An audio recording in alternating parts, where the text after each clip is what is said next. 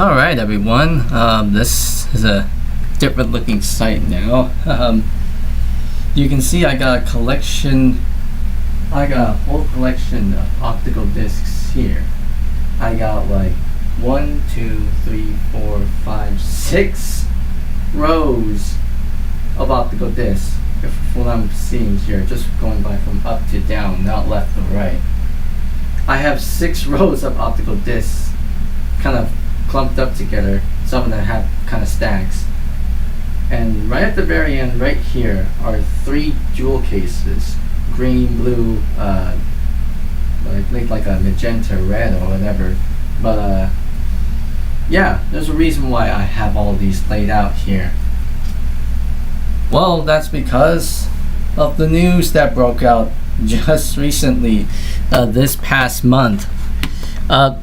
Basically at the start of this month, obviously. I'm gonna bring a little quote.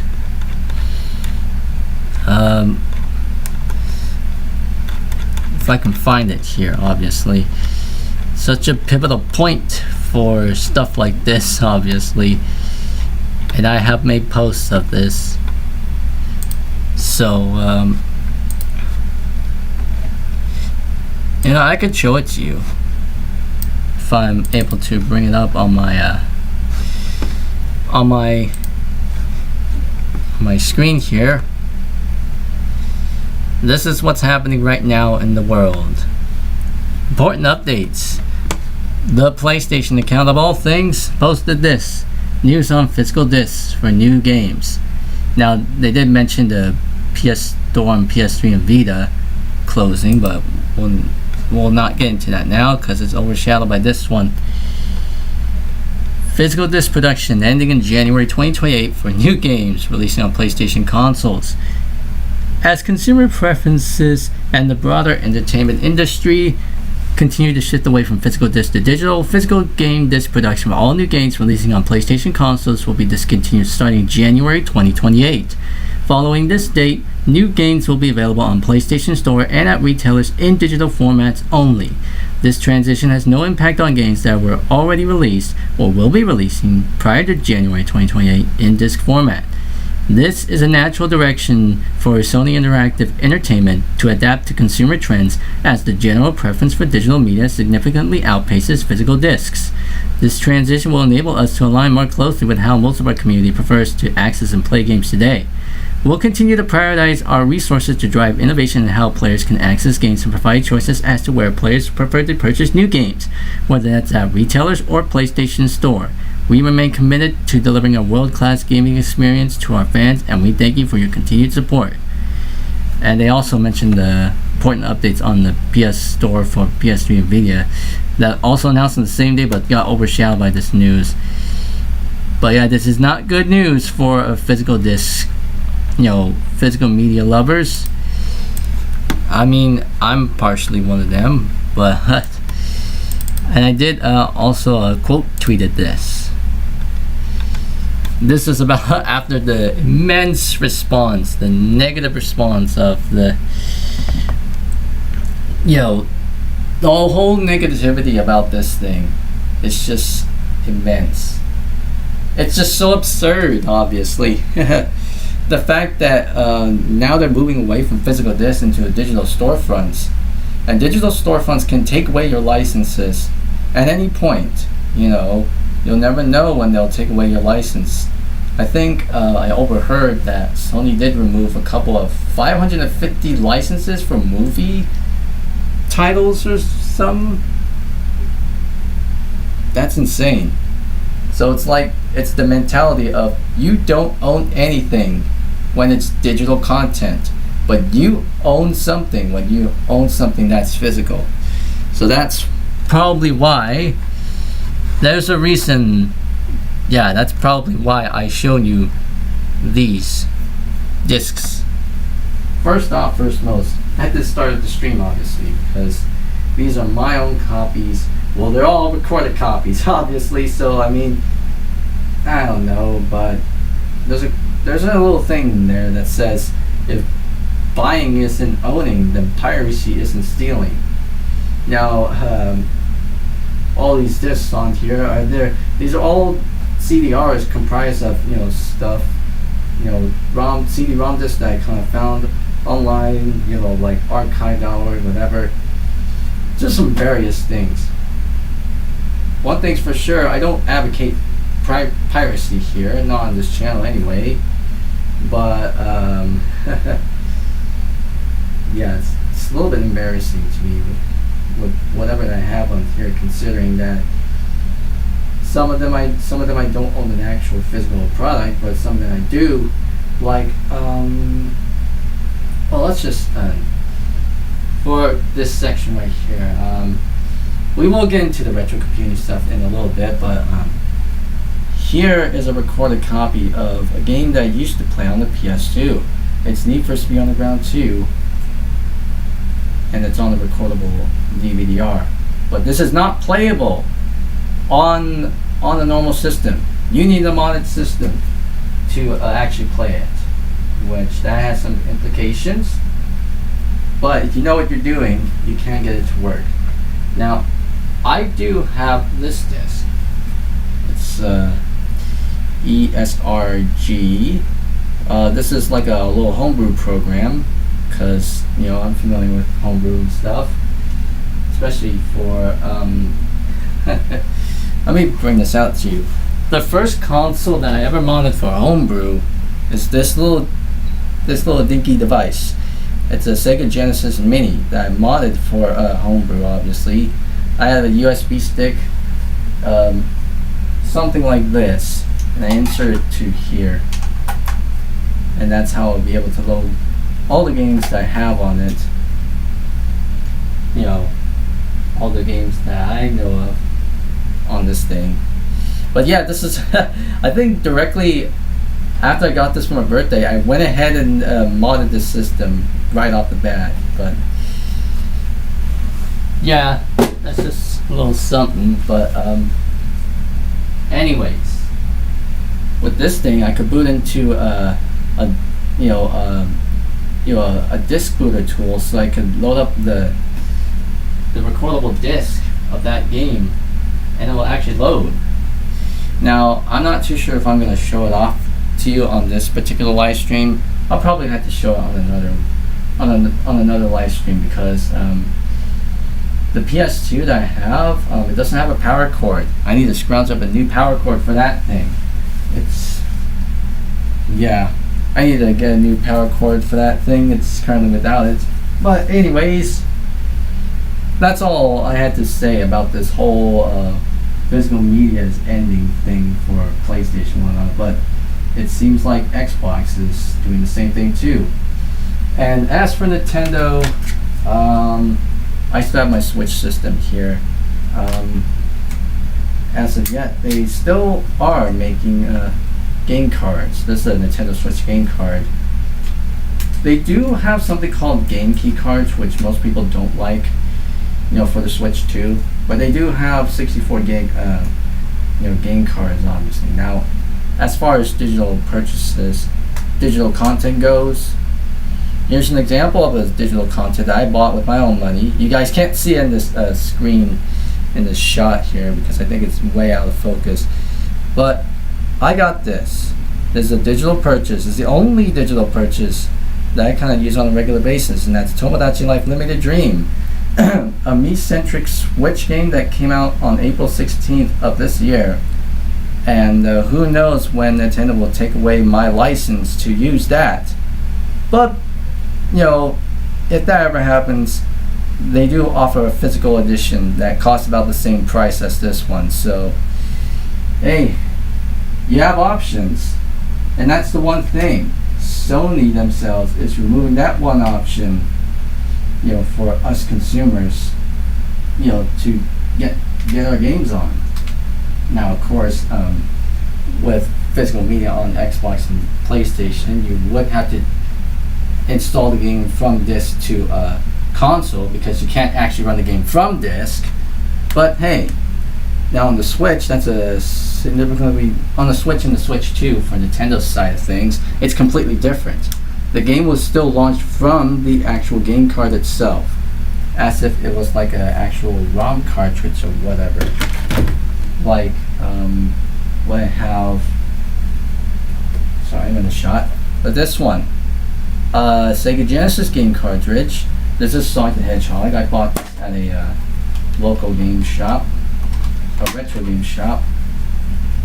I also bought this for my birthday this year too, so in advance of that, so it's interesting. But yeah, this is a game cartridge, and it's basically like inserting this into the console itself. It's basically like so nothing stored in here. I mean, this one does not have any save data on it, but it loads stuff off of this thing quite significantly, fast. I mean, as far as ROM cartridges go, that's just the gist of it. That's I'm going off the top of my head on what I basically know about. Anyways, how long have we been going on this? For about like what? 10 something minutes of just me rambling along with this whole physical media debacle, especially optical disc stuff. Gaming is looking a bit bleak for physical media collector owners, whatever, who like proudly displaying their collections up on the wall or whatever. Everything might be cold in the box or whatever, digital entitlements and stuff, but remember, you don't own anything if it's a digital content, because you'll never know when they'll start taking away that digital license from you. And there's that one saying, if buying isn't owning, then piracy isn't stealing. At least that's from what I heard. Don't quote me on that. Anyways, getting all this stuff out of the way, I need to do something to kind of like get me back on track. Because this whole news story just suddenly came up at the start of this month. It happened right after, did it happen? Yeah, that happened right after I uploaded a video of mine where I showcased myself setting up a basic PLC, power line communications network in my home. Just a mere few hours after that, they posted that up. But anyways, enough of my rambling talks about this whole optical disc production ending in 2028 or within the next few years, and physical media on its last legs. I mean, granted, PC games, they don't come with physical discs anymore.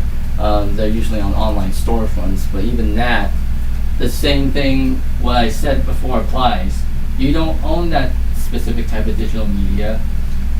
Even when you own it, they'll probably revoke the license for you at some point.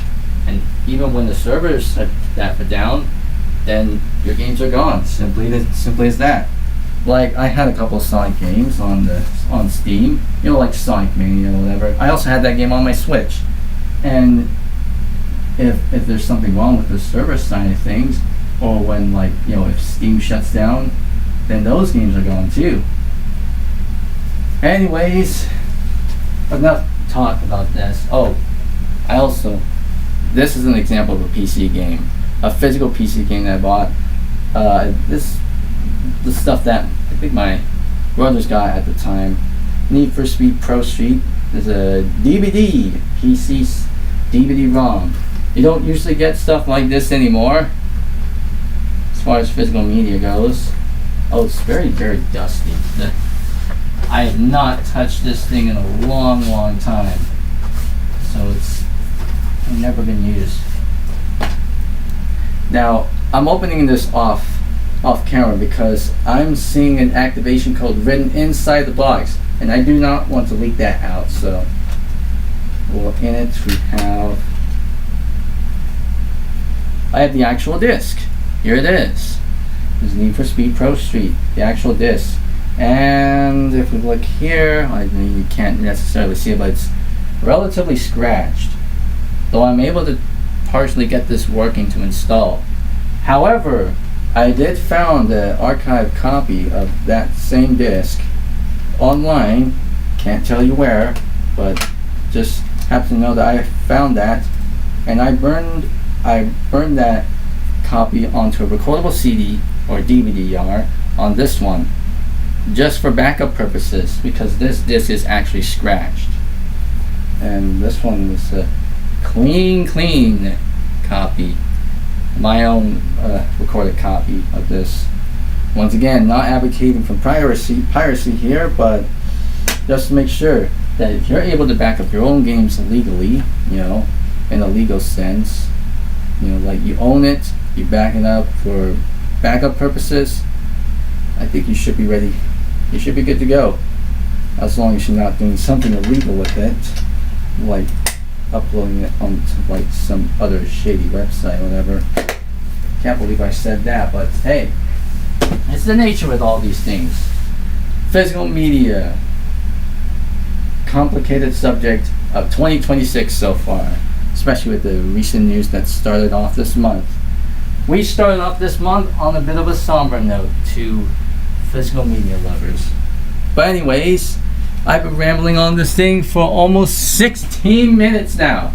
Let's get back on track, guys, with this. My retrocomputing collection. The AMD Compact is back.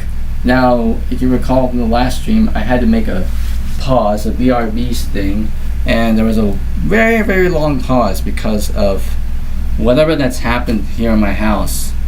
Obviously, it's obviously something related to money, and I won't talk about financials, obviously, because of privacy reasons and personal reasons. But I think it got too personal. We almost started a fight. Me and my brother and my family almost got started a fight. Eventually, we both split up. I went to sleep afterwards just to try to make myself feel better. And here I am now, like a day a day later, and we're going to be continuing this again. You may remember that I have an Ethernet cable plugged into this thing. I'm going to show it to you again. Remember this? This is an Ethernet port. I've shown this on the last stream. I probably showed it on that one video that I uploaded at the start of this month, right at the same time that news article that I showed you came up. On the well, say day perhaps, but this is an Ethernet cable. It's a RJ45 Ethernet cable, and it's a Cat 5 because it's like a Cat 6 variant. I don't know what that means, but anyways, gonna go ahead and put that back into the AMD Compact, because I am not finished with stuff on this yet. If I can find that. Move some stuff out slightly, and I'll go ahead and turn on the computer, which I'm gonna re-plug in the speakers because I unplugged them. Turn on the monitor and turn on the computer. So, you ready? 3, 2, 1, smoke test!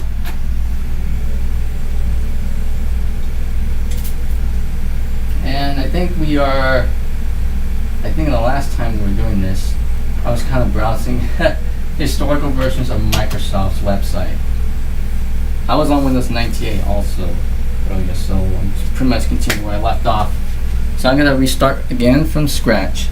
Now, if you excuse me, I will go ahead and, let me do this first. If you excuse me,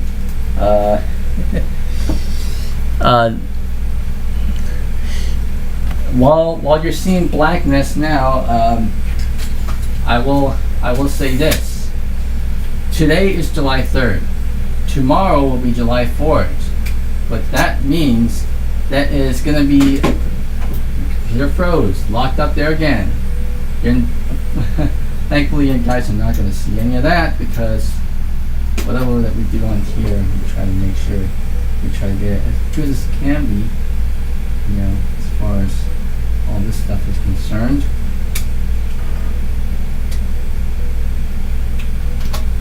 Take 2 of that one.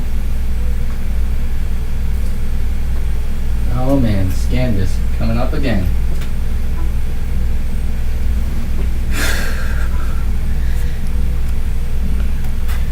Alright, that came up.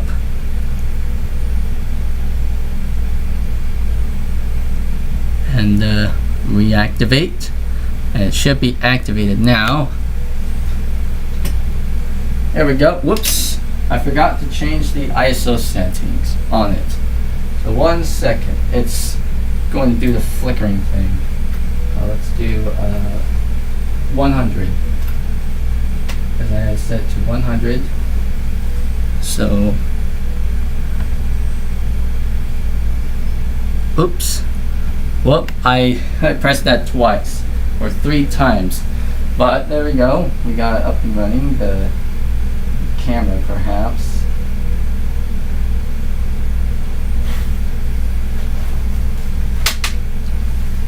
But yeah, getting back on track after my 16-minute ramble about physical media slowly dying off.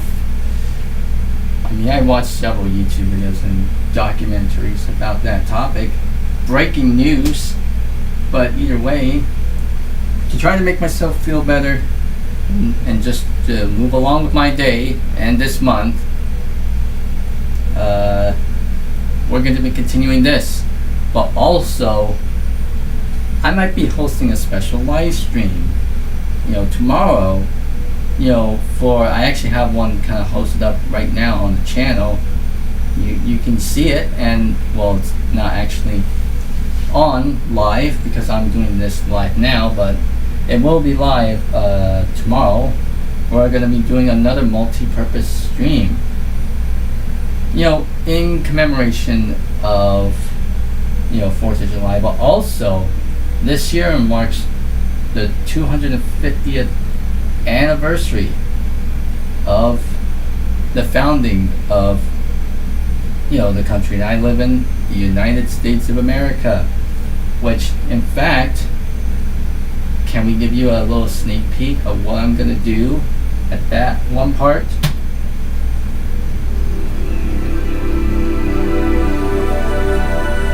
That's if I'm assuming if I have something like Encarta installed on here. No, I don't think so. I don't think I have Encarta installed on this.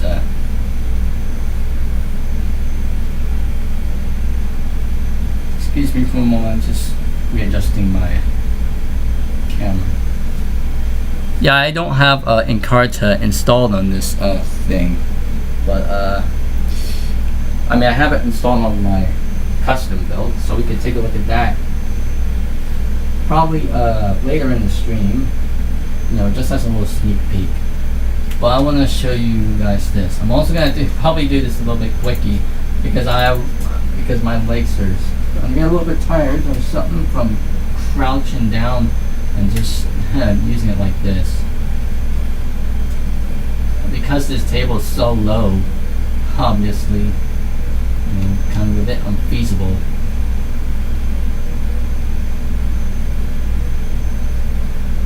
But yeah, on the website we haven't restored yet.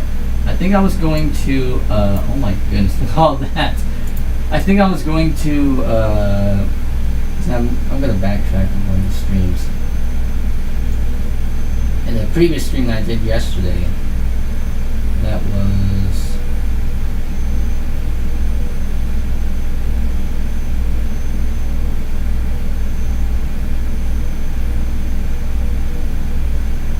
yeah, I think I was browsing the Windows website, and I was kind of checking up on a few things.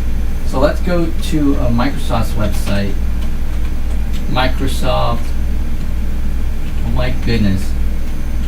Let's go to 1999. I think this is where we are last time. Let's continue off. Windows 98. We got the 1999 version of the Windows 98 homepage from 1999, the Thursday, November 10th. 18th or 10th? I'm not too sure. I think that's the 18th of 1999, yes. And some of the images aren't showing for some reason. I see an X Microsoft Play. Oh, some of the images aren't loading properly, but as I said, I got the new toolbar and such design, and Oh, the images are not loading. I'm gonna have to go to proxy settings. I did have webarchive.org.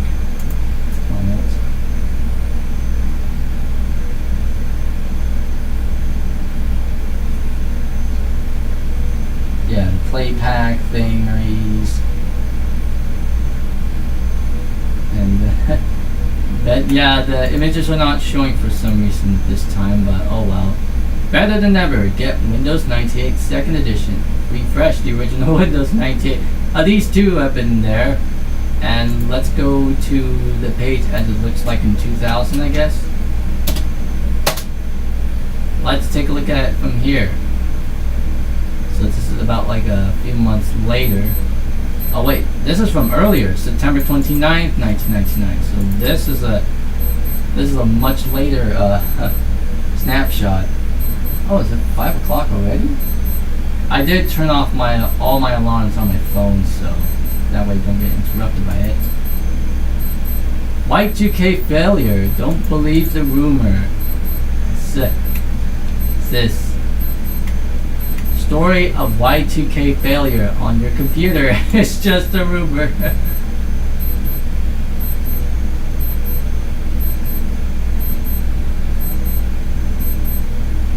The internet speeds the flow of information. Sometimes it hastens the spread of rumors and untruths. I mean, we've seen that kind of happen, from word of mouth stuff back in the day. Maybe you have received an email message warning that the Microsoft Windows operating system running on your computer will fail on January 1st, 2000 unless you take certain action. The pessimistic, whatever you say that, email message predicts that Windows 95, Windows 98, and Windows 98 operating systems will crash when the clocks tick past midnight on December 31st, 1999. The computer industry, government, and corporations have been addressing the so-called millennium bug, in quotes, or a Y2K issue for many months and even years, and the publicity surrounding it has generated some concerns. So like the best rumors, this one plays into people's fears. Economize on software code. In the relative dark ages of computing, say about 20 years ago, when computers held much less memory than today's machines, programmers had to economize on lines of code. They did so by shortening the code used to represent years. Thus, 78 represented 1978. Under this system, with the change to a new century next year, computers could misinterpret the year 2000 for 1900, since both will be denoted by the two O's, the two zeros, double zeros, whatever.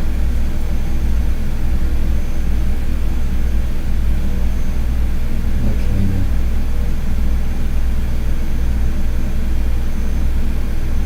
I'm trying to read something here, but the refresh rate is not necessarily helping me in this regard.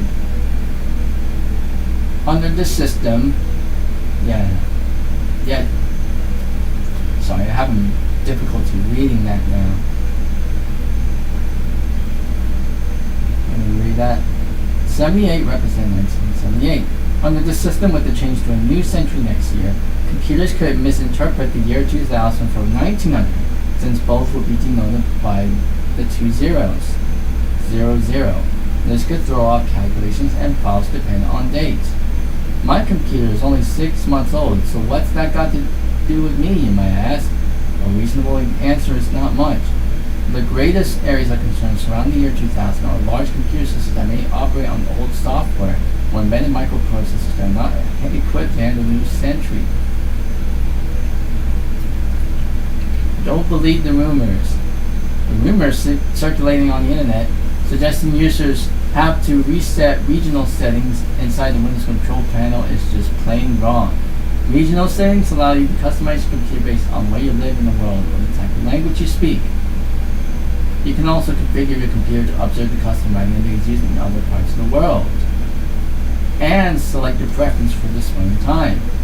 Windows 98 is automatically configured to interpolate 2-digit dates as falling between 1930 and 2029. For example, it could use 02 to represent 2002. Windows 98 will process those 2 digits as representing the intended century and not 1902. If you wish, you can reset the span of years that your computer uses to process both 2 digits. Now, yeah. You can reset the span of 2 years that your computer uses to process 2-digit years. However, Microsoft does not support this.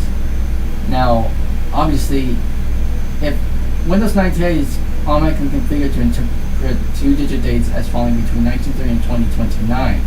So what happens when 2029 is over? Like when the 2020s are over? It rolls back to 1930 or whatever. So this is why I had to set it to 2079 so that I can accept the years 2030 and beyond. As I always mention whenever I'm installing Windows XP, and I noticed this. Rumors about year 2000 issues will probably increase as December 31st draws nearer. Get your information from reliable sources like the year 2000 readiness disclosure on Resource Center website, so you can relax and enjoy the turn of the century.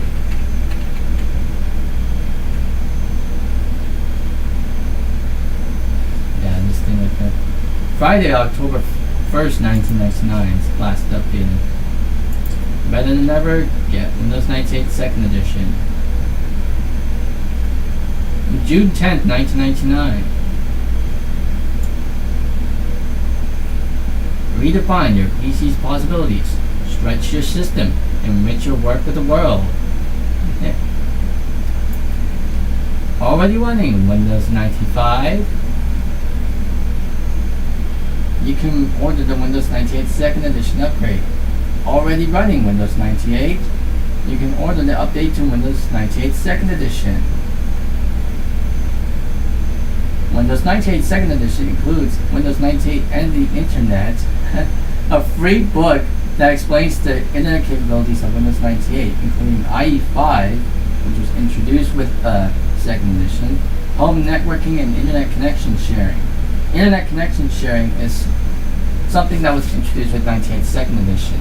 Yet I never enabled it on this configuration at all because, well, Device Manager will throw out that one exclamation mark, obviously,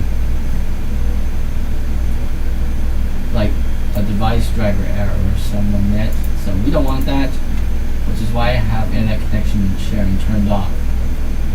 Anyways, oh, you may notice I have the large icons still set from last time. Alright, that's the Windows 98 stuff. Let's do Windows from 1999. Where does that take us? Obviously, I'm not going to go through all this. Not going to spend too much time on here because I want to spend time with my custom built computer that's sitting right next to it with its tall case. I say tall case currently in the sense because there's many other tall cases, you know, of that particular era out there that are much taller than the case that I have. Oh, and an archive of unavailable. Okay. Let's see if I can do that again. Windows.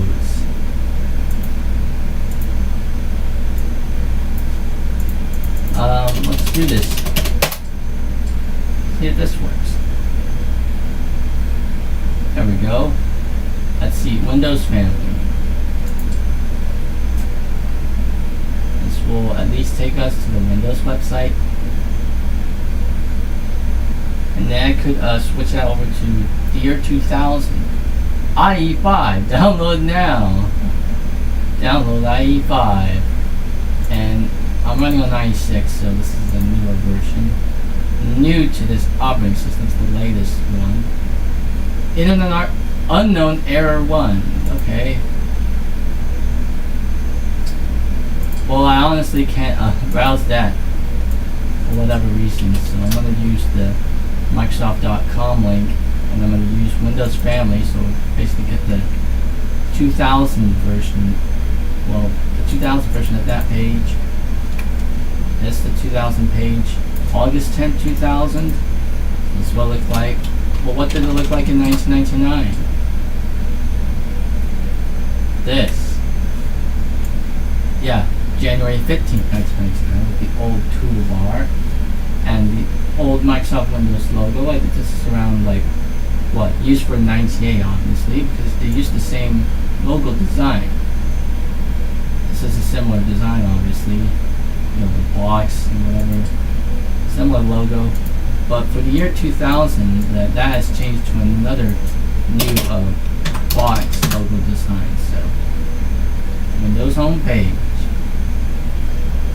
Here we go, Microsoft Windows. See, different logo. Oh, industrial strength server enters beta 2. Data center server, Windows 2000 data center server. This is May 31st, 2000. And this was before Windows ME was released, so we basically got Windows 95, Windows 98, and NT Workstation 4 and Server 4, and embedded operating systems, and Windows 2000. Now, let's go to the Windows 2000 webpage. And what did this site look like in 1999? Because we obviously can't choose 1997, because that was around the time when it was early in development. Well, that's not going to work, right? It probably didn't exist at that time, so let's go to 1998.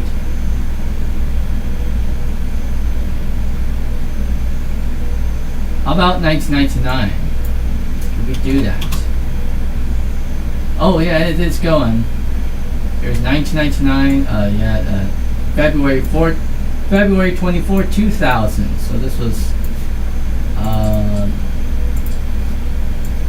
was well after this was directly well after Windows 2000's release. Windows 2000 is here. The future of business begins now. So we got Windows 2000 Professional. We want that. Windows 2000 Professional Overview. This was also after Windows 2000 release. Built on Windows NT technology and an easy-to-use, familiar Windows 98 user interface, Windows 2000 Professional makes business users more productive. Its integrated web capabilities and broad support for mobile computers and hardware devices makes Windows 2000 the easy way for business users to connect to the internet anywhere and anytime. And its rock-solid reliability and improved manageability simplify desktop management for IT pros. Client features, system requirements, what others are saying, pricing and licensing, customer profiles, solutions, choosing the right client, and buy Windows 2000 on the new PC. Let's choose the right client to see which version of Windows is right for us. Of course, this is all not properly formatted again, but it does show the same thing. February 16th, 2000. This was well before Windows 2000's release. Again, it's the same thing that you get on the product packaging too, because they also showed that. They stopped. Well, they still do that on XP, obviously, just in a different way. With XP unified the two operating systems. Who's there? Oh, that's just my oldest brother. He's just moving his truck around. We're sitting at 26 views and 4 concurrent viewers. Let's see how we can keep this thing on going. Alright. Windows 2000. I want to see Windows NT. NT 4.0 stuff. I have not seen this. Yeah, NT4. Actually, I've not actually visited this site, you know, without all those things. NT Workstation 4. Here's the NT4 website. In the year 2000, July 28, 2000. Service Pack 1 built on Windows 2000 reliability. We got overview, evaluation, newsroom, whatever. overview. Let's take a look at overview of Windows NT Workstation. Windows NT Workstation 4 is supported by all major businesses, software applications, and delivers significant improvements, including lower TCO, increased reliability, enhanced security, and better overall performance. Laptop support. Compatibility, why upgrade now? Why NT Workstation today? Features, data sheets, specifications, whatever. Alright, and we got NT Server 4.0. Again, the same thing. NT Server Terminal Server Edition, which introduced terminal services, and NT Server Enterprise Edition. What's this? So this is before it became Advanced Server. Haha, Windows NT Server Enterprise Edition. So we have a Windows XP, well, not XP, Server 2003 Enterprise Edition. We had an Enterprise Edition for Server 4.0. Now the Enterprise Edition for Windows 2000 is Windows 2000 Advanced Server, obviously. It kind of fills in that gap. So going into here, Windows 2000 Server and Advanced Server. And then you got Data Center Server, which came out on, I don't know, it's like what? September or something? August or September? I don't know. Maybe October of 2000. I'm not too sure. Embedded operating systems. What is that? Is it like one Windows CE? Yep, Windows CE. Windows Embedded. Windows NT Embedded. Windows Powered. Pocket PC. Mobile devices. And we got Windows 95 page. So here's the Windows 95 page in 2000s. IE 5.5, Order 98 second edition, and Windows 98 homepage.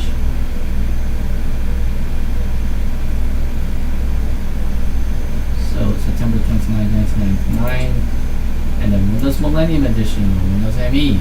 This is the homepage for it. And as you can pretty much see, it is using a green interface all across the board. Windows ME just uses a completely green interface. Well, a green scheme, obviously. This was from August 9th of 2000. I think this is before Windows ME was released to retail, so that's in September. Obviously, my childhood computer ran Millennium Edition for about like a year before we replaced it with Windows XP Professional, via a recorded copy. That's an RTM one, obviously. Windows shopping, check out these sites for downloads, tips, support, and more. Alright, let us head out to,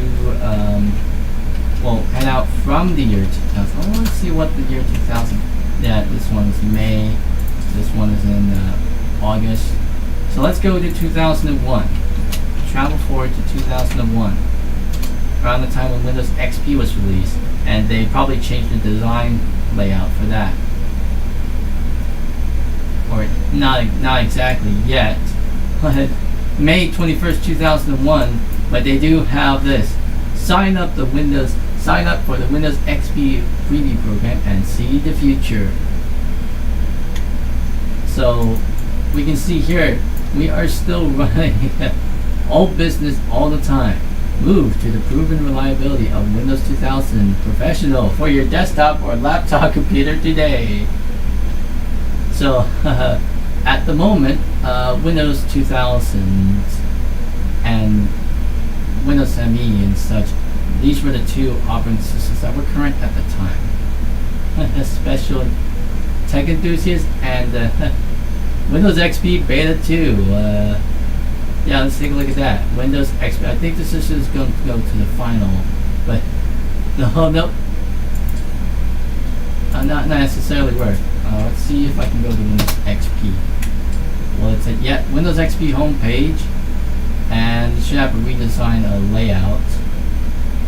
Yep, Windows XP with a slightly redesigned layout. And with this, I think it's kind of looking a bit similar to Update V4, Windows Update V4 or whatever. With the layout, 2001, experience the wonders of Windows XP.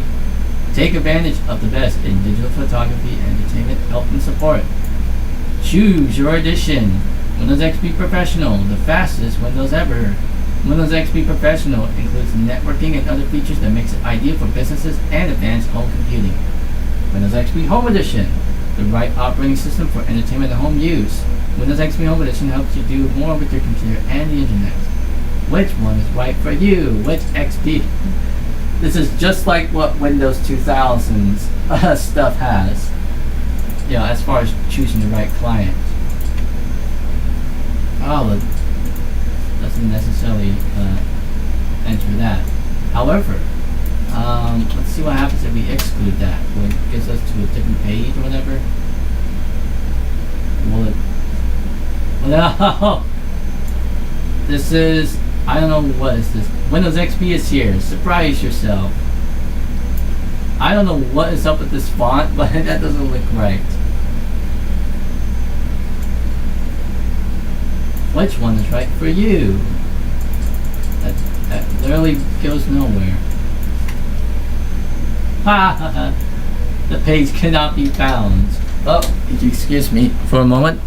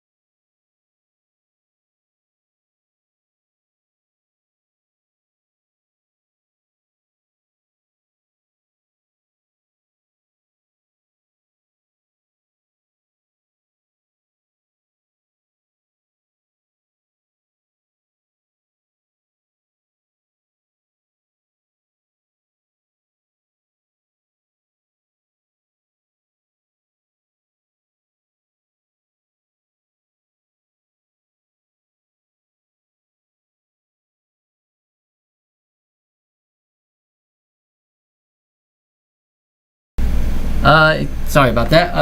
My brother just came in, my oldest brother came in for some financial advice. Not going into the nitty gritty details about it because of privacy reasons, but yeah, Windows XP, I'm going to actually go to this page because it has the correct font and all. Windows XP Professional. Because, I mean, that's the version that I'm familiar with. You know, because I think that's the version that we had for XP when we upgraded our system.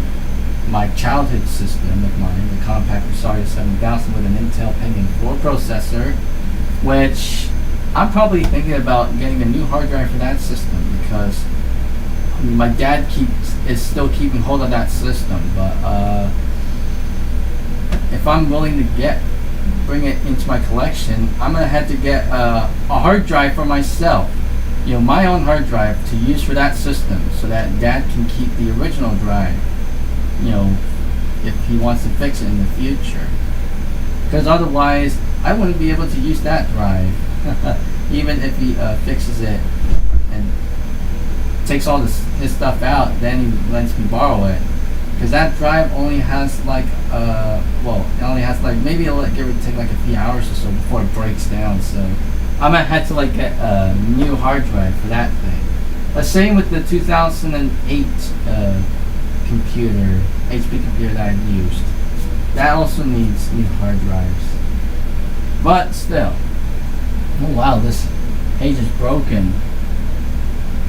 Windows XP Professional gives you the flexibility you need to be more productive at work. This looks like a pre-release Windows XP stuff. Look at the Luna style thing. Yeah, preview program, user reviews.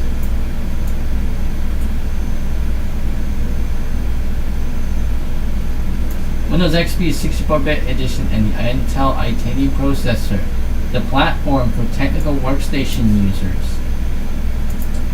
It's the preview program. Is that gonna load? By signing up today, you will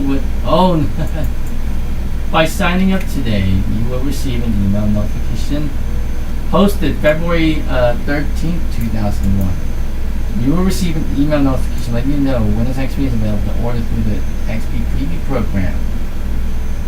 It is a release candidate-based preview program that will allow you to test drive the revolutionary new Windows desktop operating system from Microsoft. Okay, I don't know what's up with this thing. That's so weird how it actually glitched out there.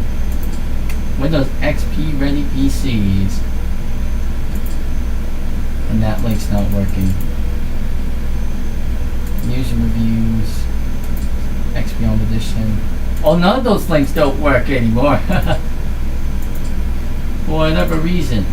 Oh well. XP Home Edition. Where does that go?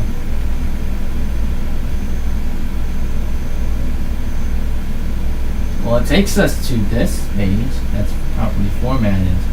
Windows XP Home Edition. The reliable desktop operating system for home computing. I don't know what's up with that one. You're rare. It's something. You're rare to have more fun. I don't know. I don't know what's up with that header image. But yeah, Home Edition. Windows XP Home Edition. I'm not too familiar with this one. Not this particular version, obviously, because my family had used Windows XP Professional, for years because of that recorded copy from one of my relatives who had it at the time.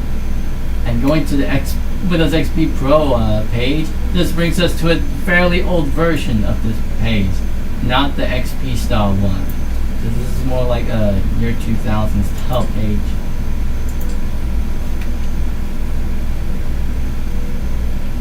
XP Beta 2. Let's take a look at Windows 2000's homepage from, Windows 2000 professional page from the year 2001. Windows 2000 server family up to 99999% uptime. Okay. Well, why is it taking it longer to load than expected?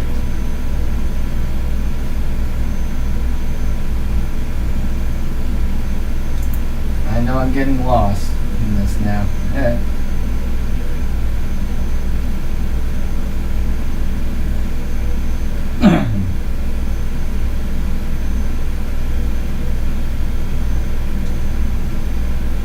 By the way, who is watching this live stream right now? I mean, everyone's pretty much busy.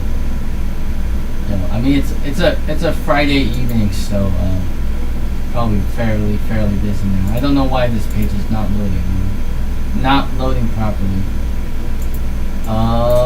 Let's go to just Windows 2000 homepage from 2001, if it ever loads. There we go. The Windows 2000 homepage. It also, we are conducting a survey to find out what visitors think about our website. Your answers will help us serve you better. Would you like to participate? No. Cancel. I'd be interested to see how that will work, though. But I know ProtoWeb does not. It does not work that way. Yeah, 2001 Microsoft Corp. The site is also slightly redesigned, but it still retains the color scheme. In fact, these Windows pages during around this time had some, it had some identity to it, in terms of the design of the web pages and stuff. The Windows 2000 operating systems. Take a look at Windows 2000. See why this is ideal. See why this is the ideal operating system for your business desktops, laptops, and servers of all sizes.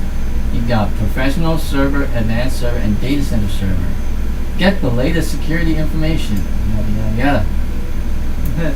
It's alright. Come see Windows XP and the special offers. Windows XP, the simpler and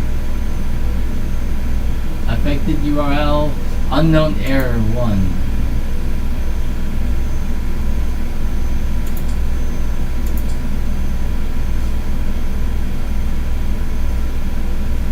Yeah, it's trying to launch that redirect, but it's not working. Oh wow. Oh, now this page loads now. Windows 2000 Professional, the reliable operating system for business desktops and laptops. Hit the road, Jack. When you're on the road with a laptop running Windows 2000 Professional, your PC will always feel right at home. Windows 2000 Professional Mobility, Windows 1000 Professional was, for business laptops, obviously, back at the time. Flies by on that one. See Windows Run, sign up for XP Preview Program. Public preview of IE6. Stay a step ahead. Notice something new, how reliable. Top 10 reasons to move. Move to the proven reliability of Windows 2000 Professional. Yada yada yada. Which Windows is best for you? This is the choosing the right client thing. But it seems like it's not working. That's like a redirect. Well, all these links redirects, they don't necessarily seem to work.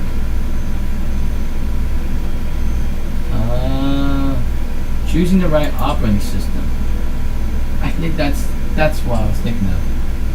If that will go anywhere, this is the one that probably has. Well, this is the one where ME succeeded Windows 98 Second Edition. If this page will load. Choosing the right operating system. This is loading fairly slow, but it's trying to cache in. Yep. Here are key details that help you choose the right operating system for your home or business. Oh man, I can't really see it. So now we have Windows ME thrown into the mix, succeeding Windows 98 Second Edition. This page is from 2001, so yeah. Windows 2000 Professional is designed for business users, while ME is designed for home users and gamers. For business, Windows 2000 Professional, highest reliability to keep your business running, enhanced security to protect your business data, best support for mobile business computing, best platform for next generation business technology. These blurbs must remain the same. Oh, these blurbs are vastly different from what they appear on the actual product packaging too. On the product packaging, these are worded slightly a bit differently, especially for the Windows ME side. This is still worded as it was when Windows 98 Second Edition was the current home OS, whatever, consumer OS. This is slightly worded differently on the product packaging in 2000 and 2001, obviously. Let's see. Let's go back to the Windows 2000 homepage. If it will ever load, there we go. For this, it's kind of like simulating a connection. Service Pack 2 of Windows 2000 and Windows 2000 sites as a glance. This website contains a lot of information. It's huge, in fact. So if you're not familiar with all the areas, it's possible you're missing some of the content you can use. This article can help. Yeah. Managing XP in the Windows 2000 server environment. Windows.NET Server Beta 3. So, curious about the next generation of the Windows 2000 server family and how it fits into Microsoft's .NET vision? Here's the place to start. Now obviously that's a redirect, so I can't press that. It does not work.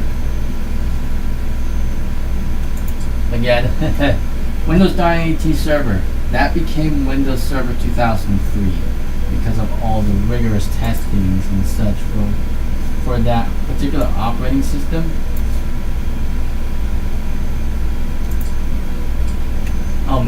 now I can't go to professional now. I have to go back into the Windows homepage now. Welcome to, oh, now it's brought us back to here. ms.htm. Well, here we are in 2001 with a redesigned web page. Go to the Windows family. I think this is going to drop us up. Windows.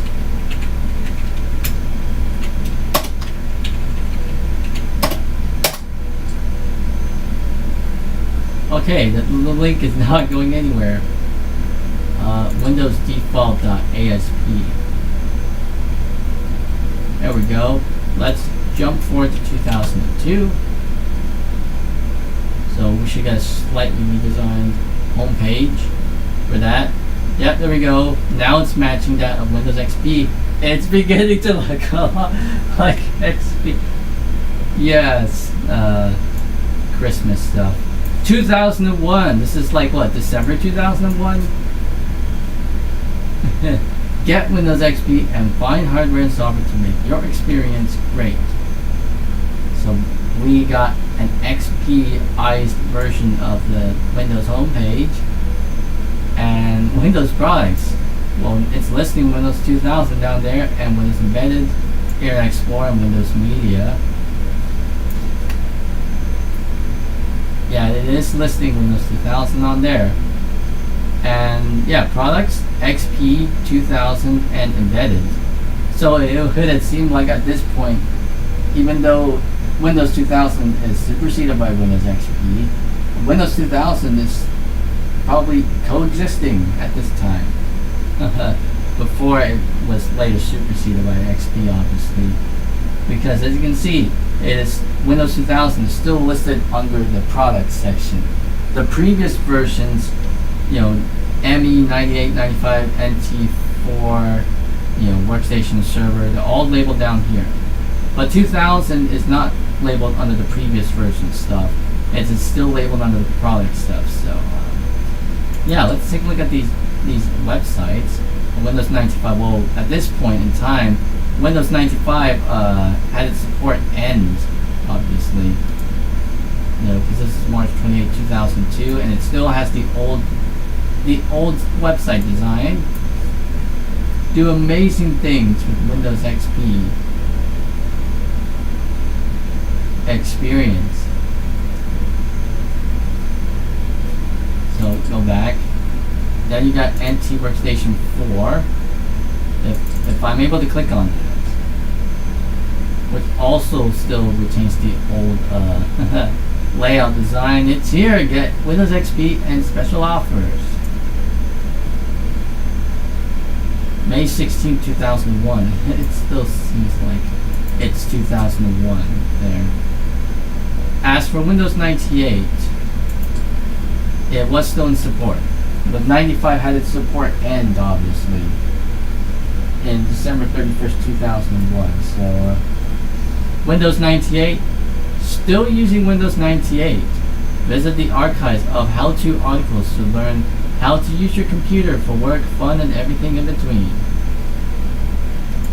So yeah, this is August 23rd, 2001, just about a day before Windows XP released to manufacturing. You know, on August 24th, you know, customers wouldn't necessarily get Windows XP until September 24th, you know, by OEMs, and to the general public on, you know, on October 25th, I should say. It's here. Get Windows XP and limited time special offers. All these stuff about XP on this part now. Still using Windows 98. Using Windows 98.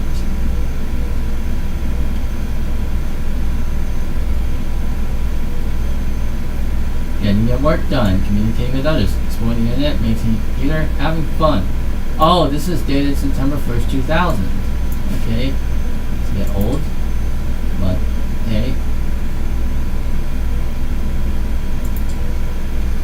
Now for Windows ME,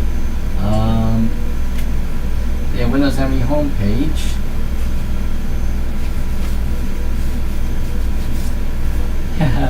It's also labeling the XP stuff. Is this page slightly redesigned, I guess? Because it looks like it kind of like toned down a bit of the green stuff, but it still has the green theming going on here. It's here! Get Windows XP and whatever.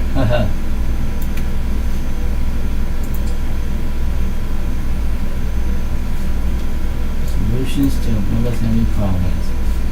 And let's go ahead and take a look at the Windows 2000 homepage. In the year 2002, because you know it was still coexisting for a certain amount of time as a main OS. This one is, yeah, still looks the same, just with a slightly different layout.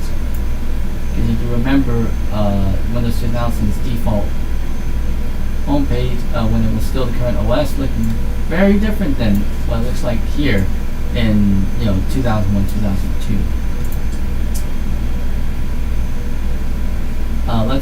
Let's jump forward to 2003,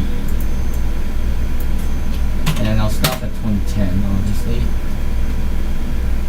and I'll do a little bit of a brief web surfing, whatever, just to test out my PLC functionalities in Windows 2000 and Windows XP on here.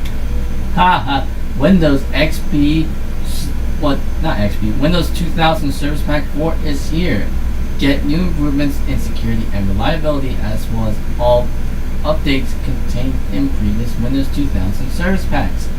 And you can definitely see Windows 2000 is still listed as a current Windows product alongside Windows XP.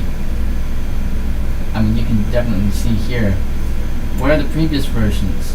Oh, they don't list the previous versions there anymore. Well, yeah, previous versions are under this section here. This is around the time when Windows Server 2003 was released. Try Windows Server 2003. June 30th, 2003. Windows Server 2003, part of the Windows Server system. So let's go to the XP website in the year 2003. So this is what the Windows website looked like in 2003. Not too similar to that of 2001 when XP came out. With this particular design that even the Windows Update v4 website adopted, because Update v3, 3.1 used the older design, whereas this one uses, v4 uses the design that's like this. Okay, is it? It's a redirect, right? Yeah, it's a redirect. Windows X. Let me copy that shortcut and paste Windows XP. So I just had to go through that link, just directly copy, paste that link. There we go. The Windows XP homepage, probably around like 2002, 2003, or whatever.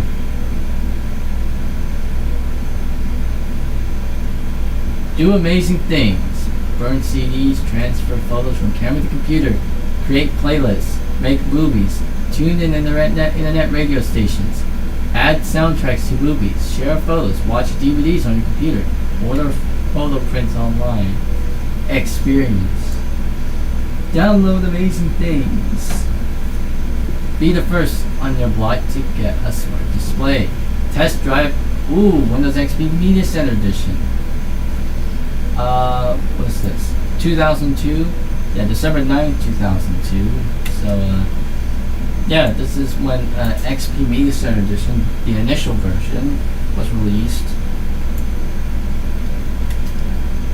Yeah, Windows XP Media Center Edition. Let's take a look. I mean, I'm not going to go through a whole bunch of pages here because I could be here all day for this.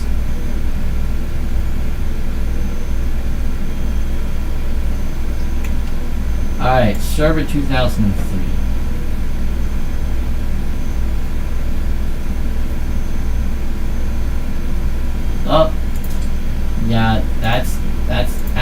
as a redirect. Just had to do this. Windows Server 2003. Oh wow, this is what the website looked like. You got a totally different looking toolbar up there. Windows Server 2003. And it's looking a lot more like Windows Update V5's design or whatever, or the later versions of Microsoft's homepage design from the looks of it. We got we got what versions? Well, we got I like the versions. Product overview. Oh, that's a redirect still. Let's go. Windows 2000 Server. The Windows Server 2003 family takes the best of Windows 2000 Server technology and makes it easier to deploy, manage, and use. The result? A highly productive infrastructure that helps you make your network a strategic asset for your organization. So we got which editions that it has.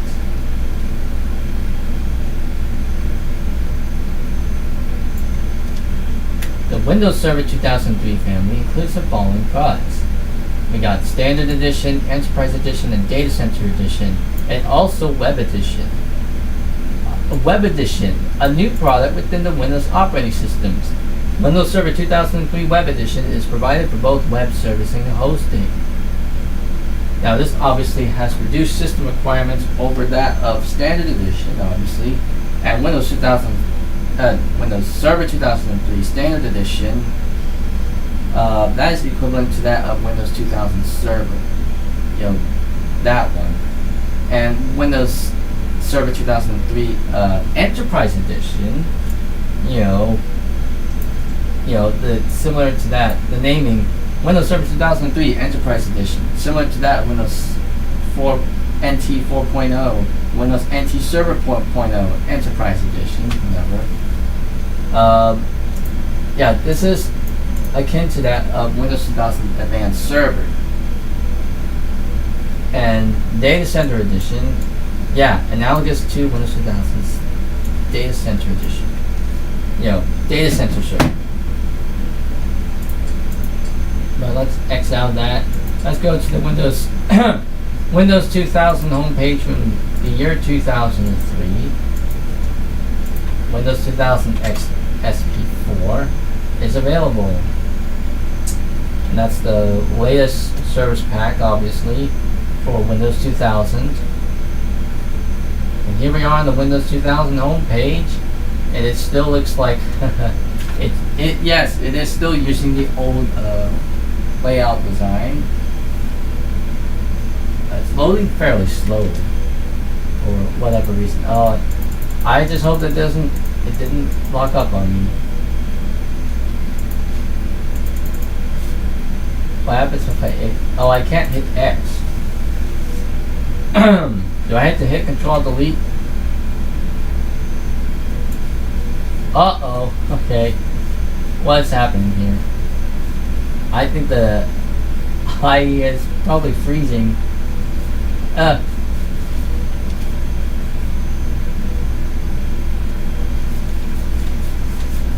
Oh no, what the heck? What happened to my start menu? Oh, there we go. I don't know what just happened. Okay, IE just crashed out on me. Closing.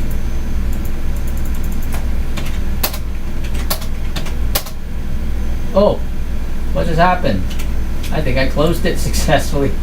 Well, that didn't went out well. So let's go. 2003 Windows 2000. Let's launch that page again. If it'll ever load. There we go. I was trying to load the page, but it wouldn't earlier. The Windows 2000 Operating System's Customer Preview Program.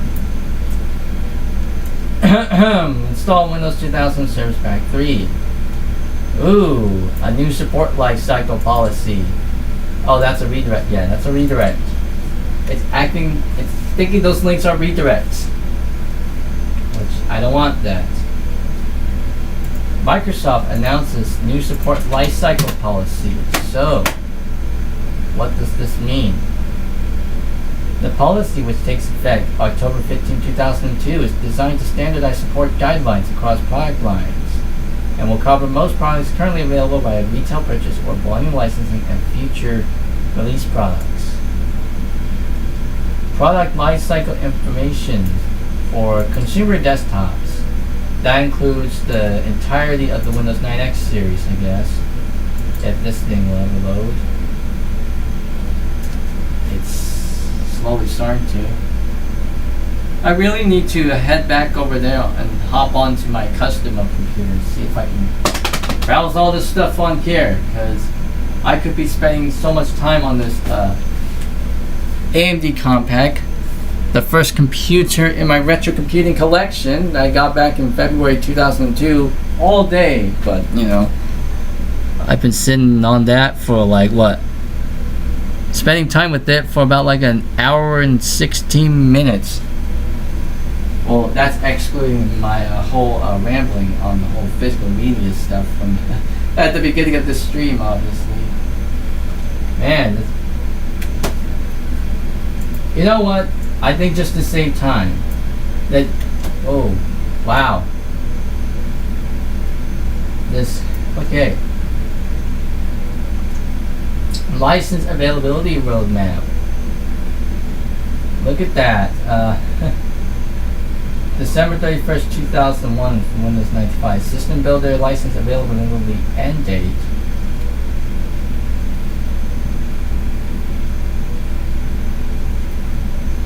Direct OEM and retail license availability end date was on June 30th, 2002. And System Builder license availability end date for XP Professional Home Edition used to be set on December 31st, 2006. Look at that. Mainstream, extended, non-supported. The EOL dates. December 31st,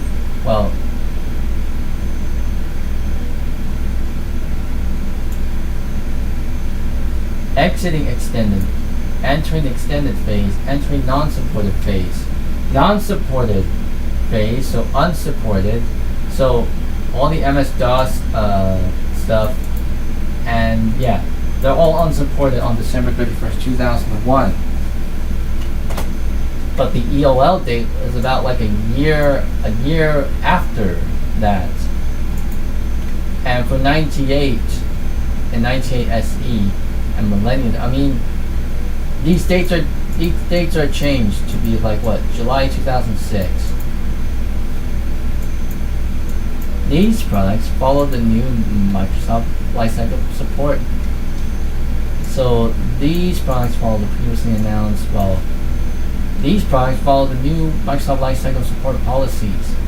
Now, these dates are also different. So like Windows XP, Windows 2000 Professional, exiting extended phase, so as in out of support. So that's like in this terms, it was originally supposed to end, March 31st, 2007. Well, that's the estimated date. That's been extended to is it sometime in like what, 2010 or something like that? So that means Windows 2000 gained 10 years of support, including mainstream and extended support.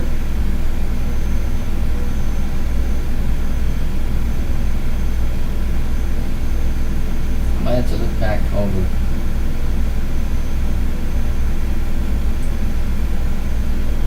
July 13, 2010. So yeah, instead of March 31st, 2007, the final end of support date or exiting extended phase, the effective date, was on July 13, 2010. And the end of life effective date after 12 months online self-help support was on March 31st, 2008. So that's about like a year. 12 after 12 months. And if we're following that Windows 2000 ended support on July 13, 2010, that would mean the EOL effective date after 12 months online self-help support, if it's still following that, it would be July 13, 2011. Something like that. So as far as XP and Home Edition, it seems like it has different dates. So entering extended phase effective date was originally on December 31st, 2006 for both XP Professional and Home Edition. That is changed to April 14th, 2009, obviously because of the immense popularity and such for Windows XP, obviously, especially after the advent and fallout of Windows Vista in 2007. And exiting extended phase, which is effectively what we now know as the end of support date, is slightly different. It's listing the same effective dates for Home Edition, but XP Professional is listing it as December 31st, 2008 as having dropped support. And EOL effective date after 12 months of online help self support is also different. This one will reach the EOL on December 31st, 2007, while this one will reach EOL on December 31st, 2009. However, we all know for sure those dates changed, and Windows XP exited extended phase, the effective date, on April 8th, 2014. We all know that date very well, obviously. And if we follow this one here, end of life, effective date after 12 months online self-help support, that will be April 8th, 2015, obviously. So, but yeah, XP Professional was supported for more than 12, 13 years, just because of its immense popularity. Especially after the advent of Vista, obviously.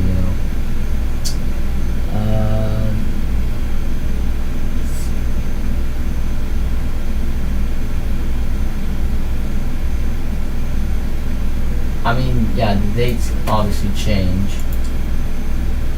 For business desktops, I think that, that's probably including a Windows 2000, right? Oh, it's the same thing. Oh well, haha. Okay. Let's go to the Windows homepage. I'm not wasting time here, so on this thing anyway. So 2003. Let's go to the year 2004. Windows Family homepage. I think. Well, this is 2000. It looks like 2000. Yeah, it's 2003. It's 2000.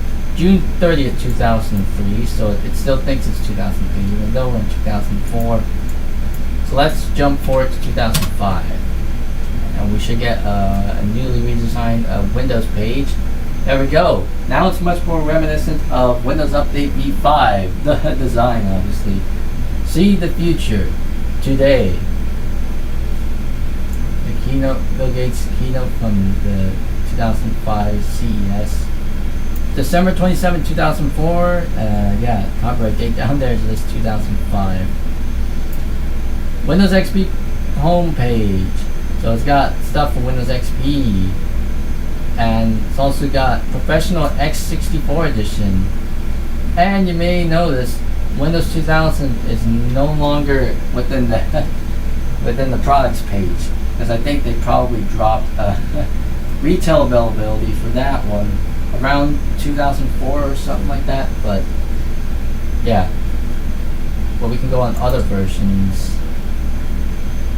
That means we're probably gonna get a list of all the other versions that are on there. Like, I think beginning with 95 and NT4, I guess. Will we see that list come up?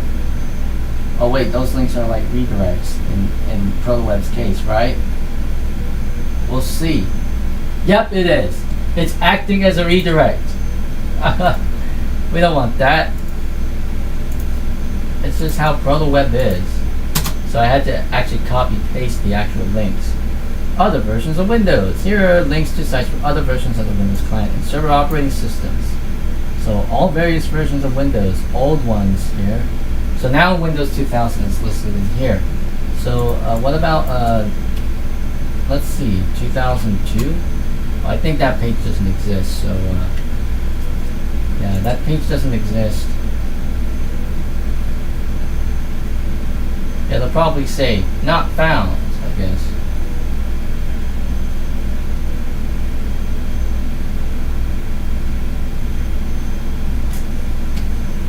Or I don't know, but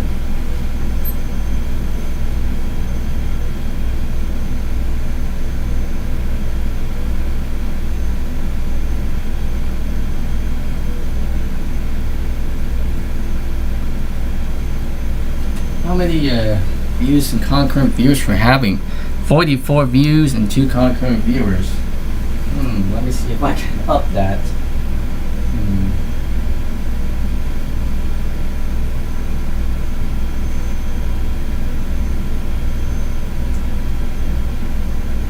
Now it's up to 3. Okay, I am not wasting time now. I gotta go up to 2006.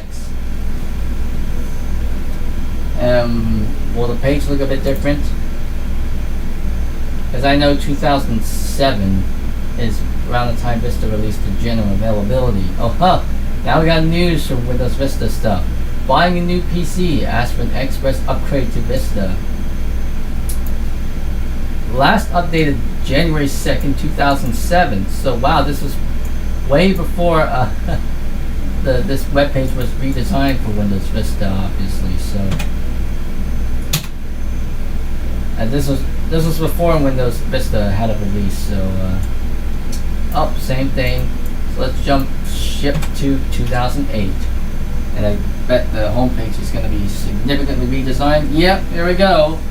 Significantly redesigned with the Windows Vista aesthetic. Look at this. Oh my goodness, the whole Windows arrow interface is gone full circle with this. The product red version of Windows Vista, Windows Vista Ultimate Product Red. Oh man, I can barely see this text, but it does say down there, 2007. I wonder what the Windows XP site looked like in 2007. That is significantly redesigned. Because I mean, before this, it was following the Windows XP layouts. Now it's now it's your operating system cannot be detected. Okay, I mean we are running Windows 98, so no way I can upgrade to Windows Vista. Obviously, no direct upgrade. But still, other Windows versions. I'd be interested to see all Windows products. Well, I mean, they removed all the older operating systems. Obviously, the older operating systems are out of support. Yep, I do not see pages for Windows 2000 and whatever in there. That seems stretched. 2009. Let's jump ship to 2009. Is this one Windows 7? Yeah, Windows 7. Windows 7, Windows Vista, Windows XP. If that page ever loads. Well, here we go. I think we're heading into the Windows 7 version of the home page, which also has broken stuff in it. CSS stuff, similar to the Microsoft homepage of a similar type, with a similar thing. I'm a PC and Windows 7 was my idea. This is like a jab at Apple with their Get a Mac stuff. What I'm seeing. 2009 Microsoft.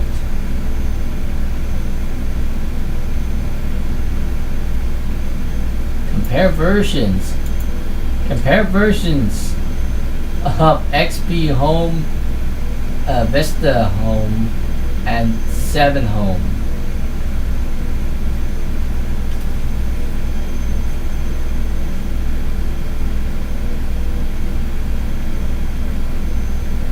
Woo, Luke Davis, you're here. Welcome to the live stream.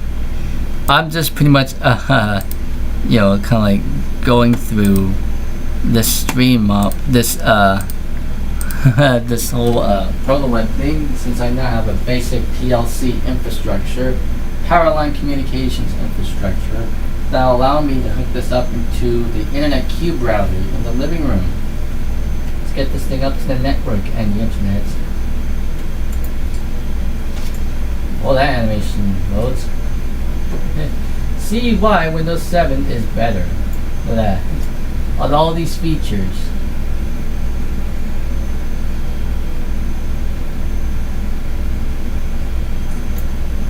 Windows XP mode in Windows 7. This is obviously offered to what's that? Professional, Enterprise, and Ultimate editions of Windows 7.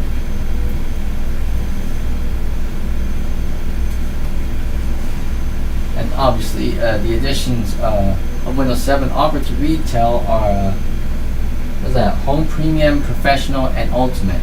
The other editions, like Home Basic and Starter and Enterprise, were targeted at specific markets. DirectX 11.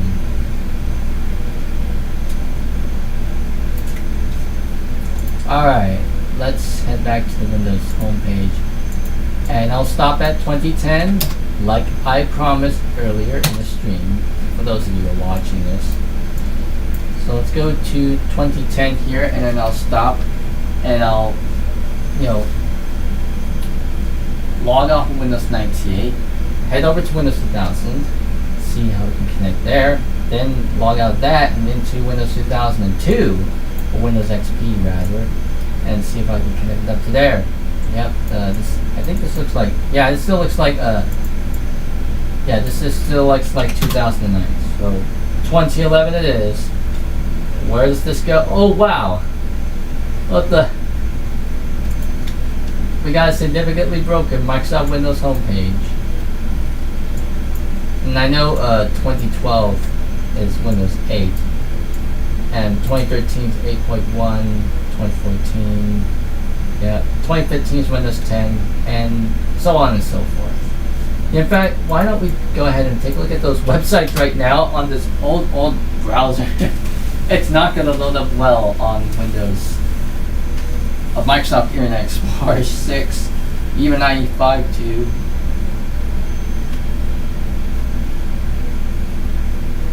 Oh yes, definitely. Those power line adapters, obviously. I'm using. I actually had the box. Of the power line adapter I used. Here it is. Oh, way too far in the shot. But I got this. It's a TP-Link. It's a TP-Link AV500 2-port power line starter kit. And this is open box, obviously. Got it at a reasonable price, obviously. I think it was like what? I paid for about like what? Was it? I think I paid like 20 some bucks for this thing. Yeah. I paid about 20 some bucks rather for that thing, and it has been serving me well, for a little while now, even though I set up for a video shoot like last month, but I never posted that video because I was in the middle of editing it and trying to get that out. I wanted to upload that video on the last day of June, but real life stuff got in the way, so I ended up uploading it on July 1st. No. 2013. Yeah. Wow, this page is also broken. Skip to content pane. Meet. Okay. I know for sure this page is. Yeah, the page is pretty much broken and badly formatted. Especially on an old browser like this one.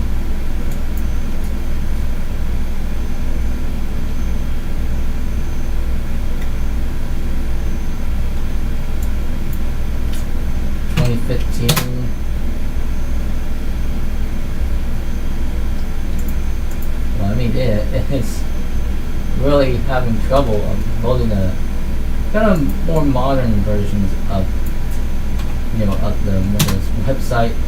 That I typed in 2015 and I see Windows, Microsoft Windows. Okay.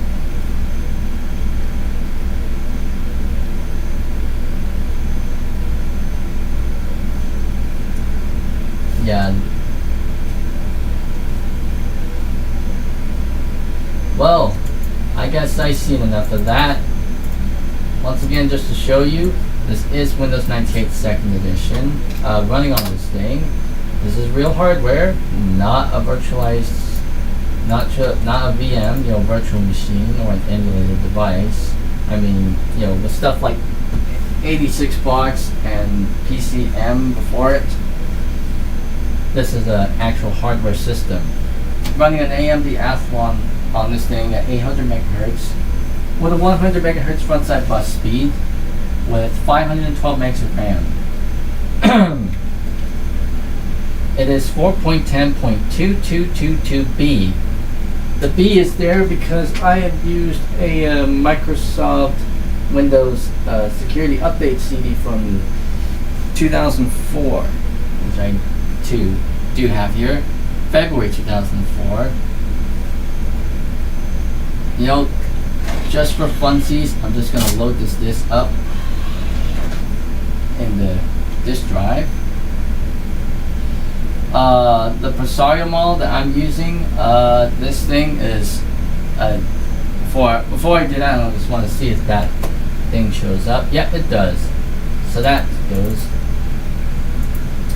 Manufacturing supported by Compaq.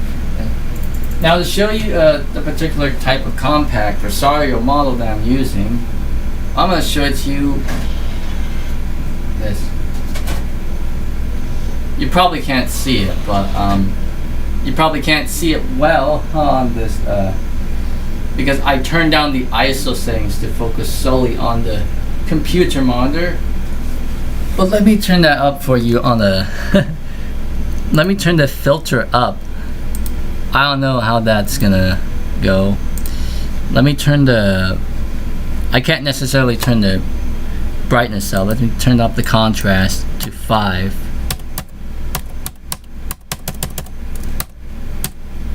Okay, to 3. So you can kind of barely see it, but this is the particular Presario model that I'm using. It's a Compaq Presario, a computer from 2001. This particular model is a Compaq Presario. You can't see it down here, but there's a label down there that says 7000. So this is a Compaq Presario 7000 computer from the year 2000. This particular model was introduced on June 21st, 2000. I do have a press release that I also found on Compaq's website about the introduction of these computers. Now, if you recall, the Presario 5000 series is essentially like a smaller version of this one, aimed at value. So the Presario 5000 series are essentially value-packed machines, So it's essentially like a value-based version of this one. The 7000 series, this one right here, this is the more performance-driven, upmarket model of the Presario 5000 series. It is bigger, taller than the 5000 series. It's using full size, not necessarily full size. It's more like a mid-size ATX design, whereas the other one's like a mini micro ATX design, the 5000 series. This one uses the full ATX, case design. Obviously, it's got 3 5.25-inch drive bays, obviously, as opposed to the 2 on the 5000 series. It also has an IEEE 1394 FireWire port on the front and on the back, depending on the model. Luke Davis, I have reiterated your question. This is not Presario 5000 series. In fact, this is not exactly it. Though I will manage to scrounge up a Presario 5000 series if I can find one online. Obviously, I can have them both side by side, and I can do that meme of "Don't talk to me" or my "Don't talk to me" or "My youngest son never again" type of thing. Probably post that up on my socials, obviously. But either way, yeah, this is the Presario 7000 series, not a 5000 series. So let's think of it like this: the Presario 5000 series, that's like your micro ATX small size computer. The Presario 7000 series is like the big size, tall size, full ATX style computer.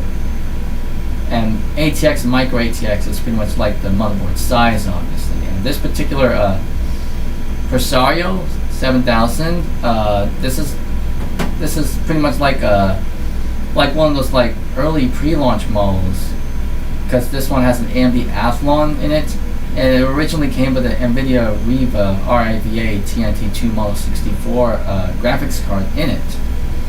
So kind of more of like a baseline configuration for the Presario 7000 series, because they offered various other types of options for this thing. As for its configured to order business known as Built for You back in the day. But yeah, this particular computer, Presario 7000 series, I had this thing for about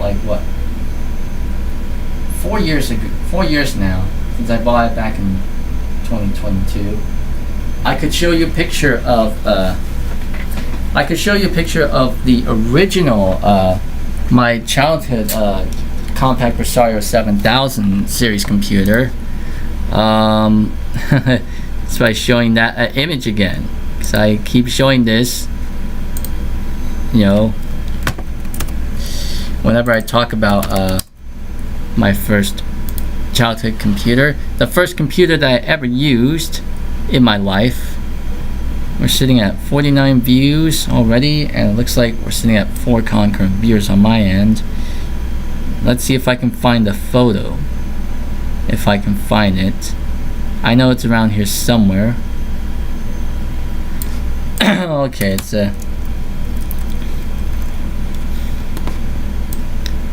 of course it doesn't actually show up in here, but I know I have it around here somewhere.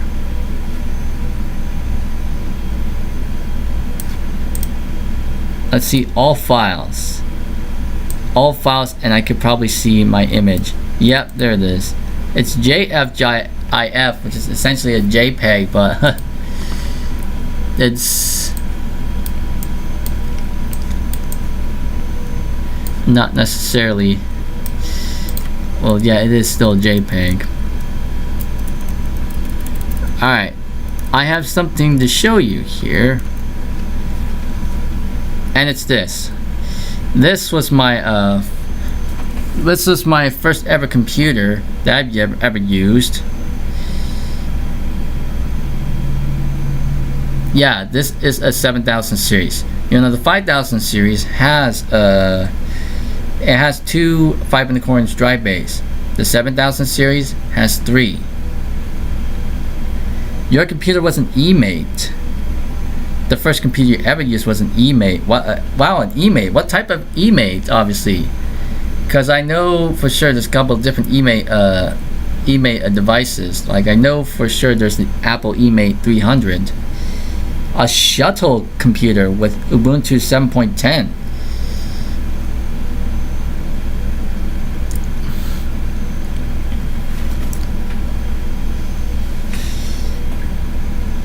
But yeah, this was my first computer that I ever used in my lifetime. I'm showing it on screen here. It is a compact Presario 7000. And this one came with an Intel Pentium 4 processor. How many megahertz? I do not know. Just directly quoting that from a specific YouTube video, obviously. But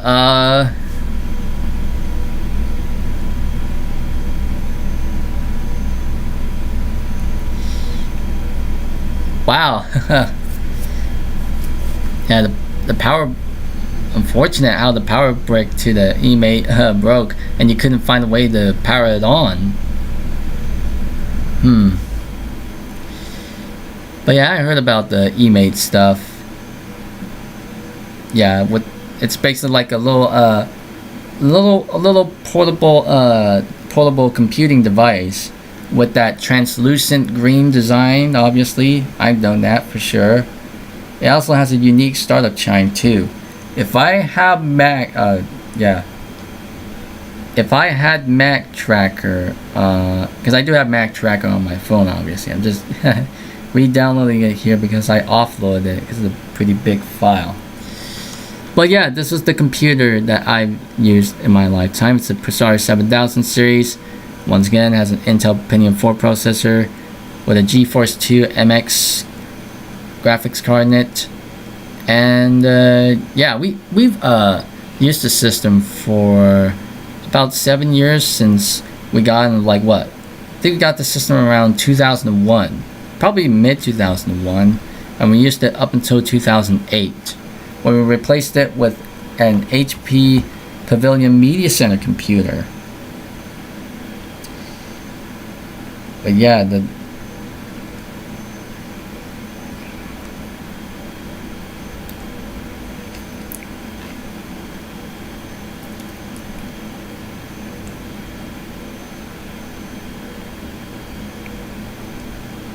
finding stuff here. Newton eMate 300. Tap to hear the startup chime if available. That was the startup chime for that one. So I now know what that sounds like. Fond with that. 51 views now, but yeah. But yeah, this was my first ever computer that I've ever used. A compact Presario 7000, which is the whole reason why I've gotten into this sort of mini hobby, should I say, for myself in the first place. If it wasn't for that particular computer, I wouldn't be doing live streams like this today. In fact, I wouldn't be doing anything like this today, obviously, if it wasn't for that particular computer. Because I have sentimental feelings about that particular computer specifically.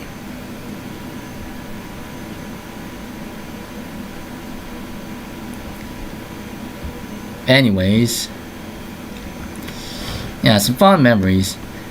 Also, I will say this, once or twice throughout the stream, I may or may not be looking or reading chat, so I may miss your messages every so often, obviously. So but if some of you are still here, and because I mean, yeah, I may or may not see or read your messages, but I will be taking a look at the chat from time to time whenever I feel like it, you know, and I'll try to respond to your question to the best as I can, obviously. I'm just interacting it as best as I can, because, you know, I prefer to kind of like answer out my questions, you know, just by saying things out loud rather than just like typing it in. But hey, anyways, I gotta reposition my camera back to oh wait, I need to fix my filter now. I think it's like I had it set to like what, 160. Yeah, back to that one. I'm gonna reset this, restart the system.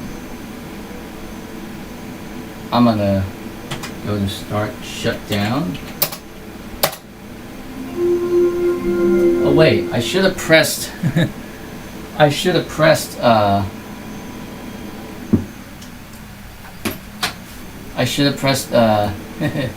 restart instead of pressing shutting down if I'm going to the other operating systems. By the way, let us enter setup. So this is pretty much what I have on the system. We have, just readjusting readjusting video here.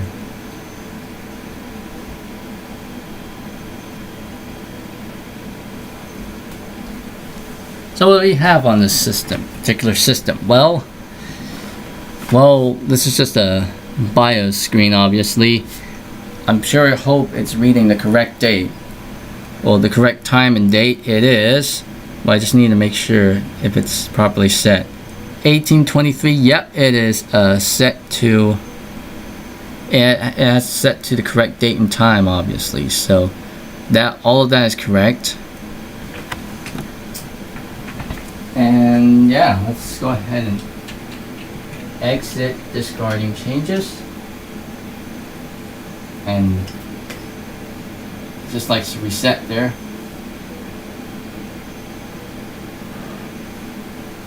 Go to Windows 2000 Professional. I have not run this. Well, I have run this with the Ethernet port, with the Ethernet cable plugged into it. I mean, I kind of briefly showed that on the video that I just uploaded on the channel at the beginning of this month, obviously.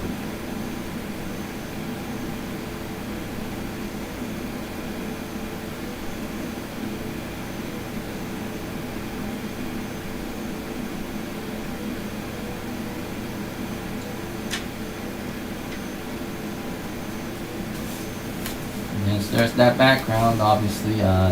Probably taken from some Twitter stuff, because I know it's not mine, but just used as a background wallpaper because why not?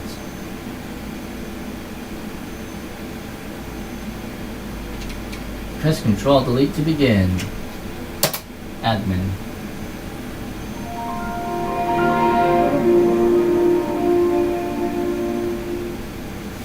And it seems like we should be connected by the icon down there.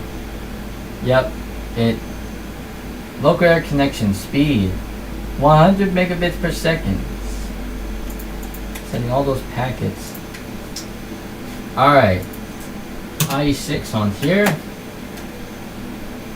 And let's go to, well, Google's not going to load anymore, because yeah, the old net that works. Oldversion.com, does that work?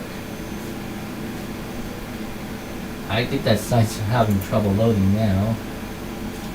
I mean, obviously, probably doesn't support this old browser anymore, but hey, times change. The old net. So all that works. Now I'm gonna go into Windows XP Professional. I'm just gonna go by here so I could hang out over there in the main setup where my custom built machine is set up and ready to go. But first I need to set up its Ethernet cable first.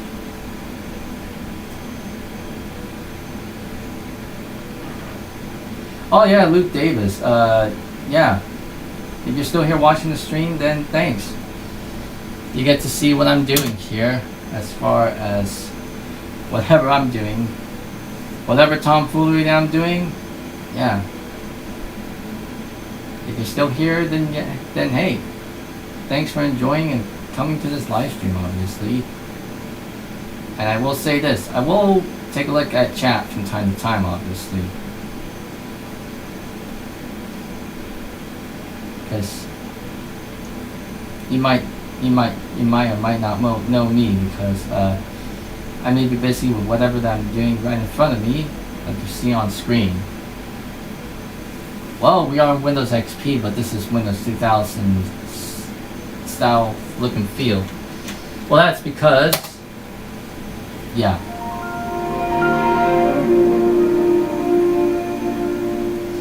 It's basically I use a little transformation tool called the Inexperienced Patcher that pretty much transforms Windows XP into Windows 2000. You know, so now it looks like Windows 2000, obviously, though I did have to make some modifications, minor modifications to some resources. Let's go to IE. This is IE6 with I think this is Service Pack 1, or I think this is RTM. Is this RTM? Yes, it is RTM. This is RTM Windows XP, which is why I see, yeah. Yep, version 2002 updates are ready for your computer. What's that? And for IE, update versions is 0. Updates are ready for your computer. One update, and that is XP Service Pack 2. No thank you, I will not install that. Anyways, well, let's just go into Google's homepage, and that doesn't seem to work. Theoldnet.com, and that works. And the i430VX site still loads. So, that's just about the gist of this. And I'm going to go ahead and shut this system on down. Shut it on down, and I'll head over to the custom built computer. You know, you get to see it. There we go.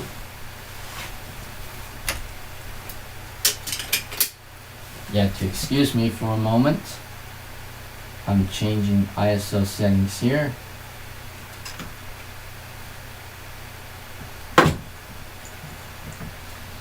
So,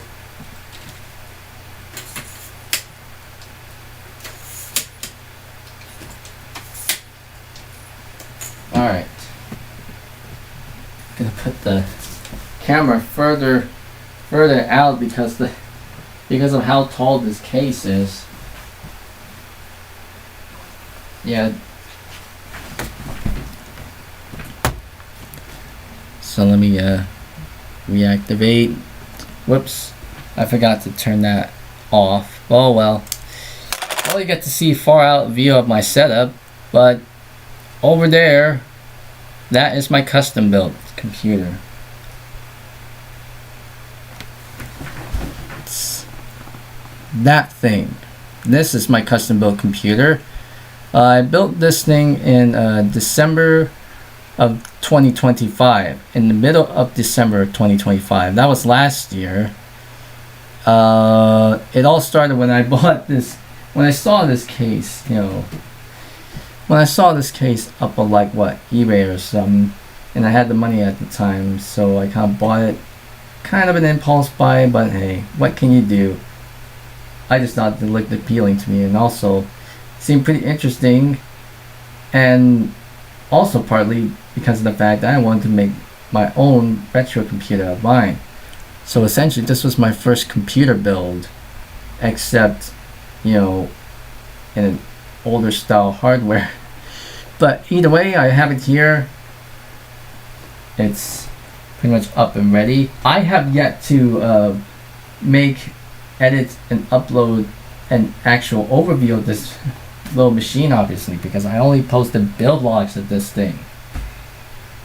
Because this computer does have a name, which I'll probably tell you soon, but I have already told it on several different live streams of mine because of how long, you know, it's taking to make that video, obviously. But anyways, I got well, I gotta turn on the speakers and the monitor, and I will go ahead and turn on the computer here.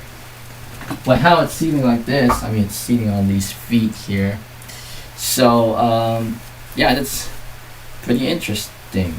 For how tall this case is, I could just pretty much power the computer while standing like this, instead of just like crouching down slightly and then turning on the like this compact here. So all I can do is just, like, you know, stand straight and then turn on the computer like so. So you ready? 3, 2, 1, smoke test. Just like that. And if you will excuse me, I'm gonna redirect attention to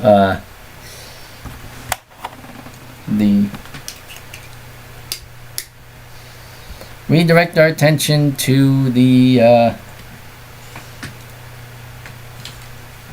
the main setup. Now the main setup obviously hasn't changed since. I've originally used this particular setup. You know, you may see in a little bit. Actually, I might as well show it to you right now. This particular setup with the compact internet keyboard and the compact Logitech mouse and this compact Presario MV740 monitor with two JBL Platinum series speakers and a Logitech QuickCam Express camera at the top. I originally used this whole setup for my Intel compact, which is sitting over there in my, in front of my closet doors, sitting unused.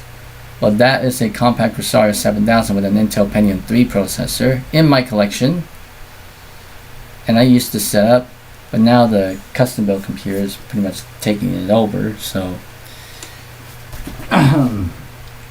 let's see about what we can do with this thing. Oh wait, I have not plugged in that one thing yet, so before that I'm gonna go ahead and shut this computer off and actually do one thing that I've been missing out on. So let me hop over on to the other side of this room and take a look at the one thing that I've been missing. There's a Ethernet cord down here. This one. This will plug into the this will plug into my custom built computer. So there's an Ethernet port on the back, obviously, that could plug this in. So yeah, excuse me. I'm gonna change shots here so I could see how I can get this thing in. Alright.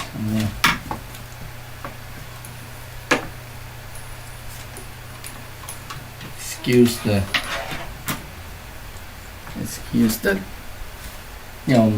my dodgy web streaming setup, but I will tell you this ain't going to be a professional live stream by any means. So well, you obviously can't see it, obviously, but I have this thing. I have this thing here, and I'm going to be plugging it into the back of this computer, obviously. So, oh, seems like that is kind of wedged in, and now I'm going to be plugging this in. Well, you obviously can't see it, but I'm plugging it in to the Ethernet port on there, and that should look like it should be about ready to go.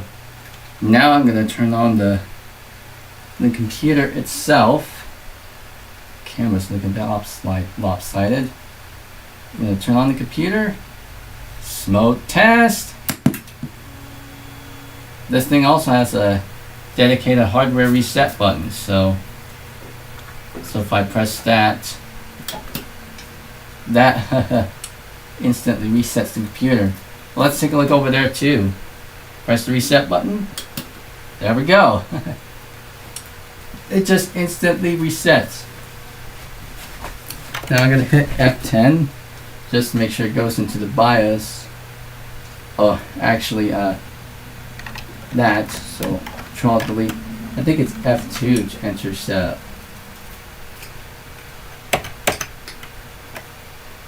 Yep, it's F2 to enter setup.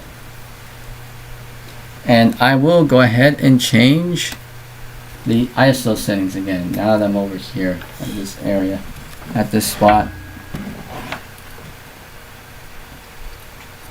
to ISO 100 again.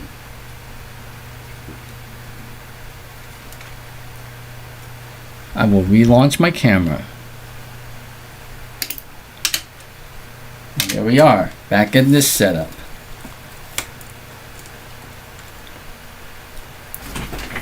Oop.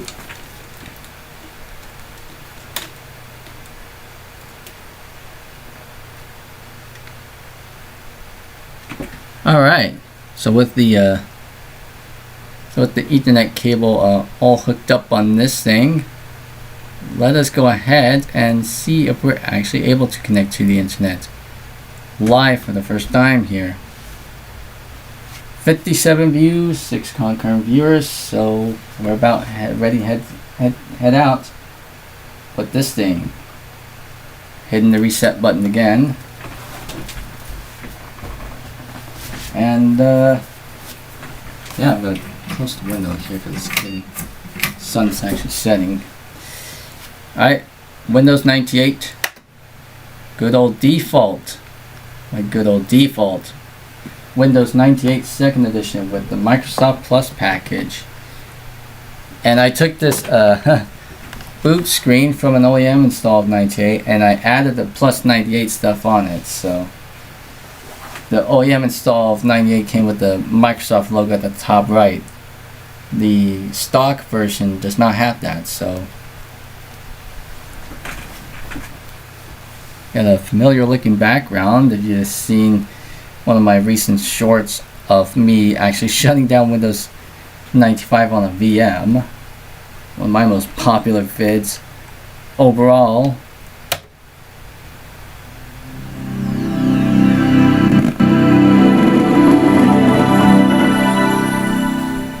Yeah, it's kind of hiccuping there, but hey, what can you do? Anyways, here we are on Windows 98 2nd edition.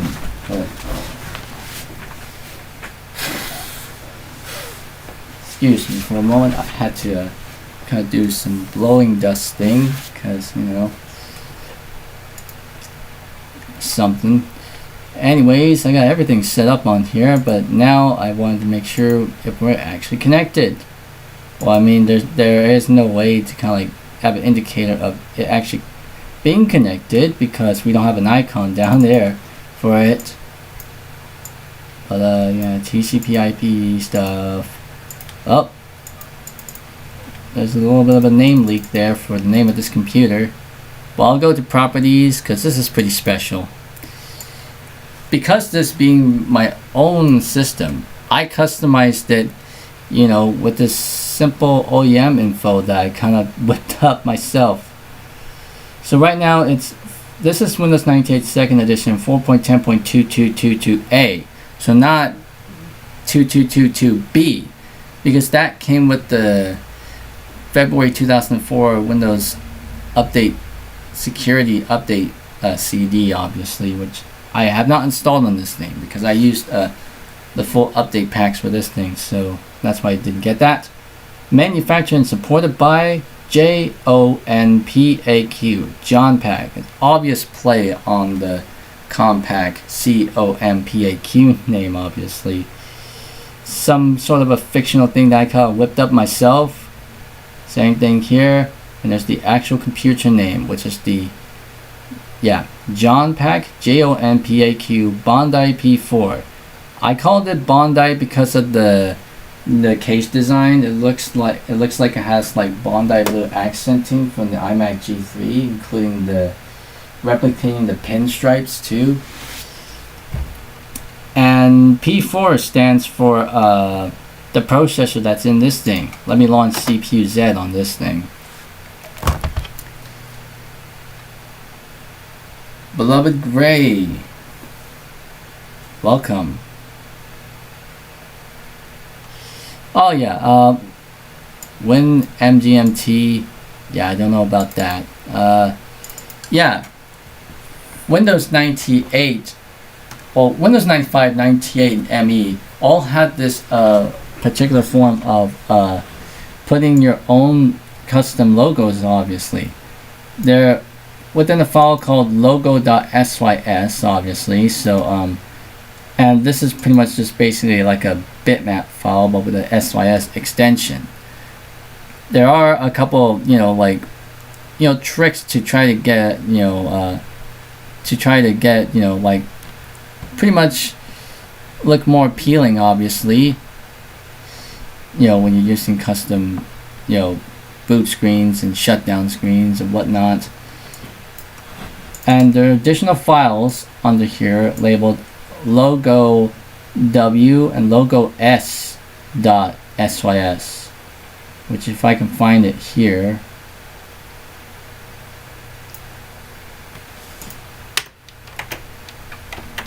Yeah, logo S and logo W. This is the shutdown thing, and then this is the safe to shut down.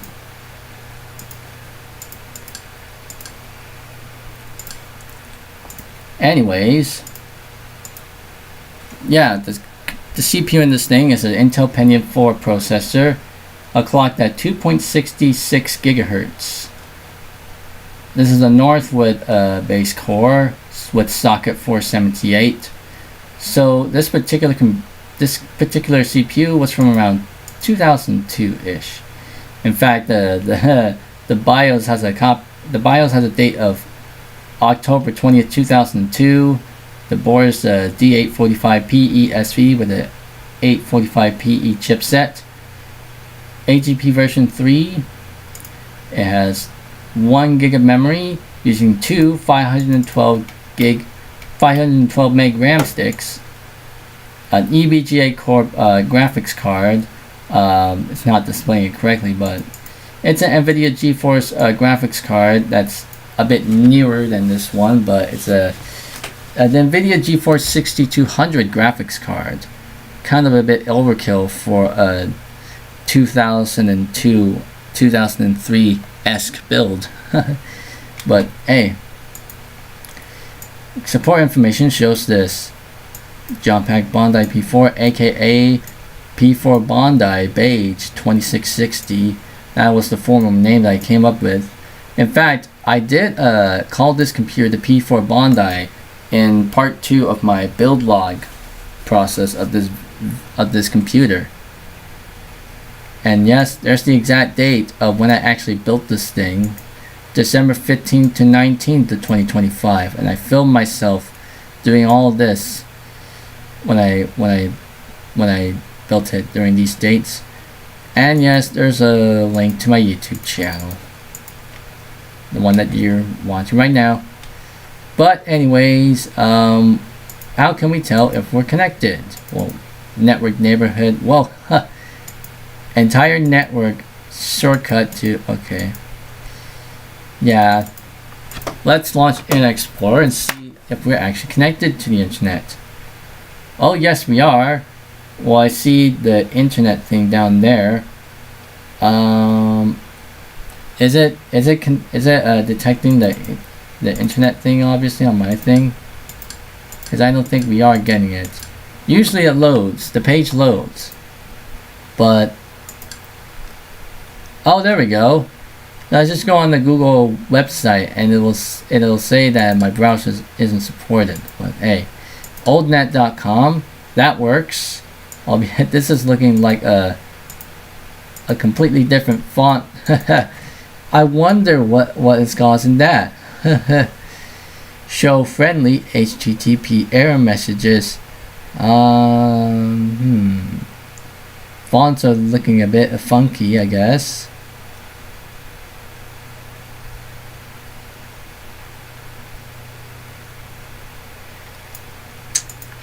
I want to print background colors and images. I want to use that kind of.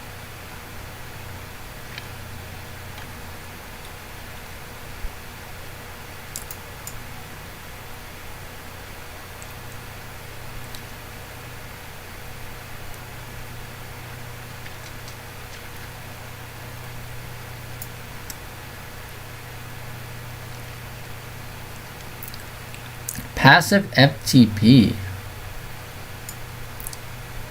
Microsoft VM, Java VM. Show image download placeholders. What does this do? The relaunch. Well, I see a couple of those things.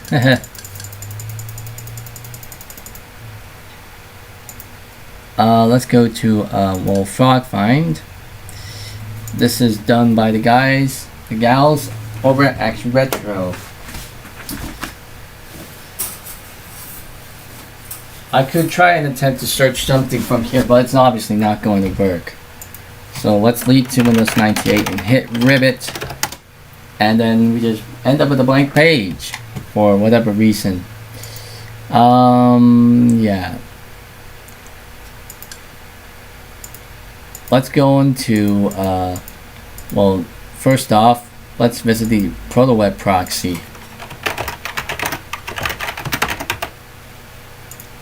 Exclude web.archive.org so that we can get the images. MSN.com. There.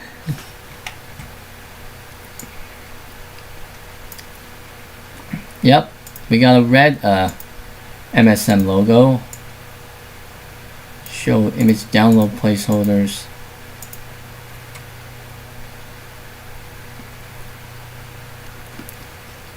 So this is the 1999 version of the MSN homepage. And let's go into the Google homepage. This one is from the year 2000. Let's see about the old net. Well, here's the old net. Obviously, it's not touched. Frog finds, yep, same. Wikipedia loads the 2002 version of Wikipedia, but with more recent and more up-to-date articles.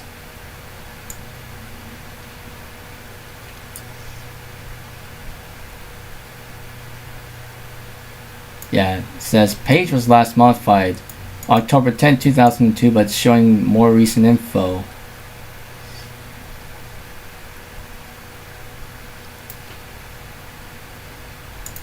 And we can go into Windows 98 here. Just searching that up, and we see, yep, improvements to the system and built-in utilities.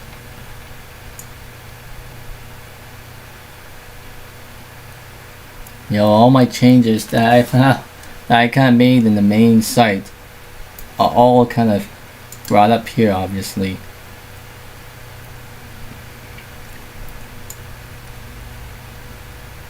Even those things too. Web integration and shell enhancements.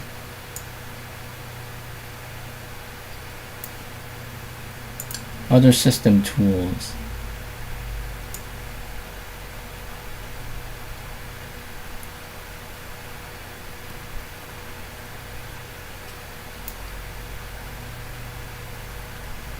Windows 98 second edition. Remove features.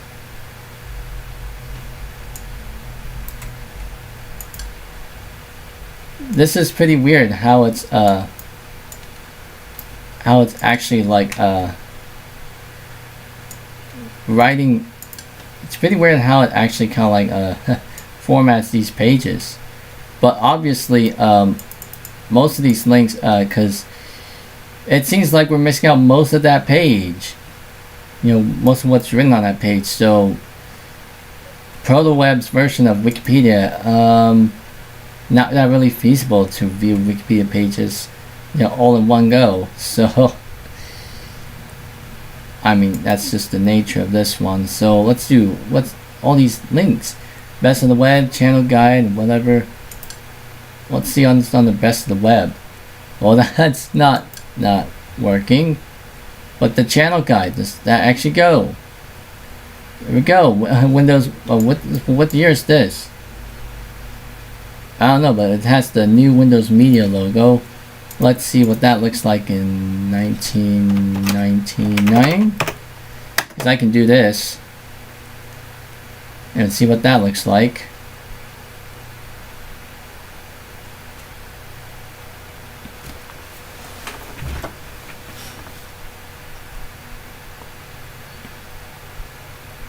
Web crawler.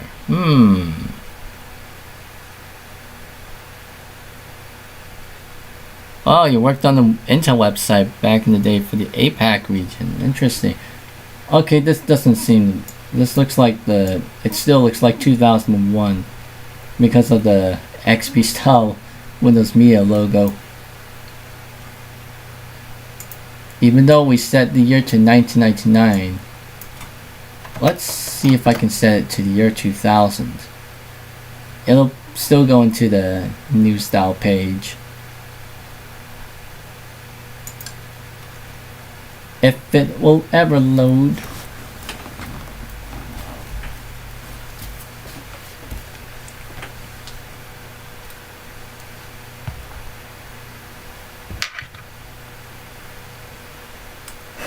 "65 views and 5 concurrent viewers at the ready."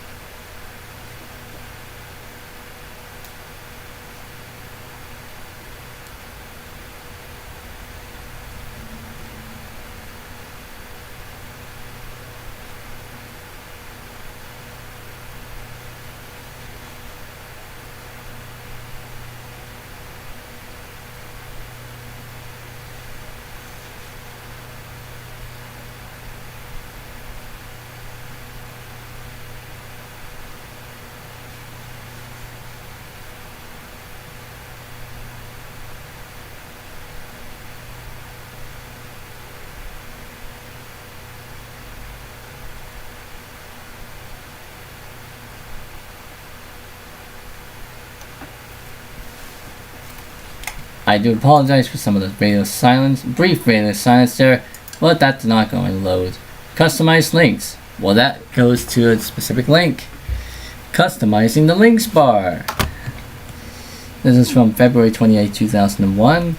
Did you know that you can customize the links bar in the browser? You can add and remove shortcuts, and yada yada yada. Yep, free art mail. It just goes to a page from 2001. Yeah, 2001. Internet start. That just goes to the MSN homepage. What about the Microsoft homepage? Welcome to Microsoft's homepage from the year 2000. Real One Player.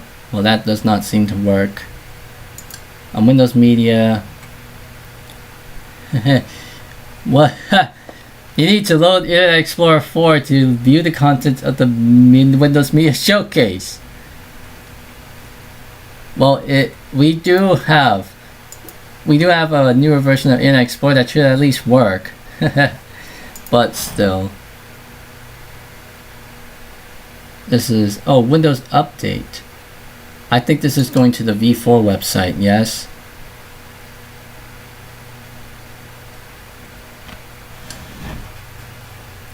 Yep, it's going to the V4 website. So Windows homepage.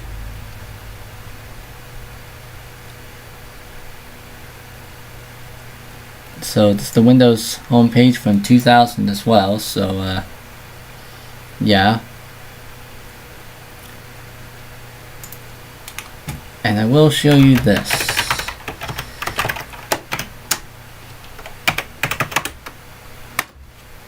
Whoops.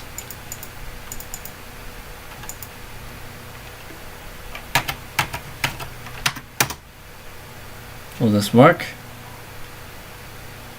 Because I'm trying to get versions of web pages that they used to look like back in the day. Of course, you may notice that I have the toolbar customized as it looks like on Windows 2000. Now obviously that doesn't apply to Explorer windows because they look almost like how they look like in Windows 98, albeit with smaller icons. Yeah, this is looking more like Windows 2000-esque. Okay, that does not want to load. So we relaunch it again. Let's go to this one. And let's put 1997 at the end. Whoops. Oh, there we go. Welcome to Google. Google search engine prototype. Might work some of the time. Prototype that's much more up to date. Don't know what's up with the weird formatting of the weird formatting of the pages.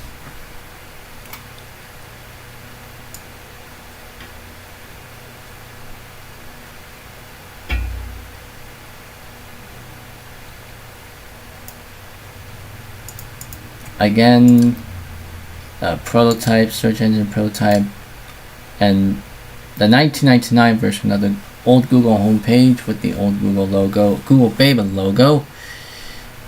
It's pretty much like active or valid since 1998, 1999, before they changed it to the now famous logo design in May 1999. So in 2000, well, now it's Father's Day 2000, so this would have been like what, May, June 2000, but this is the actual 2000 homepage.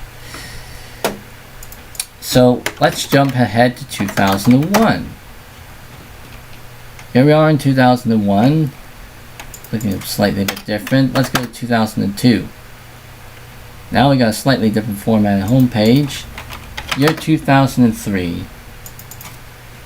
Now jumping ahead to 2004. Slightly different redesign. 2005.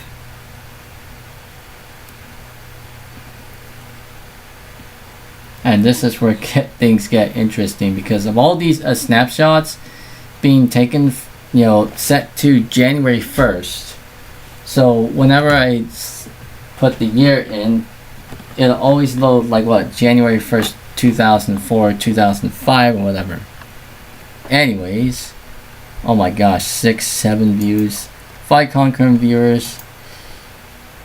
Yeah, this Happy New Year. It seems like I see 2005 underneath that Google logo, so this is New Year's Eve 2004, it seems like. So we got a doodle here. 2006. Now we got logos at the top. We got some more links at the top right. Let's go to 2007. And now we got those links that used to be there moved to this section up there, just in line with this top bar here. And this is pretty much the standard for quite a long time, apart from the resizing of the search box and such, until around maybe like July or November 2010 or something, or May 2010, whatever. But yeah, 2008. Happy New Year and 25 years of TCP IP. This is New Year's Eve 2007. 2009. Oh wait. This is, yes, 2009. That a runtime error has occurred. Do you wish to debug? No. I don't know why I came up with that. But yeah, copyright date still says 2008. So let's do 2010. Syntax error again. Okay. Disable script debugging.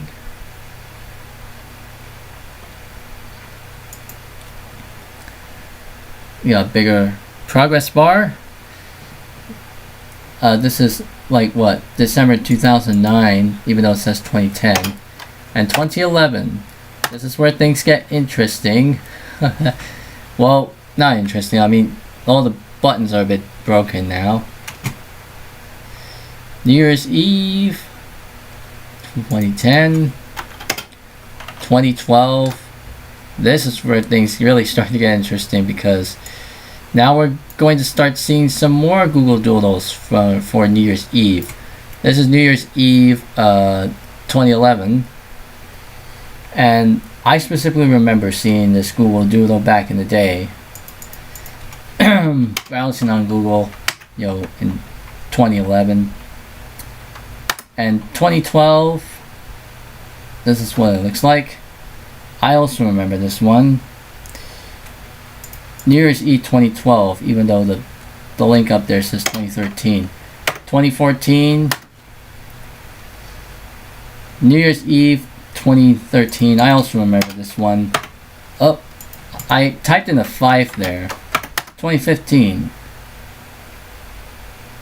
And there's another doodle here for New Year's Eve 2014. and then 2016, New Year's Eve 2015 seems like. It looks like it's using a version of the redesigned layouts of the Google homepage, but formatted with under IE6 formatting. Just look at these buttons. So, but the formatting is a bit broken here, but I also remember this one too. This particular doodle. 2017. This is New Year's Eve 2016. And 2018. This was New Year's Eve. Yeah, this. It does. The hyperlink shows New Year's Eve 2017. You know, date down there still says 2016. Oh wait. Yeah, 2018 down there, but it's New Year's Eve 2017. So, hop over to 2019, and it's the last part. 50th anniversary of the moon landing, and it looks like it's the Dutch version of the site. And 2020, well, it just brings us back to the 2000 version of the homepage because it can only go up as high as 2019 on this thing, but oh well. As for the Windows homepage, let's take a look at what it looked like in 1998. Well, that's not going to load the correct page, right? This looks like it's from 1999. Yes, it is. Albeit these images are broken, and I don't know why this is in a slightly smaller font, but oh well. And 1999, yeah, just loads the same page. Oh, now we got the Windows logo on there. 2001. Let's jump ship to 2001. Before Windows XP's release. As you see here, sign up for the Windows XP preview program and see the future. Windows XP Beta 2. See if I can copy that shortcut, and that's not going to load it up under ProtoWeb. It's just going to think it's a redirect, and it probably won't go anywhere.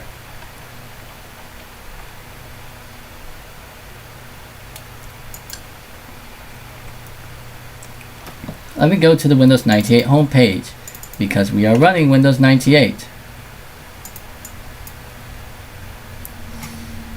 Let's go back to 1997. Does this work?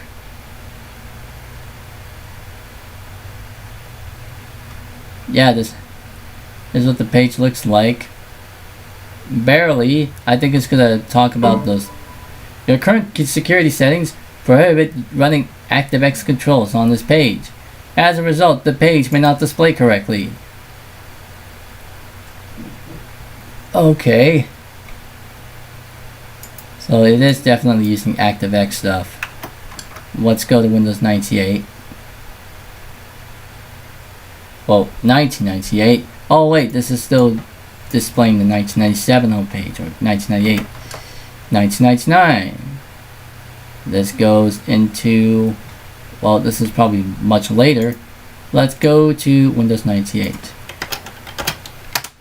The main one. This is from September 1999. Product guide using Windows 98. Download, whatever. Y2K failure, better than ever. Refresh. And this is much later. And let's fast forward to the year 2000.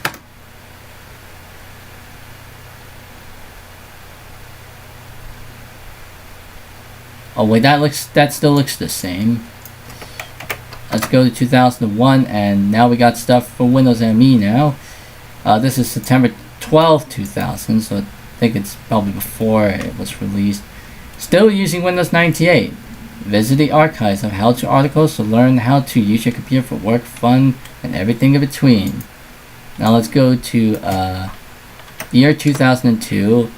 shortly after XP released. August 23rd, 2001. So this is also a day before Windows XP released to manufacturing. Yeah, it's 73 views and 5 concurrent viewers already.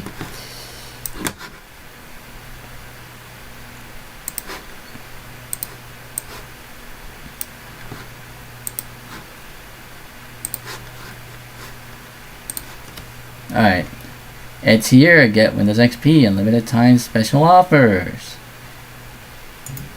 Alright, now let's see what this site looked like in 2003.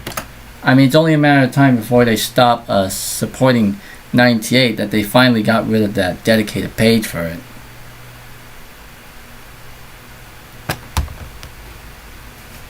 Do amazing things with Windows XP. Still using Windows 98, yada yada yada. This is October 31st, 2002.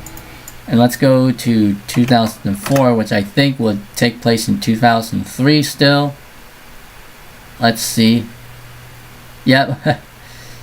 It's still the same layout. It's pretty much, it's kept this pretty basic same design layout from back when it was still current or whatever. Including the old links and stuff.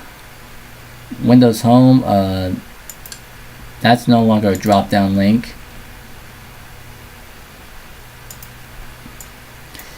This is still 2002. Okay. Do amazing things. Windows XP. Let's see what happens if we go to 2005. Is the page gone?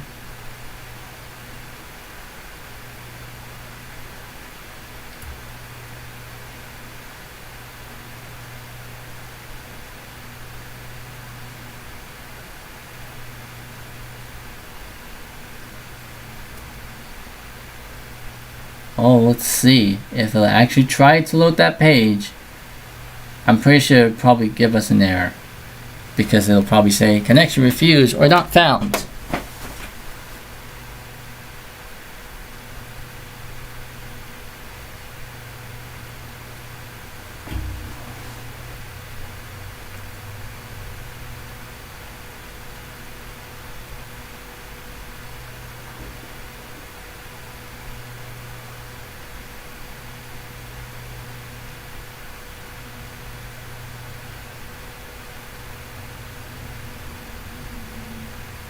Wow, it is really trying to load the 2005 version of that page.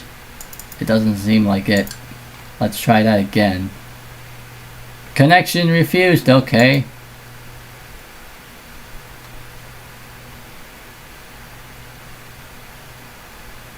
It's refusing to load the 2005 version of the Windows 98 homepage. Let us jump straight to 2006. Which, oh, where's it going this time? What the? Now it's dropped us back down to October 31st, 2002. Still using Windows 90, okay. 2007 is going to display the same page.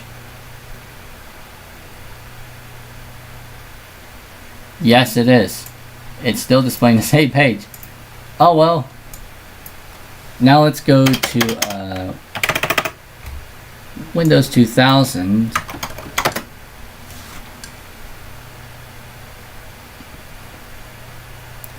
There's the Windows 2000 homepage, main homepage of Windows 2000. You got with a good unique color scheme going on here. In fact, I think this pretty much applies to all the other Windows sites that they were kind of like employing at the time, especially Windows ME, because they went all out on that one, the design wise for that web page. And I mean 2098 and XP, I mean they're kind of themed, obviously, you know, with that particular color theme, whatever.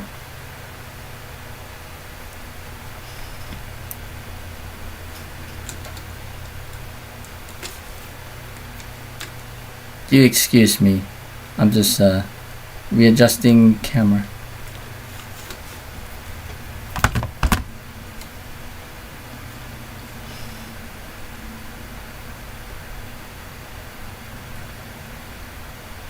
Alright. I think that should be good. 77 views, and it looks like we have one concurrent viewer. Okay. Let's see if we can jump forward. Well, I can move this now. Let's take a look at this. This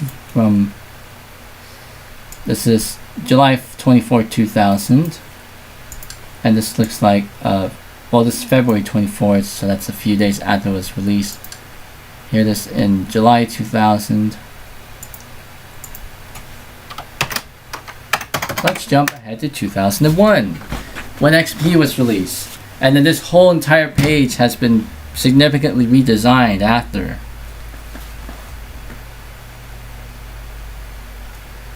See? Yep. It has been significantly redesigned. You know, the Windows 2000 operating systems. Take a look at Windows 2000. See why this is the ideal operating system for your business, desktops, laptops, and servers of all sizes. So yes, this is from 2001, and they did redesign this whole page. Yo, this is the old one.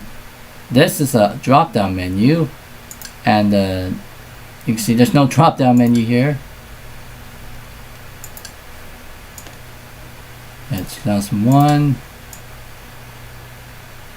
So yeah, this is what it looked like in 1999, 2000. And then they... Okay, I got the notification that says, we are conducting a survey to find out what visitors think about our website. Your answers will help us serve you better. Would you like to participate? Nope. Oh, it's now it's going to that one. A pop-up window came up.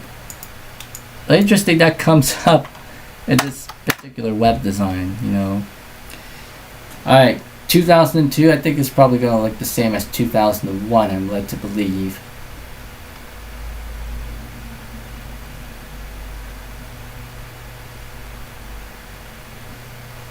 We'll see about that. I think it's trying to load some ActiveX stuff now. Oh wait, nope, there we go. I think this still looks like 2001 to me. Yep, it is. Still 2001. 2003.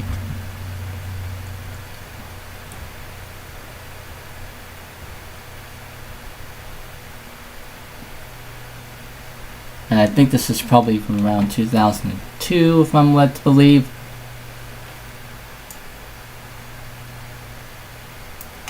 Yep, December 18, 2002. So yeah, this slightly redesigned website design kind of prevailed after XP released. So go to 2004. Let's see if the page is significantly different. Or it probably still looks the same. Or are we thinking it's 2003? I don't know, but we'll see. I don't know if that rhymed, but hey.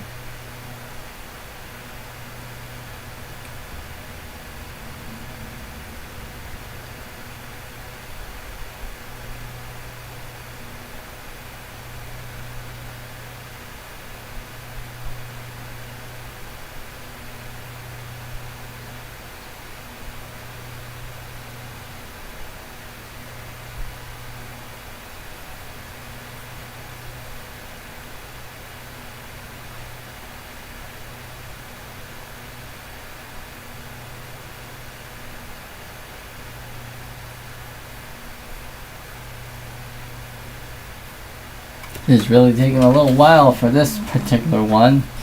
I think it did that with the 98 thing. Let's jump straight into 2005 now.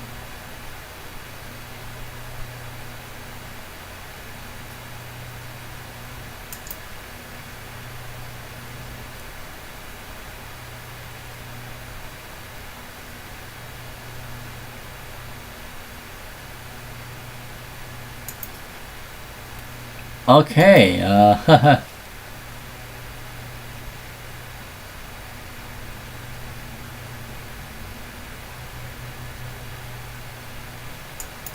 this looks like I don't know what to say about this one, but this one doesn't look like there's anything in this one. Not even the 2004 page. Well, the 2004 iteration of the page.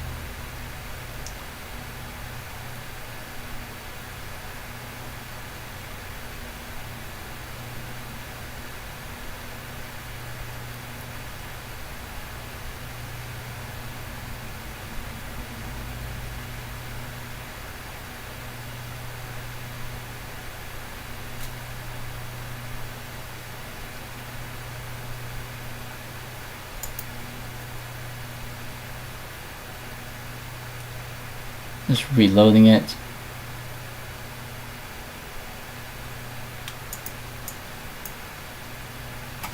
Let's just jump straight to 2006. Why not?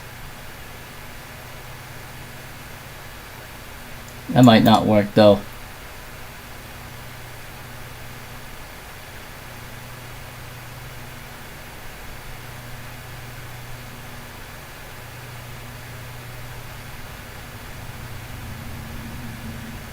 Considering with these particular websites, these particular iterations, obviously.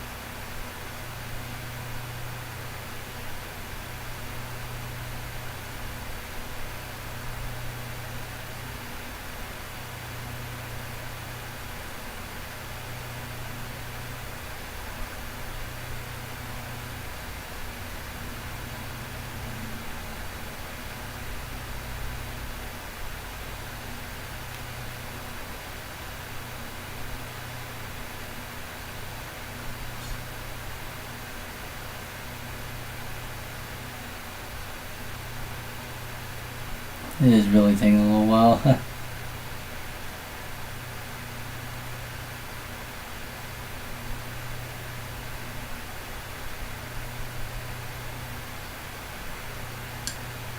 Oh, it's starting to load the page. And wow. This this seems a bit different. The road ahead from Windows Server. Windows Server 2003 is the server operating system that helps you do more with less, both today and in the future, as the new product roadmap reveals. Update Rollup 1, Service Pack 4, i.e. cumulative patch, and more downloads. Download Windows 2000 Update Rollup 1 for Service Pack 4. Yeah, this is from 2004. The entire website design is still the same as it was since it was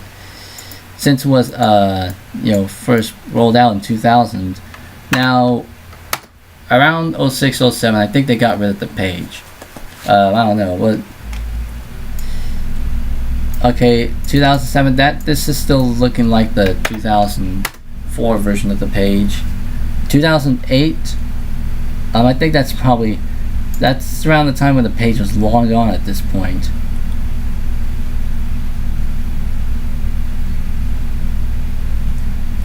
Windows 2000 enters extended support phase. Find out. Windows 2000 enters extended support phase. Find out how support options change as the Windows 2000 product family enters the 5-year extended support phase on June 30th, 2005. Oh, and we got a Microsoft Fabcon logo at the top there. Interesting enough.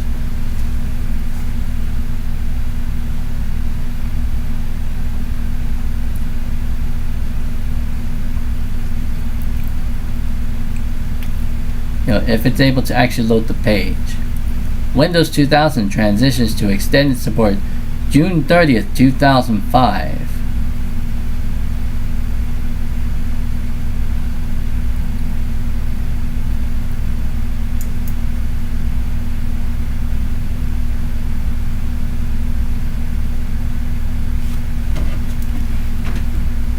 "87 views, and now my views dropped down to 0.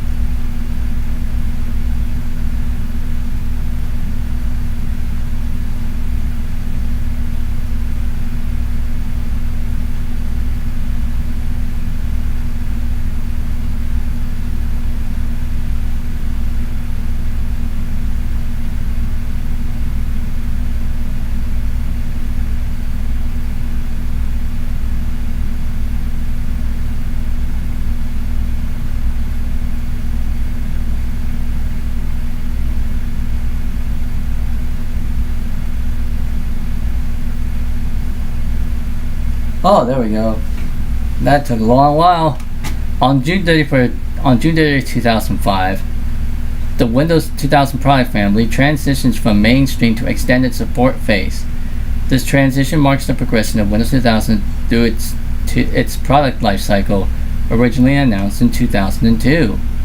The Windows 2000 family entered the marketplace in February 2000 and remains a robust, mature product as it enters its 5-year extended support lifecycle phase.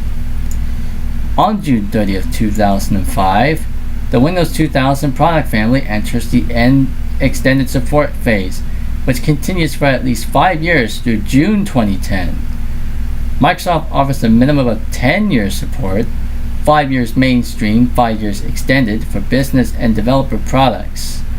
The Microsoft Support Lifecycle Policy provides predictable coverage on Microsoft products and continues to set the standard for product support policies industry-wide. Microsoft is not ending support for Windows 2000 at that time. During the extended support phase, Microsoft continues to provide security hotfixes and paid support, but no longer provides complementary support options, design change requests, and non-security hotfixes. With an asterisk there that says, unless you have an extended hotfix support agreement, which must be acquired by September 30, 2005, for customers who do not have software insurance, SA. Note, the update rollup from Windows 2000 Service Pack 4 is the final release of Windows 2000. So there was never a Service Pack 5 release. They just released the update rollup for Service Pack 4. Update rollup 1. So, yeah. Supported until June 2010. And we all know what that day is. I think it's like June 21st, 2010 or something. I don't know, but something like that. No, July 13, 2010. So it's about like a 1 month ahead of that. Please verify your Is it wanting me to do this now? No, I don't want to do that. Okay, Windows. Let's see if we go to 2008. I think the page might have been removed. The page might have been removed at this point in time.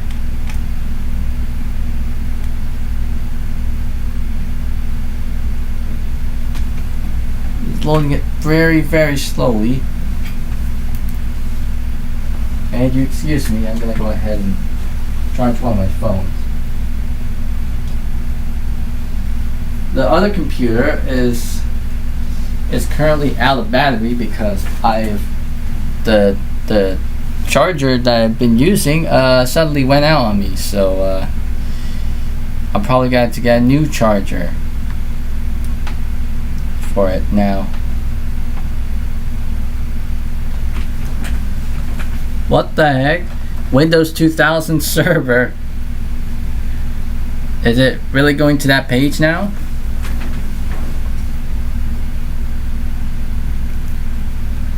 I have to wait and see when it comes up.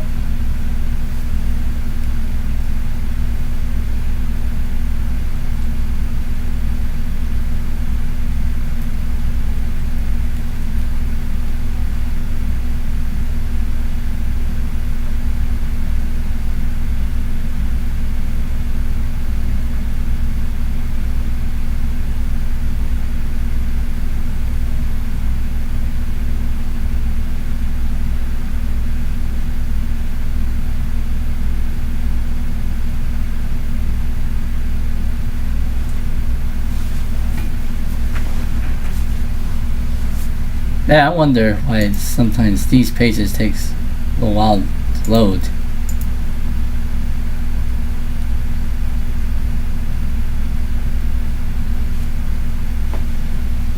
But hey,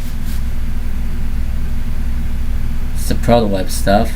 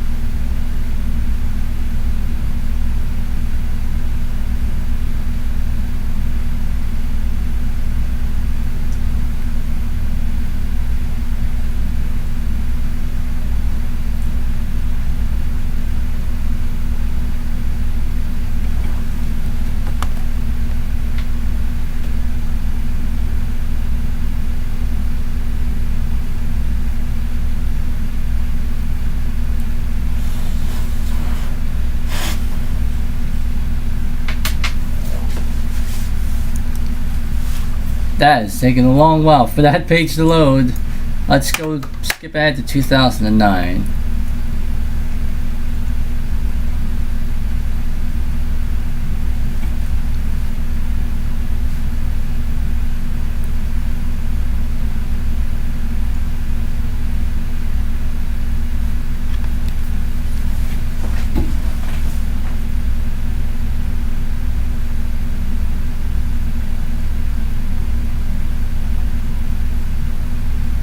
Whoa, what is this? Haha. This is broken. Haha. Very, very broken. Windows 2000 server. Look here for documentation, guidance, best practices, community, and more resources for planning, deploying, maintaining, supporting, and upgrading Windows 2000 server. So it's pretty much just Windows 2000 server at this point in time. Let's see if we can go to 2010. Will that load the same Windows 2000 server stuff? But of course 2010 Windows 2000 lost support. Yeah, Windows server is yep, 2010. Yeah, the formatting of this page is really broken.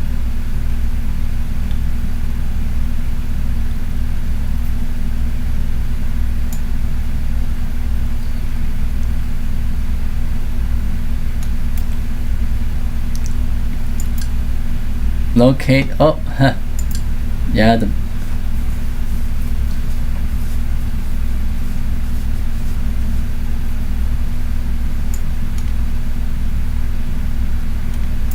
those things. But yeah, that's the just kind of browsing around there, and that seemed to work. Alright, let's go ahead and restart. Restarting to Windows.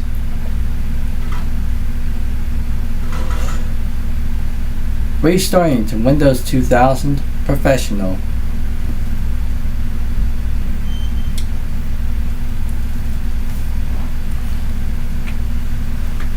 Intel desktop boards.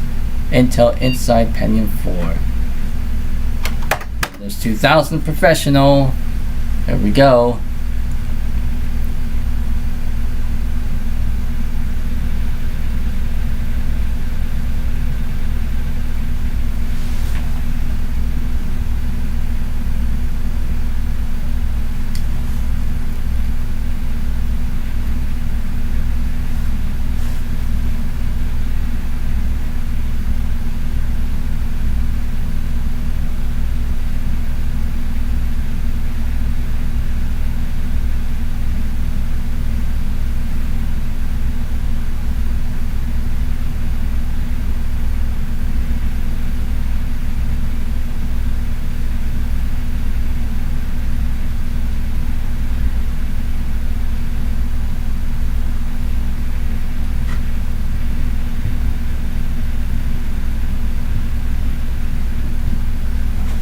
Control Delete.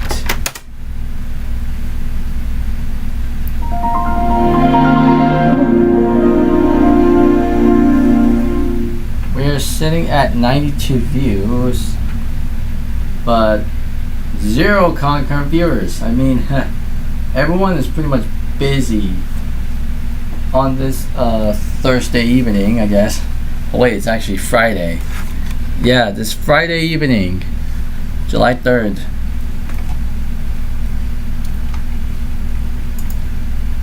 Okay, are we actually connected? Yes, we are. Local area connection.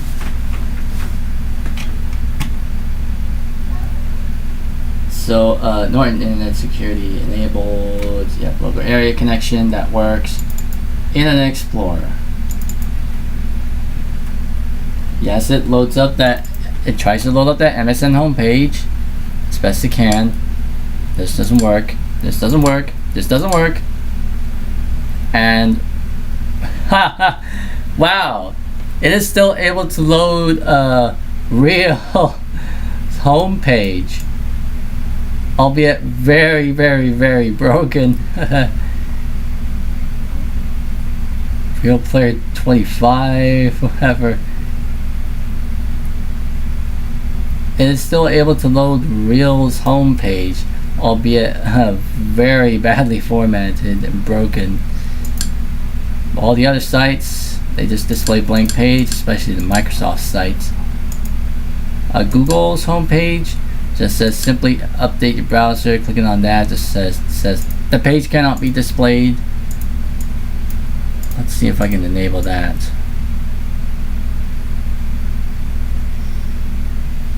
Enable personalized favorites menu. Enable install on demand. Automatically check for Internet Explorer updates. Okay.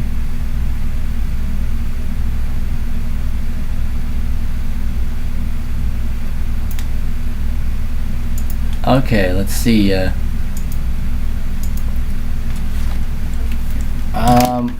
haven't tried the oldnet.com on this thing. There we go. Displays in the correct font. Welcome to the oldnet again.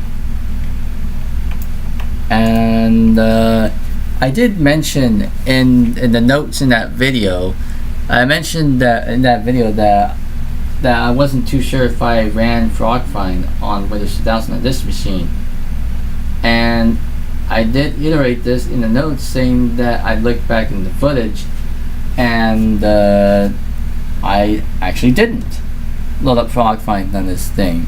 So let's do it right now on this live stream. Frogfind.com. Will it actually load? I begged you. if it's actually able to frog find.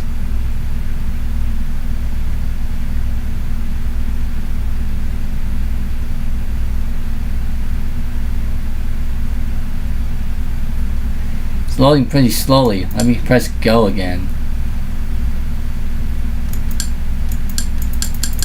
Is it frogfind.net?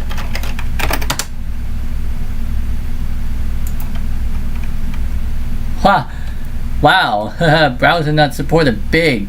We're sorry, but your current browser is no longer supported. Okay, go to that and that doesn't work. Let's try frogfind again.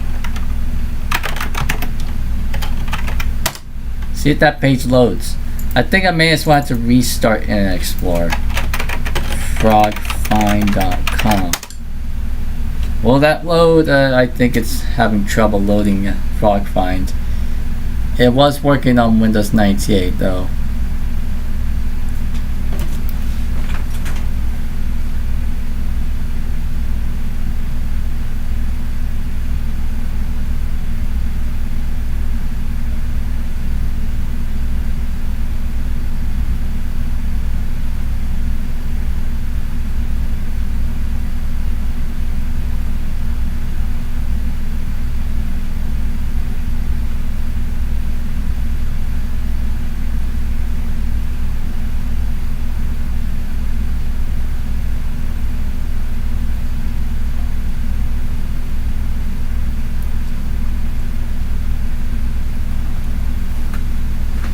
Wow, it is really taking its time trying to load off a frogfind on this thing. You know what? Now that I had this computer hooked up to the directly via a wired connection, I'm gonna have to remove the Ethernet adapter of this thing. Yes, let's try running this now. Next, confirming subscription status.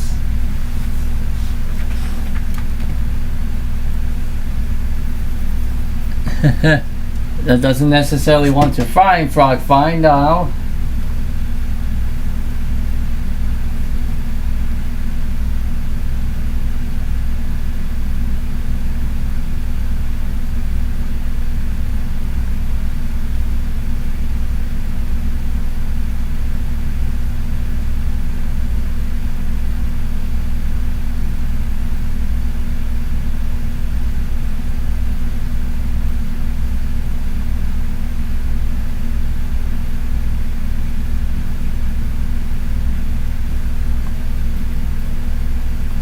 Now we're up to 3 concurrent viewers and 95 views.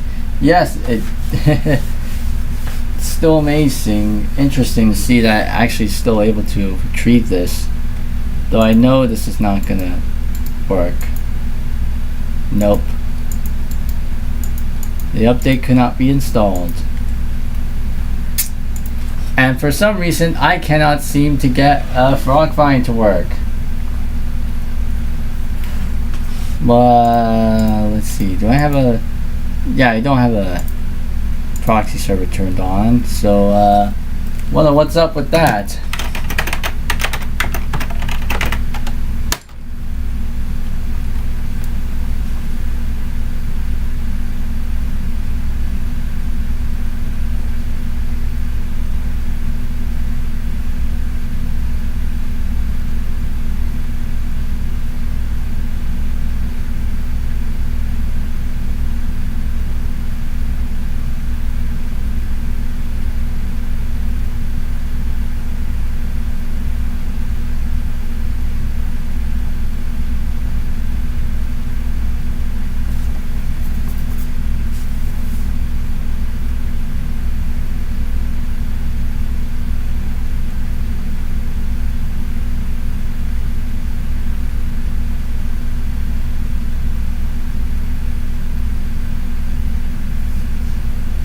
Okay. frogfind is actually refusing to load for whatever reason on Windows 2000.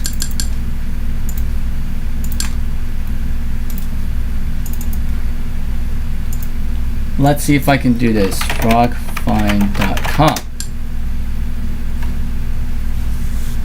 Wow. it really is trying to struggle with that one.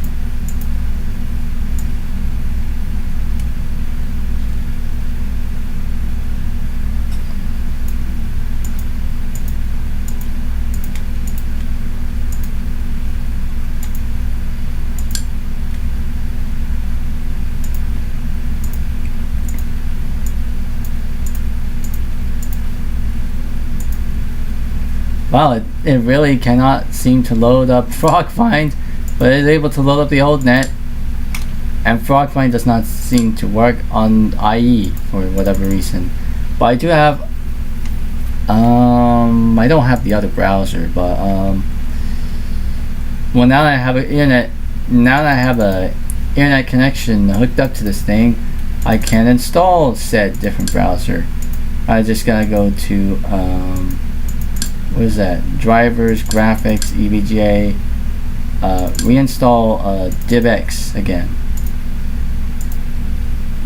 so I could get that Firefox thing. Always use this action.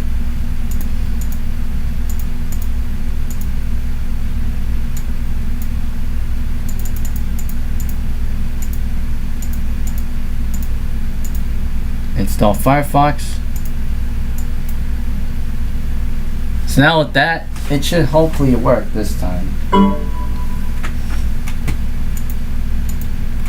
Man, that internet access control thing is really getting annoying. Where's the security check?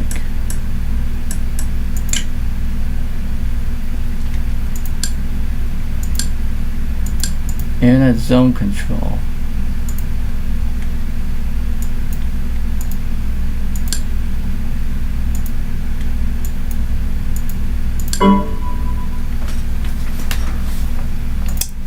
That is always getting annoying.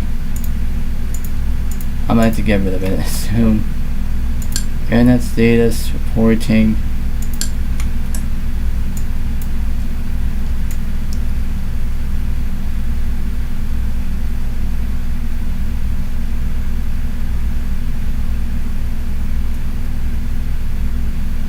I'm just going to do high. Set that to high. Reporting level high.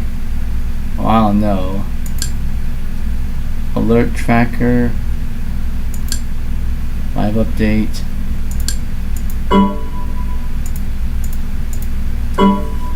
DivX setup has detected that you have reconnected the internet. Ever seen this riddle before? DivX setup has detected that you have reconnected to the internet and can now proceed to install Mozilla Firefox. Okay. Now it's going forward. Okay, this is getting really, really annoying now. Let's see,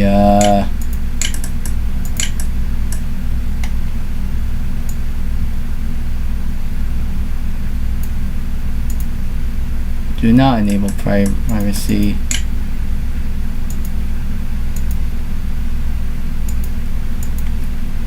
Go to internet status. I think it's downloading. Yep, Firefox has placed it up there. Okay, that is not really doing anything now. End the task now. Ooh, the import wizard. Import from Internet Explorer. Firefox start. And of course that does not want to load. Okay, I'm going crazy over that one.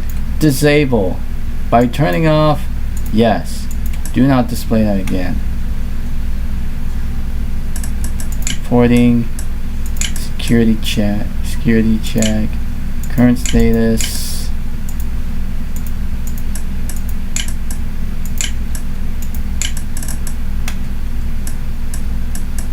Internet access control. I think it's probably linked to the firewall thing. So disable that.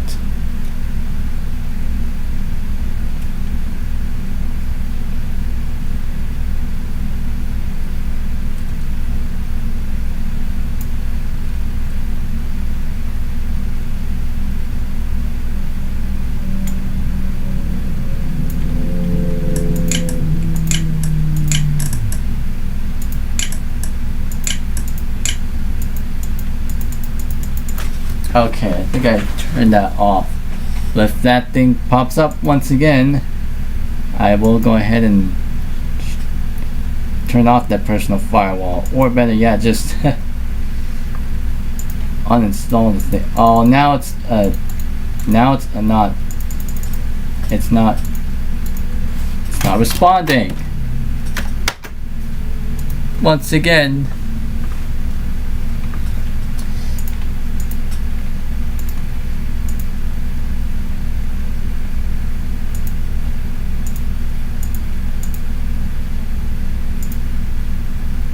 Disable page rank. Mozilla Firefox is not your no. Accept. Yeah, they cannot connect because they have no common encryption algorithms. Determine how Firefox connects to the internet. This one I'm going to use the ProtoWeb proxy. Boom. Oh, ProtoWeb works on Firefox. Let's go to the Google homepage. And this, wow. Interesting how it displays it this. Now we're in 2001 with a slightly different looking web page design. News, ribbon stuff. I think this is probably after September 2001. So, yeah, that pivotal event in history.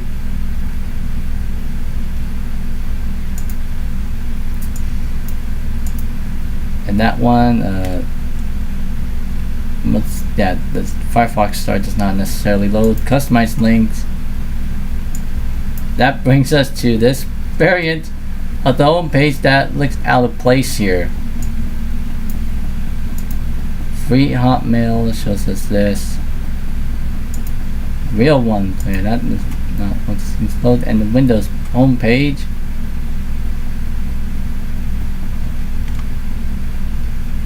There we go. Now let's go to Frog Find. I was trying to do this on Internet Explorer, but it wouldn't necessarily load. I think it's also having a hard time loading it on Firefox in there as well. So that's probably a no-go. But hey, at least I got Firefox back on here again.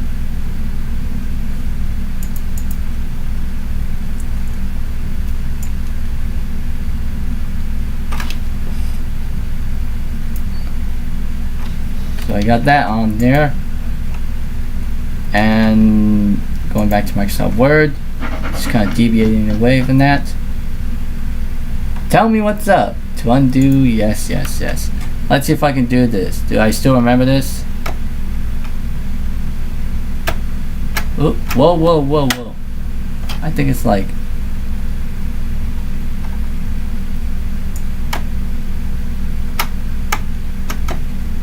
do I still remember this?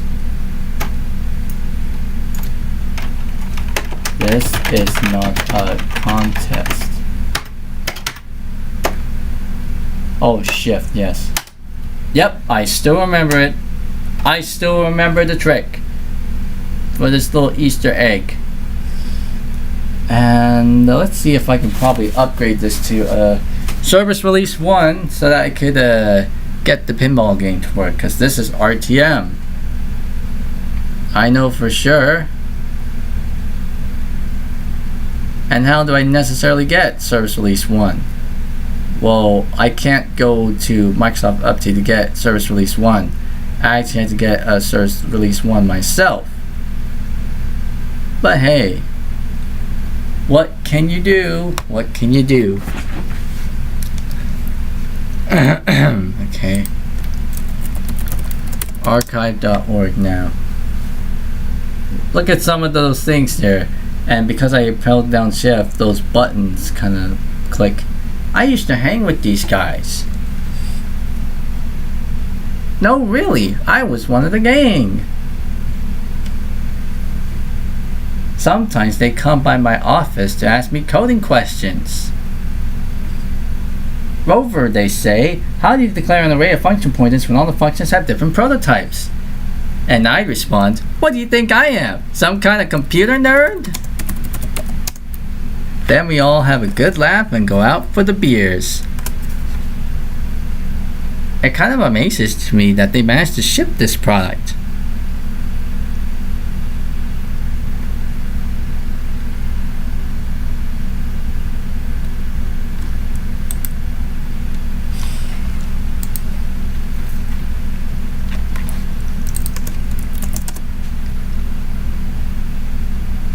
See if I can find the service release stuff. I admit, I like these folks too. It wasn't the same as Dev. None of the geeky biplane jokes about cache size. But there was more raw fun. Hey, someone would yell, I just crashed toolbars. Then we all crowd in and watch as he tried to reboot his machine. Finally, somebody would point out that he kicked out the power cord.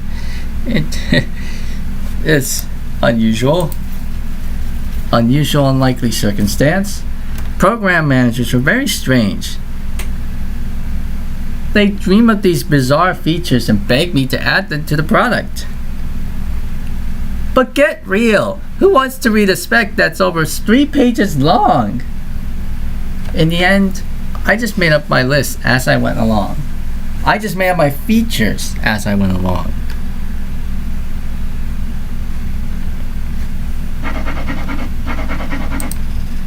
Okay, so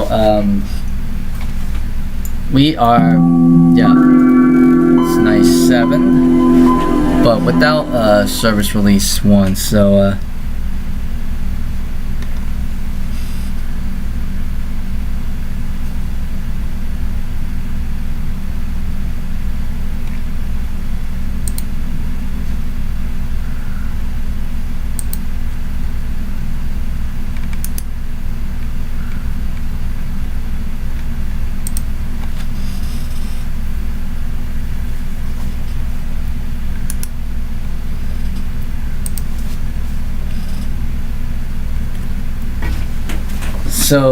yeah, it seems like I'm gonna have to get service release 1.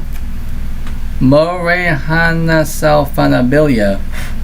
Welcome back to the live stream. No. Okay, restart. I was saying, I did say that I was going to do a little bit of a sneak peek of what's going to happen tomorrow.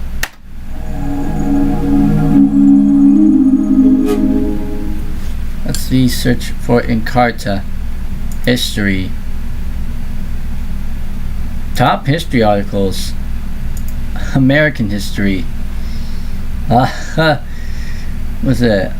Declaration of Independence. Declaration of Independence. Document in American history used by the 13 British North American colonies to proclaim their independence from Great Britain.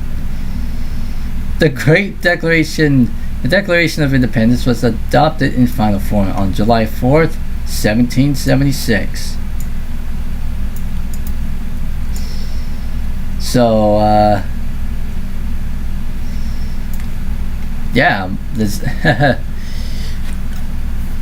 coming tomorrow will mark 250 years since the signing, the adoption of the Declaration of Independence.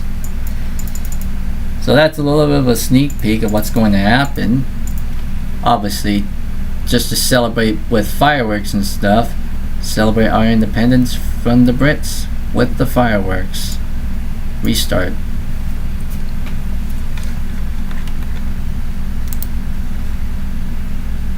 Yeah.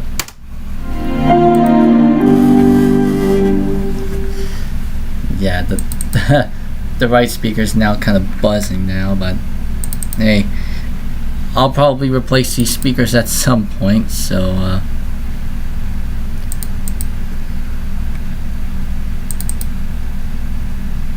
let's see, off is 97.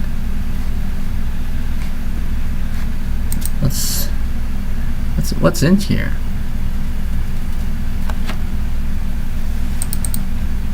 Okay, I'm gonna make a new folder called Service Release 1 SR-1, and then Service Release 2 SR2.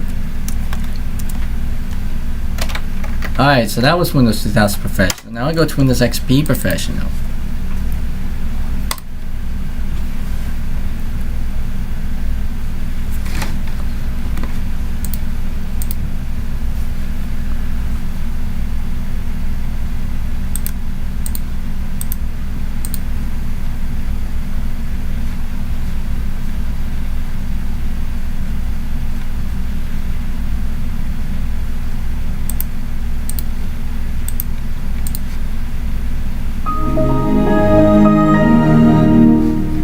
Go.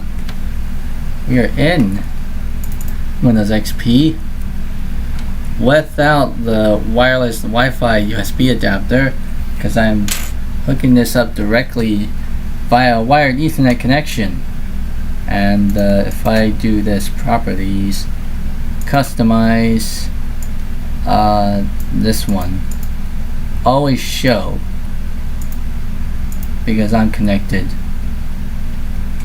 to the network via wired Ethernet now. If it will show,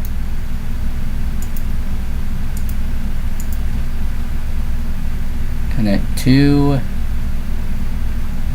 probably to local area connection or whatever. I am not going to click on legacy update because that will require great amount of wait time. You know, I would usually prefer clicking on that while I do other stuff on the main computer, obviously. You know, if I'm pretty much just taking around with all of the other kinds of stuff. Task Manager. I see, well, CPU usage is brought up. Service host is really taking up so much processes. So I shall end that process. And that is going to take a detriment to certain kinds of stuff that's happening here. The theming service is going to reset. Oh, what's going to happen to the start menu too? So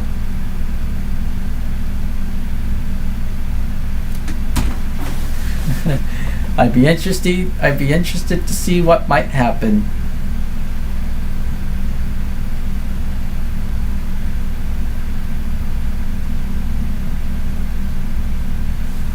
Because I ended that service, it's gonna revert to classic theme with the Luna colors, and then bring back the theming service again. You have an old Sony laptop, a 14-inch Intel HD graphics. You cannot install Vista in 7. You cannot install Vista in XP. Well, you said that your laptop is a Haswell. There's no official way for you to kind of like get drivers, you know, and stuff for your Haswell-based laptop, unless you probably go the unofficial routes.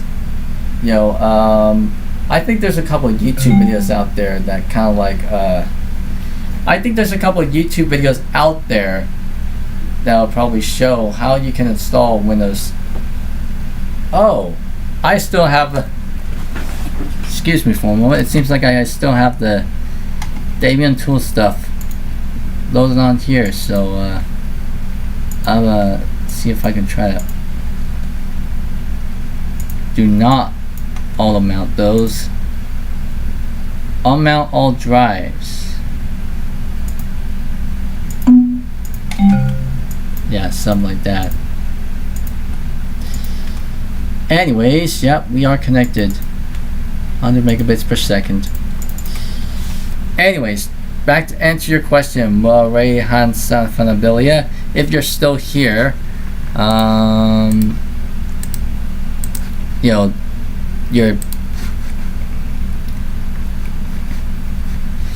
I mean, with your computer being a Haswell type, computer or laptop, whatever, there is no way to install XP Vista on it because Intel actually dropped support for it. The last Intel generation CPUs that actually support XP Vista were the Ivy Bridge era. That's the generation before Haswell, obviously. So that's like, think about this. It's like the third gen Intel Core I, series of CPUs. The 4th gen Intel Core I CPUs are Haswell, obviously.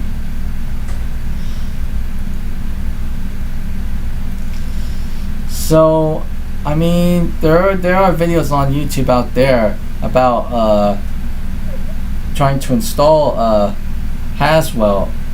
I'm trying to install XP or Vista on a Haswell-based, hardware. You had to go through some loops and hoops just to try to get XP or Vista to run on that system, obviously, because, well, Intel does not provide any driver stuff for the Haswell stuff for those things. Though they do have some limited support for that, for Windows Embedded POS Ready 2009, which is obviously an embedded version of Windows XP for point-of-sale terminals. So it did at least provide some support there, but yeah.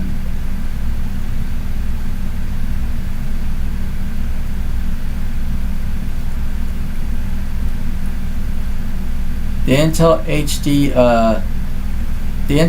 graphics 400 Haswell. Well, if you're trying to install the graphics drivers for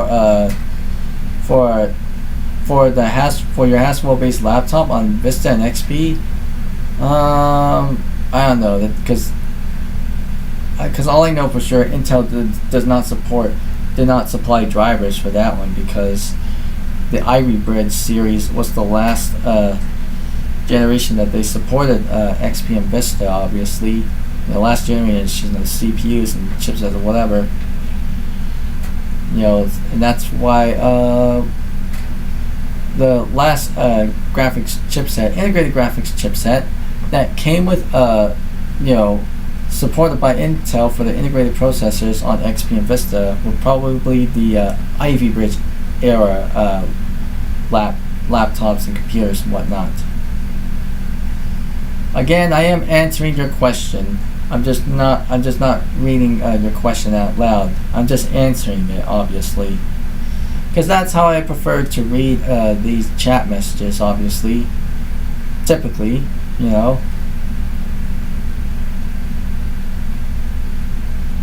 but yeah.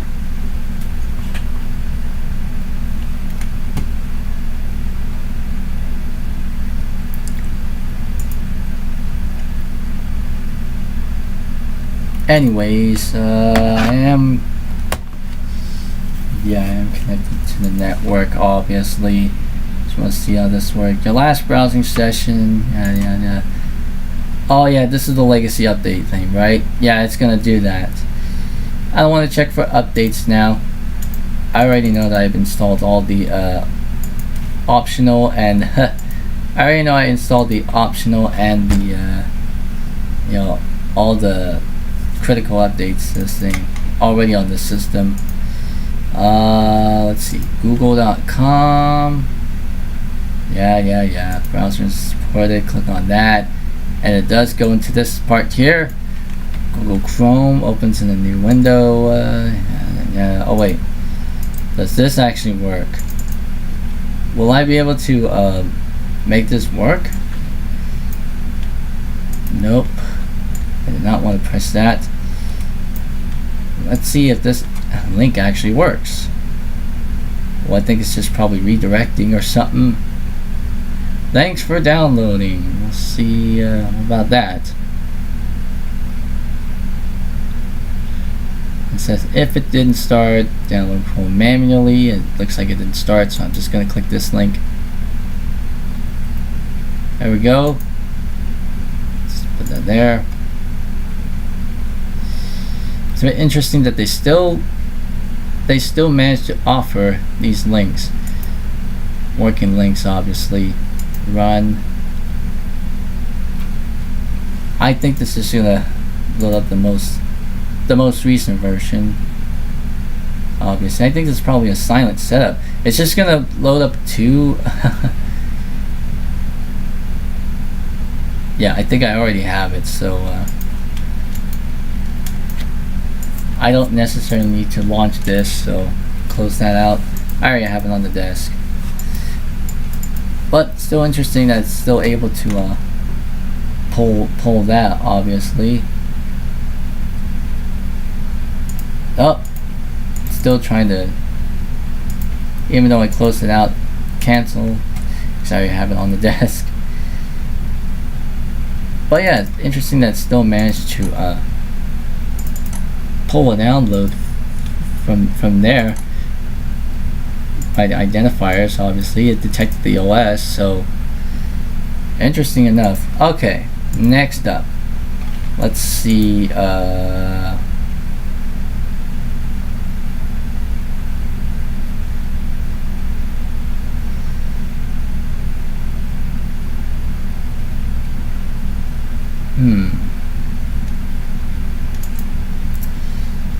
Let's see about. Oh, it's running. Okay, I click compatibility view stuff. Alright, let's see if I can. Well, let's see if I can go to the oldnet.com. The oldnet. There we go. Although it's missing the Wikipedia stuff. So I'm wondering if the Wikipedia site will actually load. Because I think it detected the browser that I'm using. But it cannot display the page. Internet options. Yeah, all those things. No smart screen filter. Using an SSL connection that's not recognized. Frog find. Oh, that works. I was struggling to get this thing running on Windows 2000. I guess it just didn't want to load there for some reason. Oh well. Windows XP. Ribbit. Do you want to turn autocomplete on? Oh yes, this window. Autocomplete remembers entries in web forms, like the one you just typed. In the future, it can list suggestions as you type. Learn more about autocomplete. Oh, okay, this opens up the window. Yes. Well, that link doesn't go anywhere. Let's see. LegacyUpdate.net. I mean, this just goes to the main Legacy Update website. Yep. It loads. Now, obviously, I could launch a proxy server to the, ProtoWeb proxy, and it'll work here. But then it'll look pretty much out of place on this particular browser because it's IE8, and it'll look out of place on a newer browser like this, which is why I have. Well, I don't think I have it, but I don't have IE6 on here, but what? That's strange. How they add Microsoft Access 2003. This just looks like a same link. I'm gonna drag and drop it in here. Yes. Then I can delete this Microsoft Office link. Uh-oh. Now it's looking a bit funky. The start menu is looking a bit funky, so I'm gonna head to well, the programs list is looking a bit funky, so I'm gonna hit is there an Explorer still running? And Explorer. Launch Explorer again. If it will. There we go. Let's see if my start menu is fixed. You got an error message appear on Windows 10, but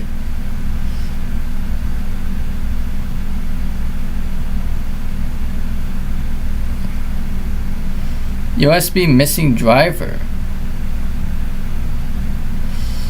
Wow, I don't really know what to say here. So I'm a bit stumped because I don't have a Sony S series laptop on hand to kind of like troubleshoot for you. So unfortunately, I can't help you in this situation. So you're probably gonna have to find help somewhere online, obviously. So yeah, it's tough for me to say this, but yeah, I'm just stumped because you got an error message that says USB missing driver, whatever.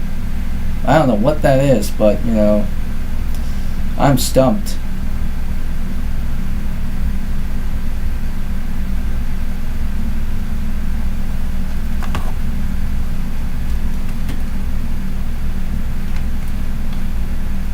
Okay, now the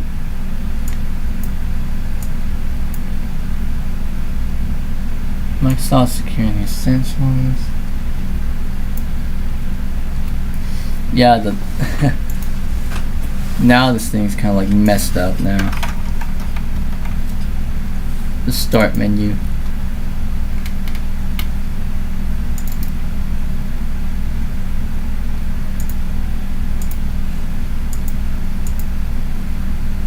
Like it's not even properly cascading now. Let me see if I can add a folder, see if that fixes it. Oh yes, it does. New folder. Oh, press home. New folder. Or press end. Delete that new folder. Alright. Okay, and it still looks broken. I wonder why it's actually causing that. So, well, I mean, it does render properly. It's just I can't see this part.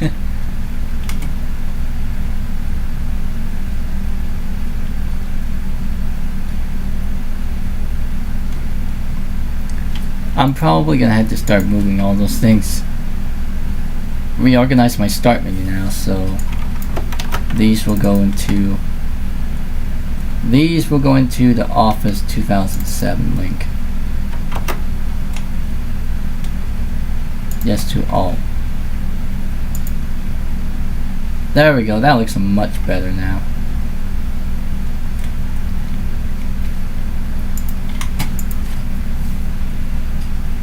It's just something down there that's probably causing it.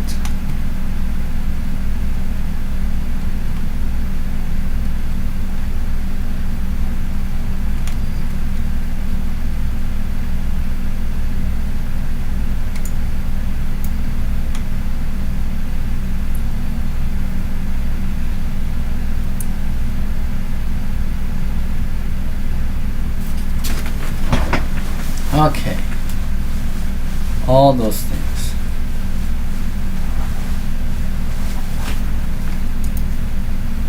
Well,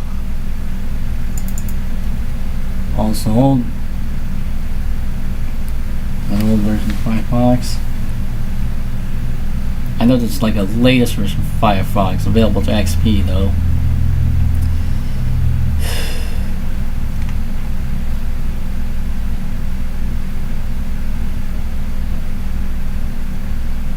System at alert status. Yeah, this always comes up. It's always capping out at 50 degrees Celsius on System Zone 2. Probably because I don't have a system fan in here. But that'll be for another time.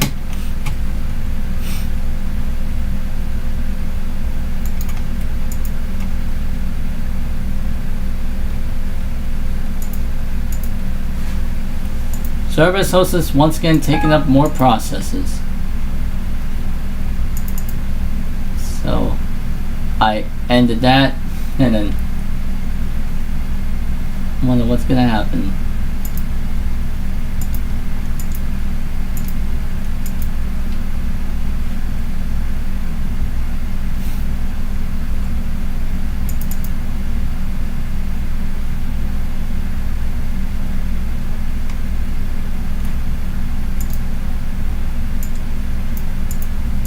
Three instances of Firefox. Whoops. Yeah, accept. I accept.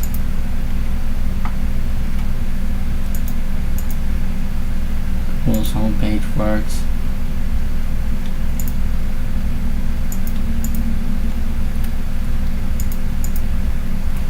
And this page loads.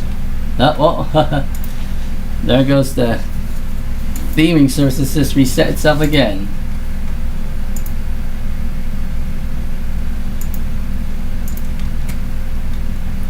Now everything seems to be going by fairly quick now. It's the last version of Chrome available for Google. This one works. The Wayback Machine kind of works. There's just no what's the donation set? There's just nothing there. Like there's nothing coming up here that will allow me to see pages. However, let's see if I can go to the Internet Archive's website does not load, but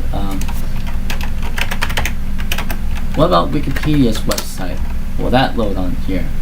Well, this site can't provide a secure connection. Uses an unsupported protocol. Mismatch. So I guess it uses TLS like 1.3 or something like that. It says like it, which means I had to go to use something like MyPal here, which supports something like that. So let's go ahead and head over there now. Okay, we got that going. Wikipedia.org. And will that load the Wikipedia landing page? Yes, it does. It does load that up. English.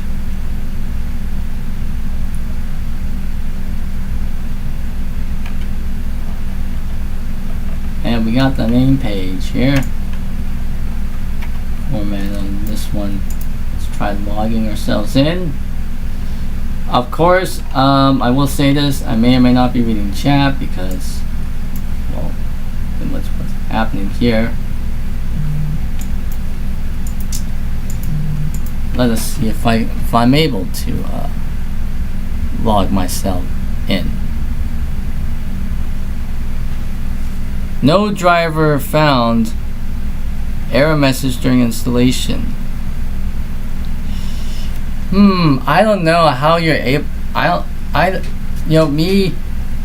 Maria has Santa Falabilia. I am not too sure how am I able to get Windows 10 or Windows 11.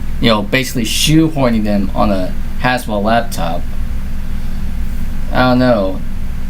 All I can say is there's just some loops and hoops that you had to get through. I know I may sound pretty vague there, but I honestly don't know. Like, literally, I don't even know what is the problem here. But I do understand your concern. It's just that after reading your chat messages and from looking at what you're talking about and your problems, the problems that you're having right now, it seems like yeah, I'm not too sure. Obviously, I'm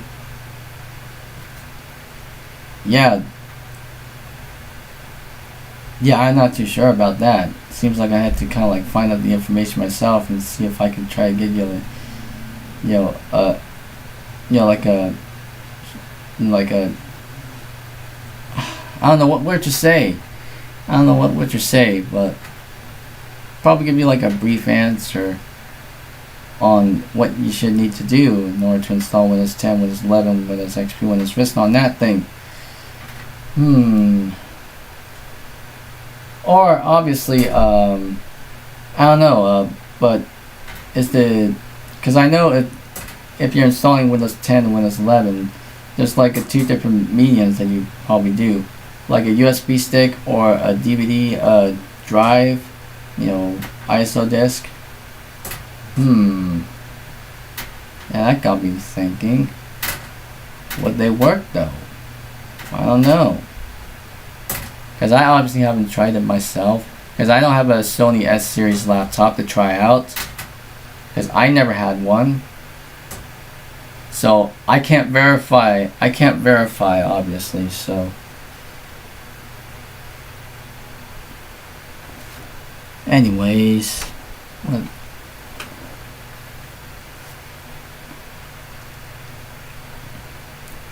What are we going on here?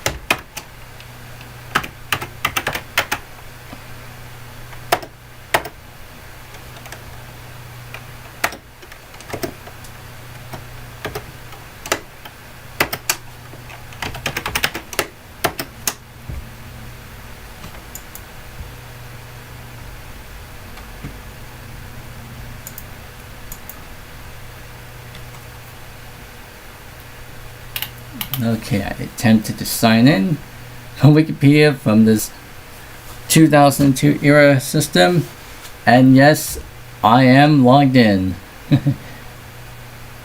Today's featured article, the Liberty Bell.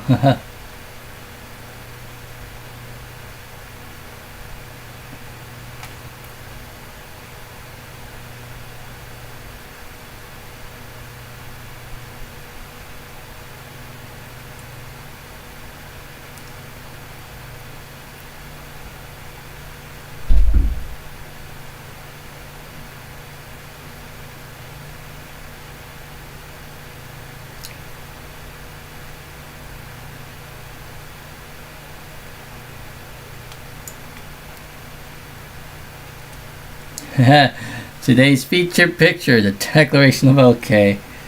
This is definitely something related to 4th of July now. July 4th, Independence Day in the US. In Philadelphia, Congress adopted the Declaration of Independence.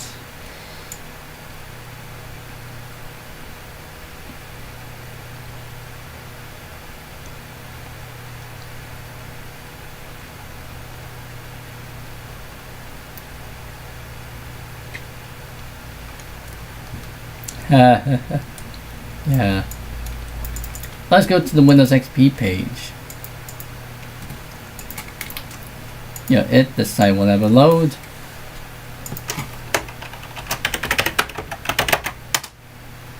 Wikipedia.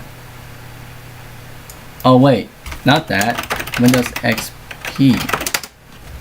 Go. 117 views, 4 concurrent viewers. Oh, now it's going to that page. Stop.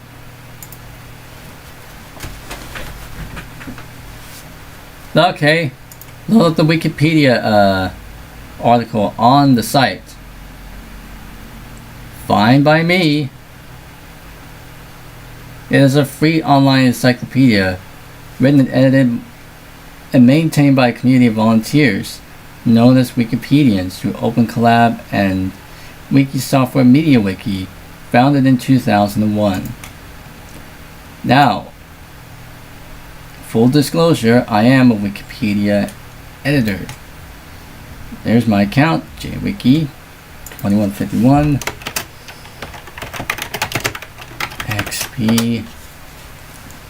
Now I gotta search that one up.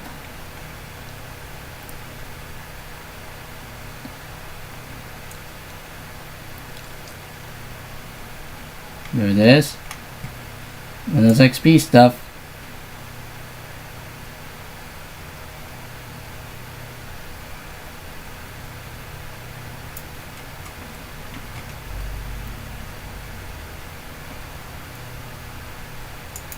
Task grouping.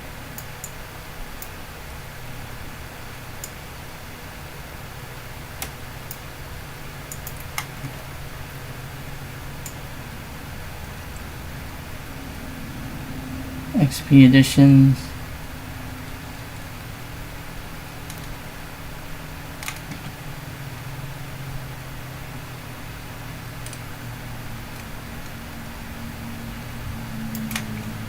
XP editions.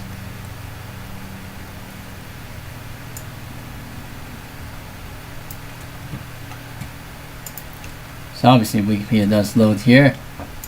It was really trying to pre-cache a lot of that stuff now. Yeah. Subscribe to this page. This is a RSS feeds button there. Okay.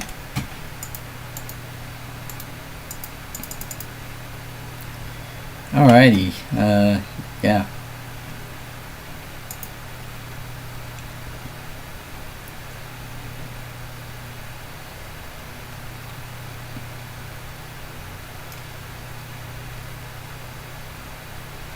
Intel Active Monitor stuff. Oh, I think that icon just the icon still remaining a system at alert status, and yet it is still, well, it's dropped down to 45 degrees Celsius for system zone 2. 119 views and 4 concurrent viewers. Let us go ahead and restart this thing.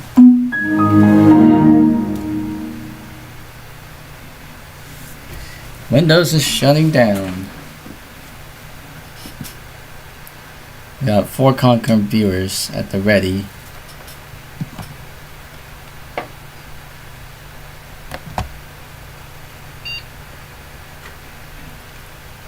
Alright, on to Home Edition.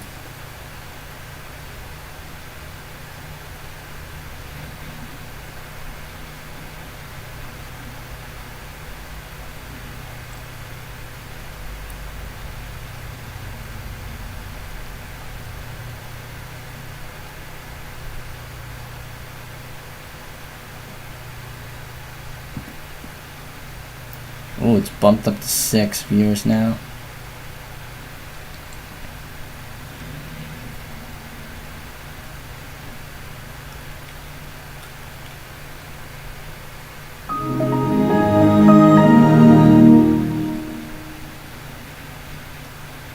There we go. Now I think it's probably should be connected to the internet. Well, I need to get the icon for it down there so that way we can tell it's connected. Network and internet connections. Network connections. Local area connection. Show icon, yes. Now we're connected. Yep. Launch IE web browser.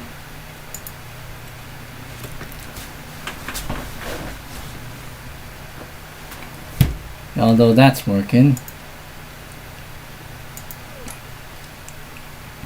Google works. And obviously for the IE6 that was provided by Udaloo IE collection, it adds a couple of different features, including support for additional support for additional SSL TLS connections. So in stock form, it only supports SSL 2.0, 3.0, TLS 1.0. This one supports TLS 1.1, 1.2. So there's some little bit of a back-end updates for this thing. This is the Service Pack 2, Service Pack 3 version. So XPSP3, yes. The Service Pack 3 variant of Internet Explorer. Microsoft 2024, it seems like. Your current user agent string appears to be from an automated process. If this is incorrect, please click this link. Page cannot be displayed. Okay, fine enough. Google.com, yes, not supported. Oh hey, I can access this web page now. Could I attempt to do this? This page contains both secure and non-secure items. Do you want to display the non-secure items? Yes.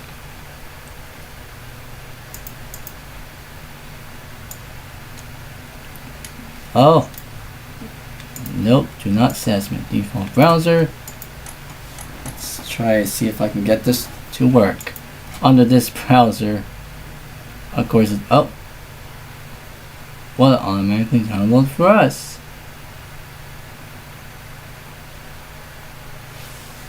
Well, it's not going to do it automatically, so click that. Save. I'm going to save it to my downloads folder.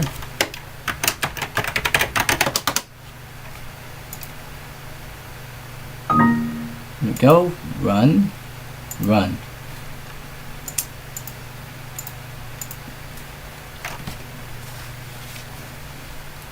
Now let's see if it's actually going to install it. The latest version that's supported under XP.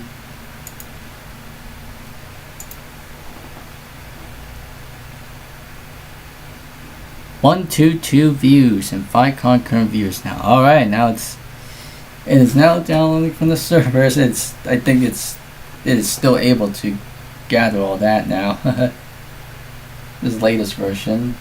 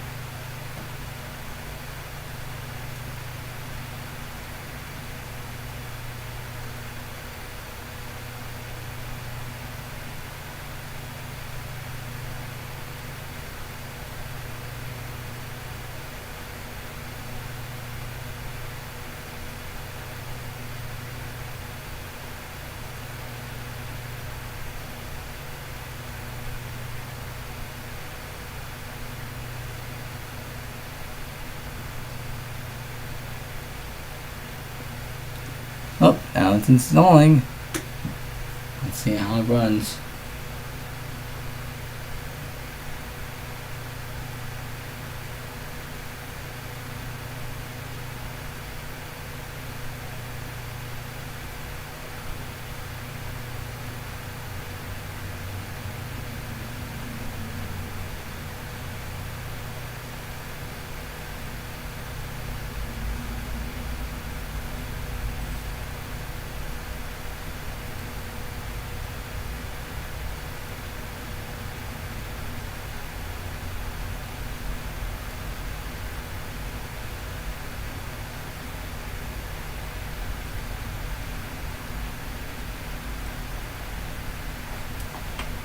Oh, I think it's installed. I see an icon down there.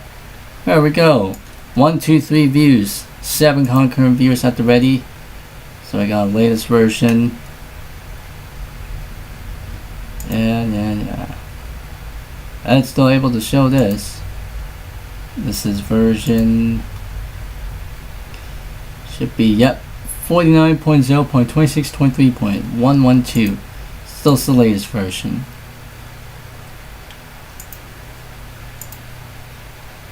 Let's go. I'll show the bookmarks bar. Don't ask again.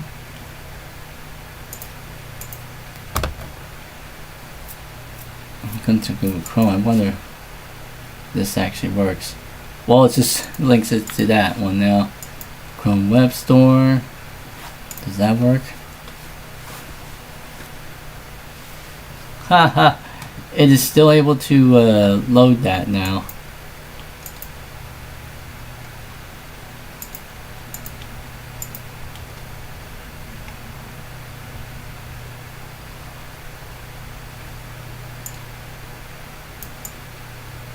Yep, it's still able to load this one.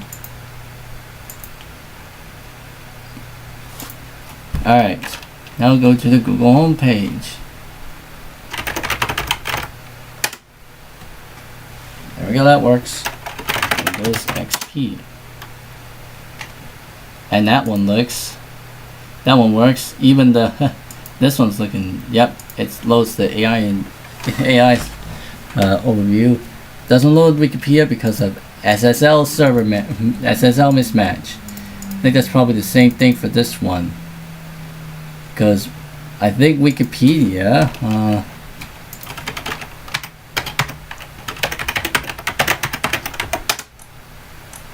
yep.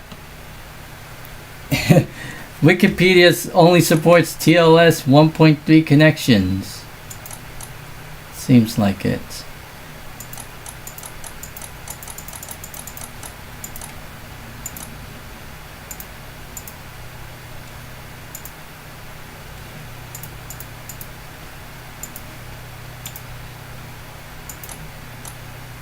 Yep.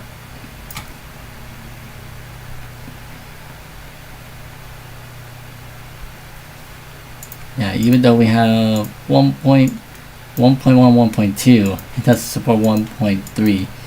So it's a few generations behind.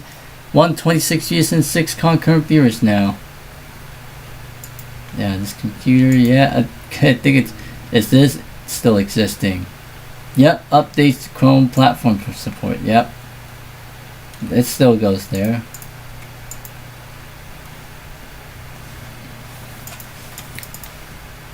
Again, I do have my panel here.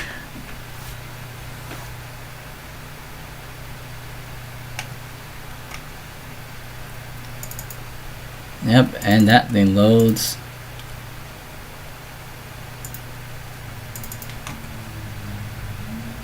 Let's see if I can launch Frog. Well, first off, the old, yeah, I do have the oldnet.com on here. Then I'll search for Frog Find. That works. Windows XP, yes. And it doesn't work. Yes, it doesn't work. Well, I guess that's pretty much that. I mean, Firefox also works too. Chrome, let's see if I can do the Google 1998 thing. Will it load that page? Will it load that Easter egg? And this particular, nope. Not necessarily. Yeah, SSL is disabled. Really? Connection settings. Oh.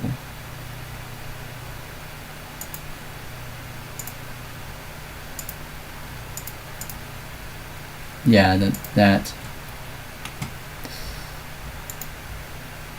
No, we got this one here. Just a mirror. Uh-oh.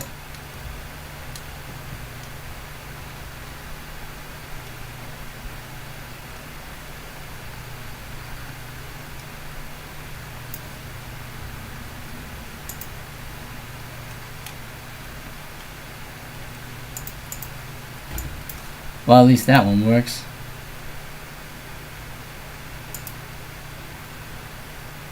$128 views and 3 concurrent viewers.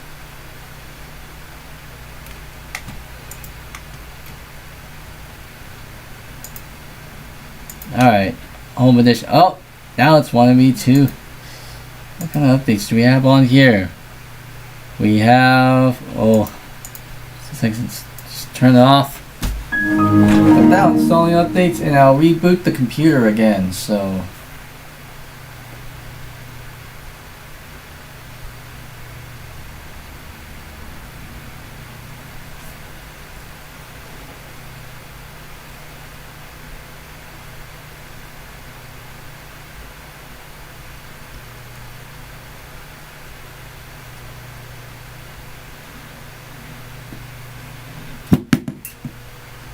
Yep, restarted.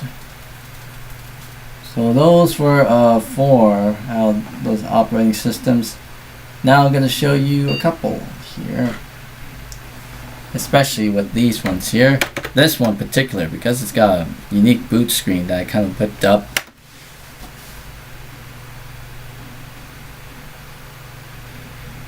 There we go. This looks a little bit dark, darker color from what I'm seeing, so I guess I'm probably gonna have to like turn that up a bit, I guess. But yeah, that's a custom boot screen. I would say it's a bit of an improvement over the one they did for the AMD Compact, obviously.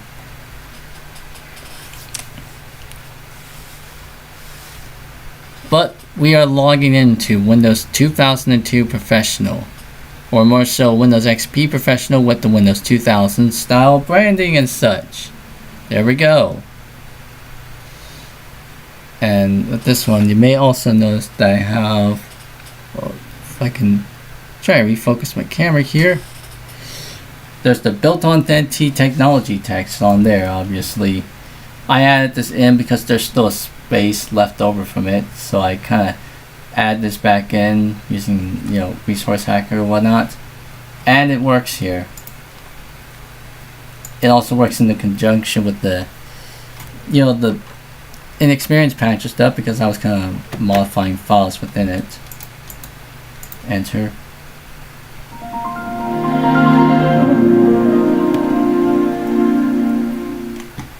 Yeah, there we go. It's working. Old IE versions. Look at all of those. I'm gonna go ahead and do a little bit of a refresh there. You know, Revon installer. A refresh on the Udulu IE stuff. So, oh my goodness. Udulu IE collection.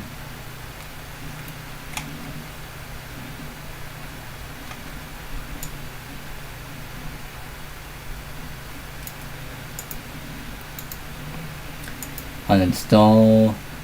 Make a system restore before uninstall. I wonder what happens when you try to completely remove that. Are you sure you want to completely remove IE collection? Yes.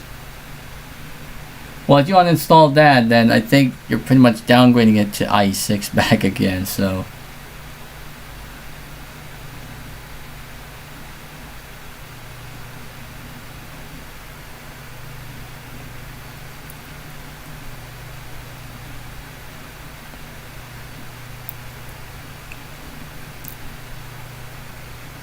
I'm uninstalling the Udulu IE collection. I'm pretty much trying to restart it from from scratch.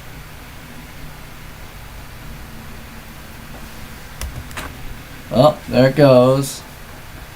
Doing all that stuff now.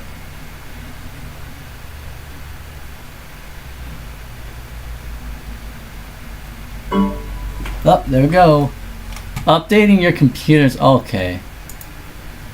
Udulu IE collection was unsuccessfully removed. Scan.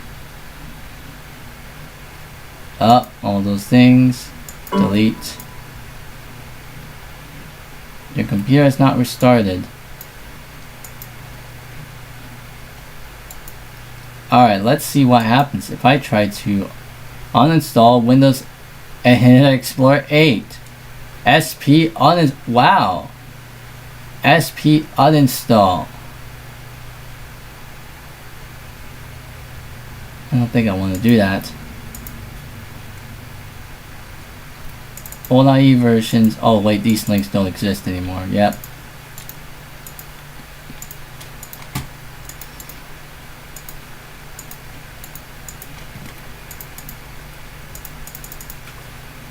Again, I will if I can find the Udulu IE collection disc. It's all the way over there. I think that's probably gonna have to do this some another time, because tomorrow is gonna be pretty busy because of July 4th. So, but anyways, this is just a little bit of a gist of everything in this one. The file for video transitions and effects is missing. Oh, so that's why it cannot display all those. Okay. Okay. Wheel 1.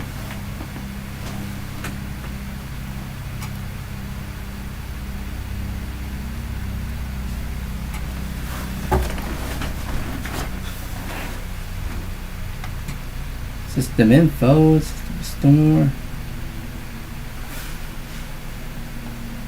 File and settings transfer wizard.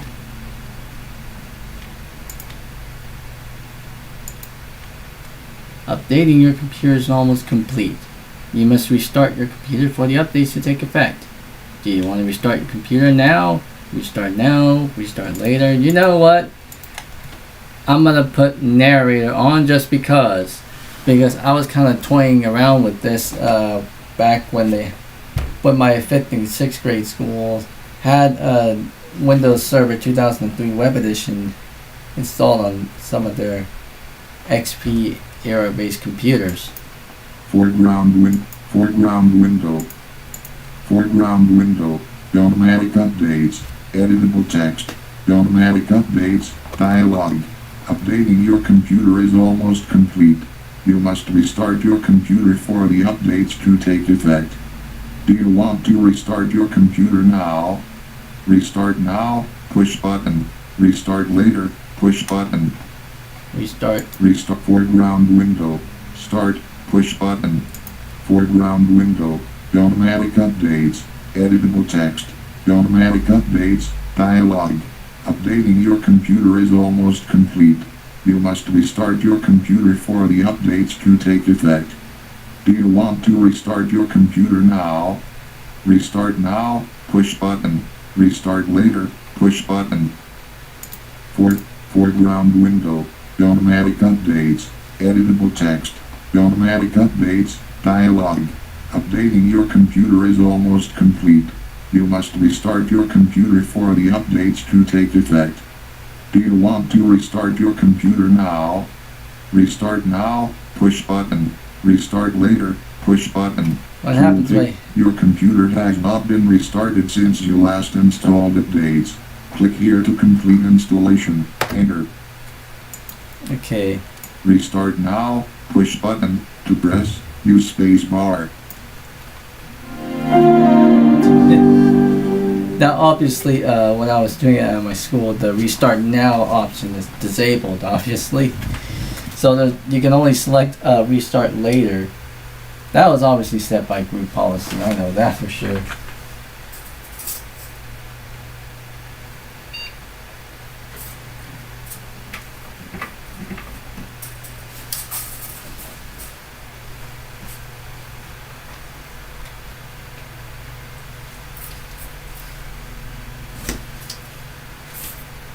Alright.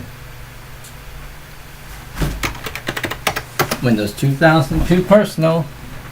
Well, this one I have not set up yet. You know, because I was still setting up some few things to this one. So this one is still incomplete.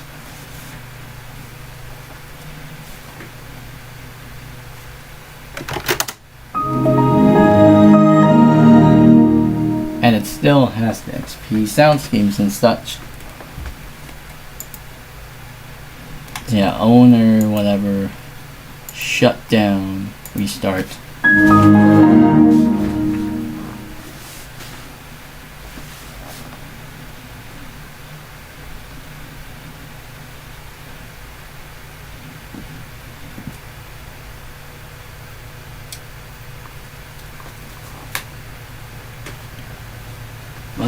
Yeah, it's that. Also, we're running this for 4 hours and 20 minutes. 420, whatever. 139 views and 9 concurrent viewers.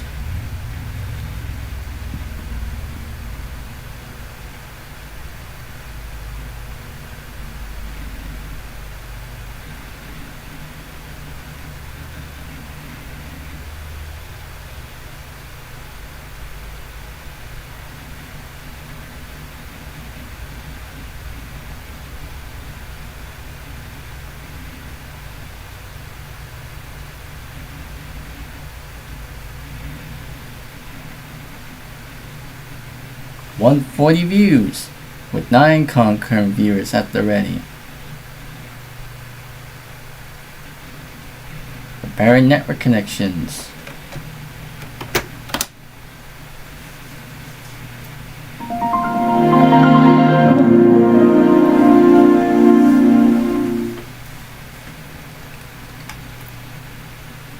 Go. Launched a bit fast.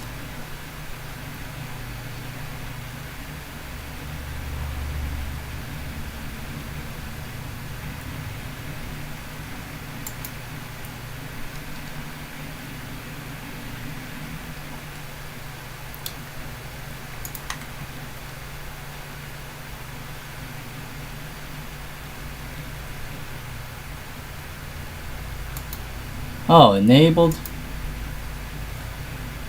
And its status is probably enabled again. Yep, it is.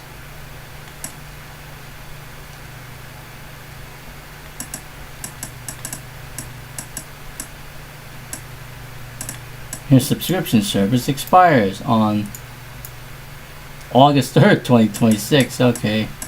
Let's see how that goes. Internet security.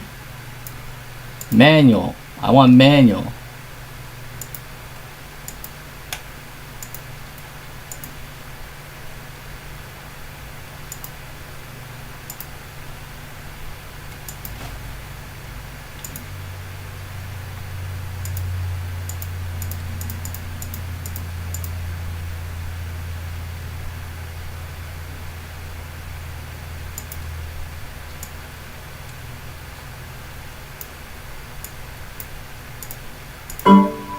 Some of the change things will not take effect. Yeah, I know.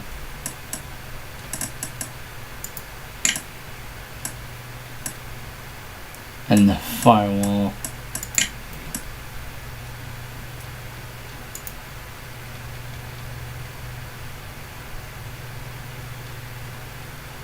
System-wide settings.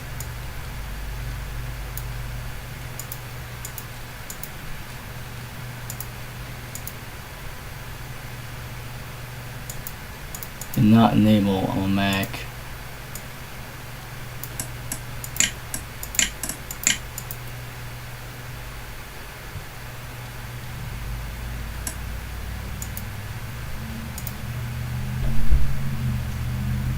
Disabled as of now. Josh Kinder, welcome to the live stream. Person comes by and goes off. Anyways, yeah, doing stuff here now. Obviously, the title of this live stream is, it's the live stream before the 4th of July, which is tomorrow. But it's basically, for those of you who watch this live stream, I'll give you a little sneak peek. Going to Encarta Encyclopedia Standard Edition 2006. Let's go to history. Let's go to top history articles. American history. Declaration of Independence. Introduction. Declaration of Independence. All that.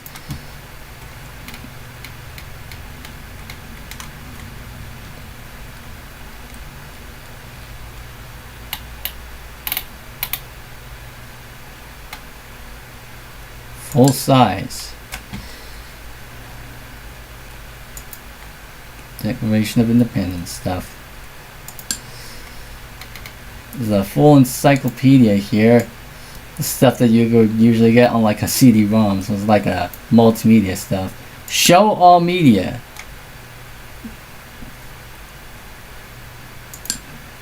Newspaper analysis. Declaration of Independence.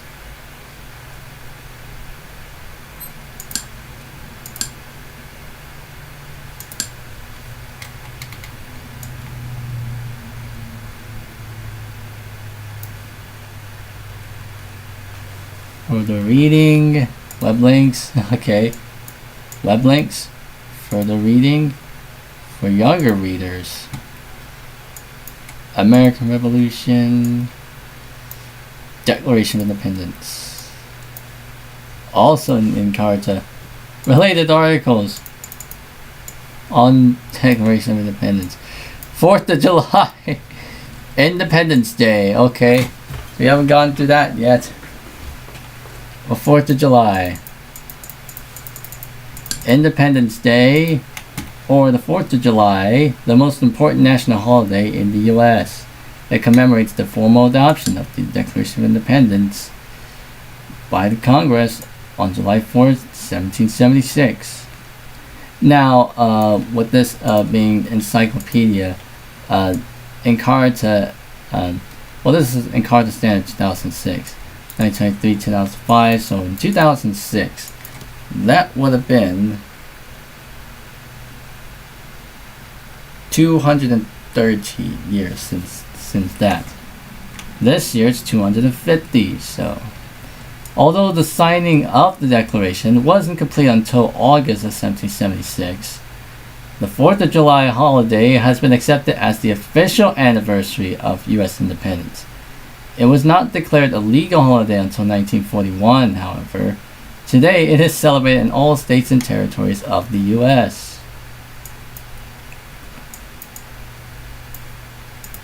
Early Independence Day celebrations. The first celebration took place in July 8th, 1776, 4 days after the Declaration of Independence was adopted.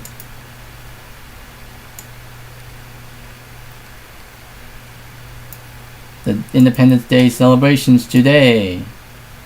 The 4th of July is celebrated publicly with parades, march bands, patriotic speeches, and displays of fireworks. Displays of fireworks is notable because everybody is doing that today. 144 views, 3 concurrent viewers, yep. Stars and stripes forever. Patriotic march and salute to the American flag. Sells us the Stars and Stripes Forever, so that's the media here that I'm not going to play for obvious reasons. Many Americans observe the Independence holiday by having picnics, barbecues, or other outings with friends and family. Community fireworks displays take place in the evening. The 4th of July fireworks displays in many large cities are broadcast on television. Yeah, community fireworks displays take place in the evening. So yeah, that's pretty much what we are going to do, obviously. U.S. Bastille, Canada, tradition, yeah. Web links. Happy birthday, America! USA City link, yada yada yada. Fireworks in New York City. Independence Day fireworks displays are one of the most popular celebrations of patriotism during the year in the United States. This display on the 4th of July 1984 celebrated Independence Day as well as the centennial anniversary of the completion of the Statue of Liberty. Declaration Committee 7th.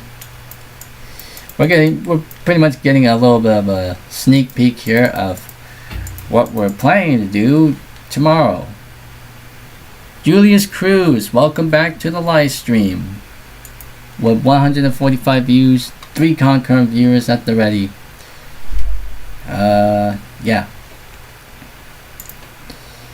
Anyways, let's go on virtual PC stuff now. Let's see how I can do about this. Yes, 95 NT 4.0. I think I was running this last time on that one stream. I had to look back. I had to look back on one of my previous streams that I've done. I think it was on one of those like palindromic live streams or whatever.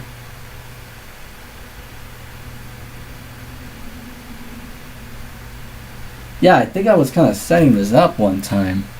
And then I kind of somehow stopped. Okay, full screen, why not? Starting Windows 95.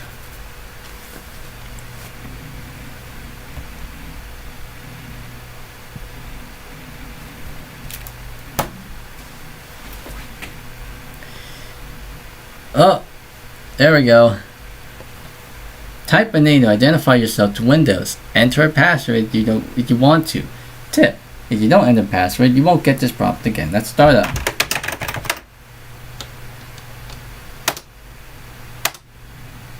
Windows 95 is now setting up your hardware on any plug-and-play devices you may have.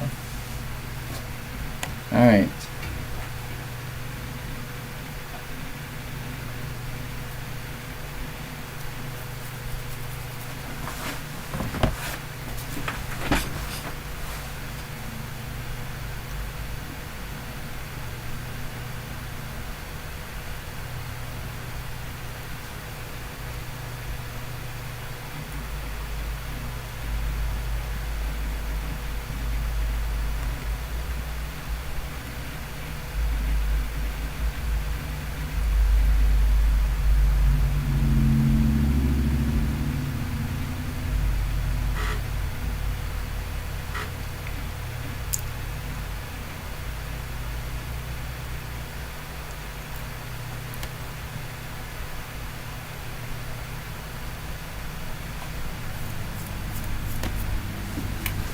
Yep.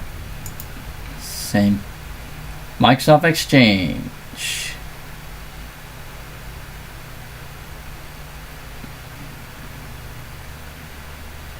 No. Yes. Okay, now it needs that now. Modem attached. Standard 2880 on the communications port. Yes. No. No fax number.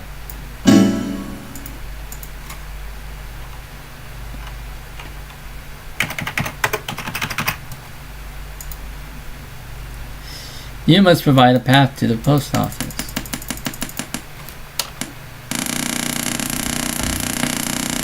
Okay.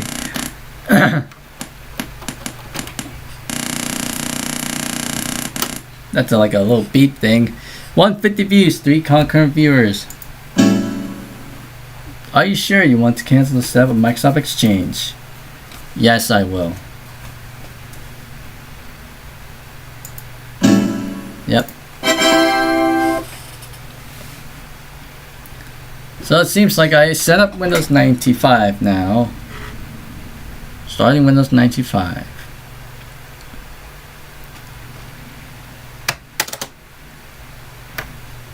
Rapidly pressing that.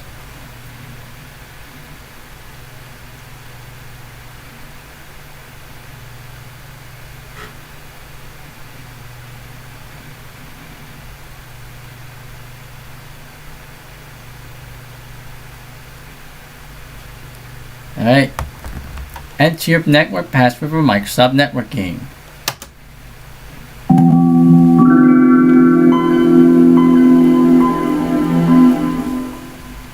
And there we go. Welcome to Windows 95.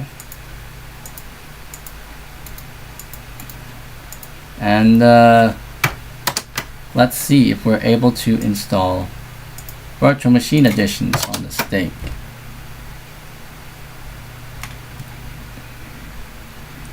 Virtual machine edition setup.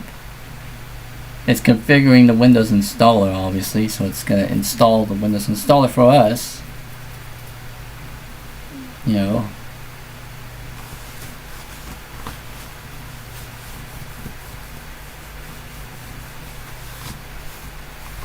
Windows installer is coming up now.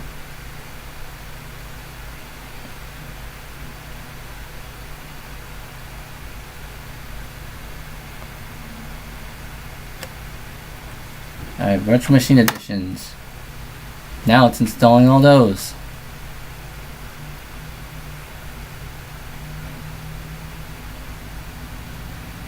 Four concurrent viewers, 150 views now.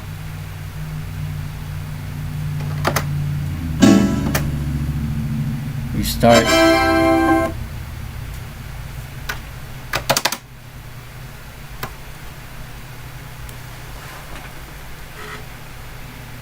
Starting Windows 95.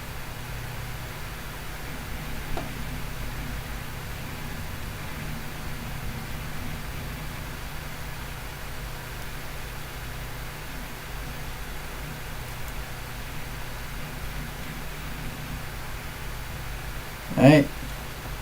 Melts it pretty fast.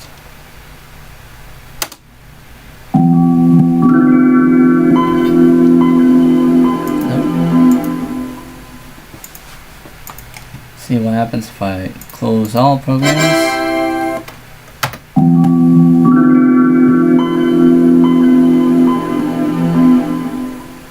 Click here to begin.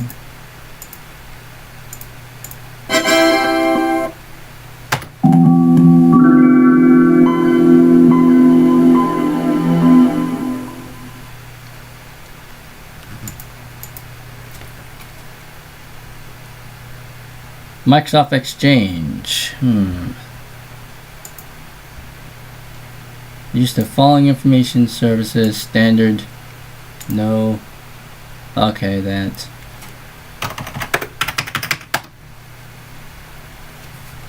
The location of the post office.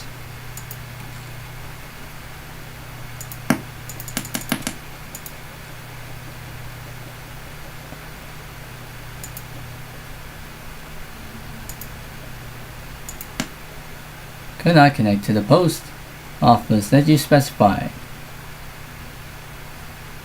If the post office is currently not available, please check. Please click next to continue to configure without connecting to the server.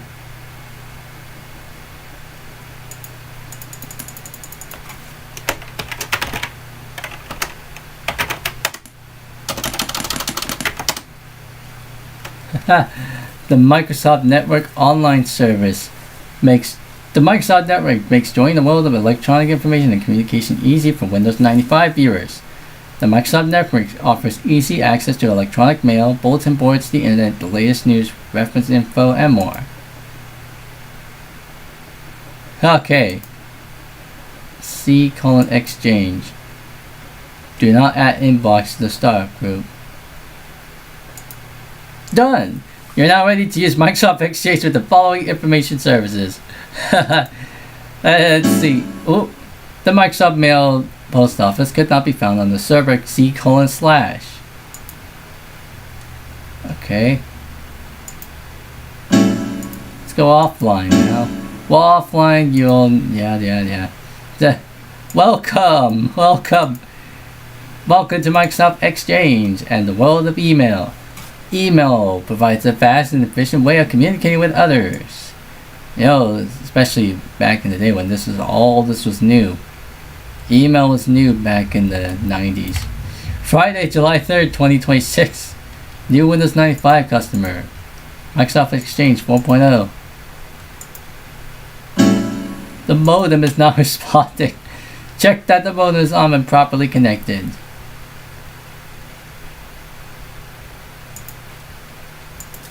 Alright, control panel now. I'm gonna go to the modem stuff. Standard 28800 connection.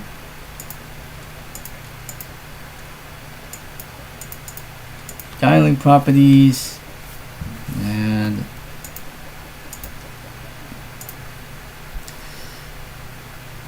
I'm gonna increase the resolution of this thing to 256 color now. How about I go to true color 32-bit. Plug and play monitor S3. Oh, it says it wants us to restart before the new settings will take effect.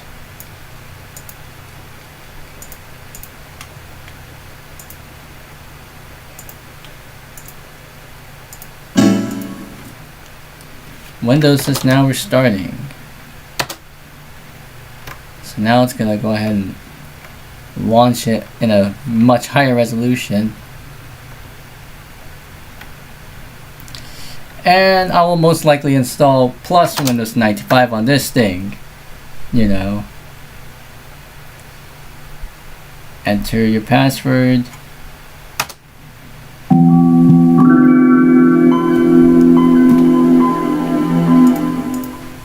Close. And I'll hit escape.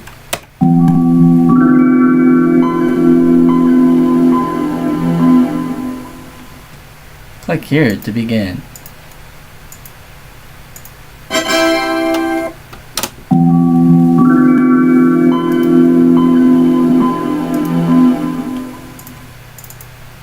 Here's what the Explorer windows look like. Click on the folder and it goes to a different folder. See?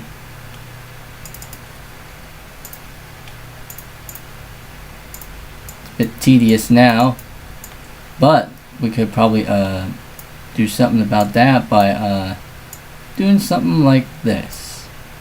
Browse folders by using a single window that changes as you open each folder. That's pretty much what modern Windows does nowadays. Show all files. There we go. Arrange icons. Auto arrange. Auto arrange all the icons. And while I'm at it, let me go ahead and just moving the side panels out of the way.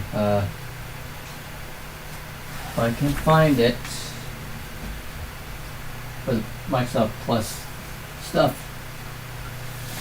There we go. I'm gonna be installing Microsoft Plus in Windows 95. Now, obviously, this is gonna be dual booted with the Windows NT4. So I wanted to see how that would work. Let's see about that. Oh wait, it's going to the main thing. Oh wait, yep, release. It's there.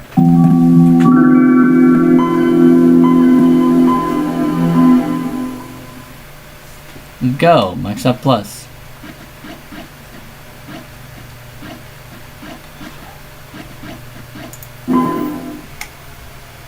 Okay, this goes to the multimedia catalog, which we don't want to acquire any of these multimedia products. Yada yada yada. Browse the CD.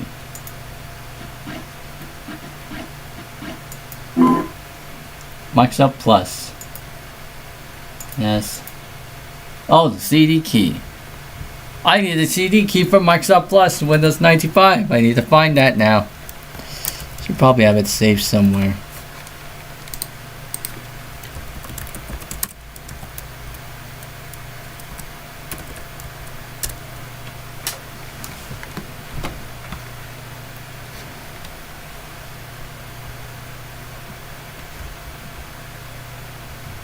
See, Microsoft Plus Windows 95. Oh, Plus collection. Oh wait, this should be a web page. No, not web page, but something that I have saved in the meantime.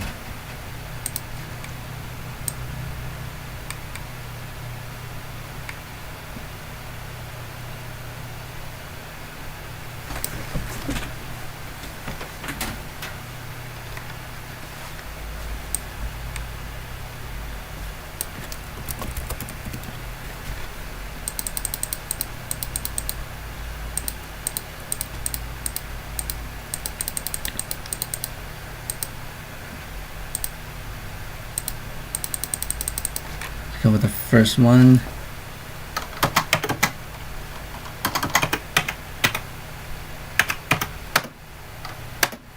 Okay.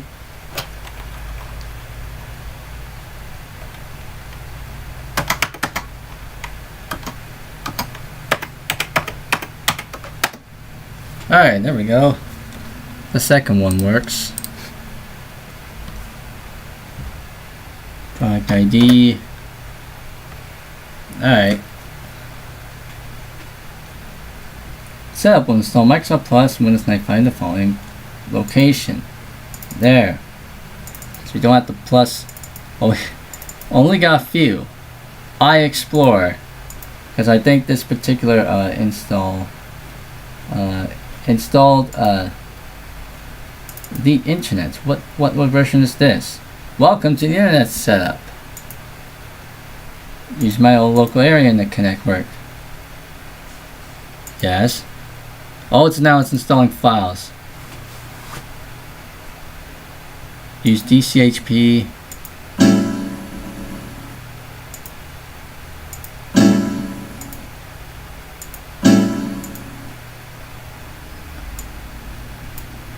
Finish setup. Now I'll load this up and it's not going to connect because it doesn't specify settings automatically. We got that one. Now let's go ahead and install Microsoft Plus, the full set. I know we already have Internet Explorer on there, so custom.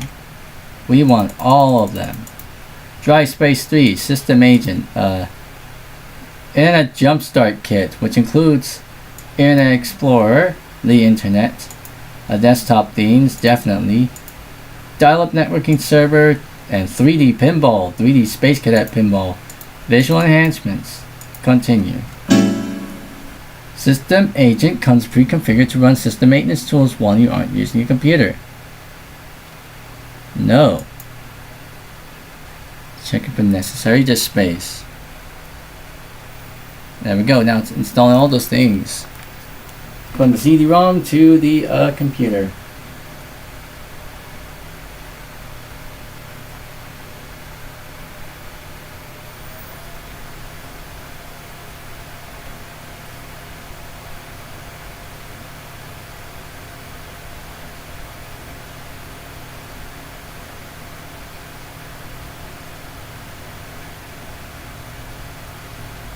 We got 7 concurrent viewers, 161 views.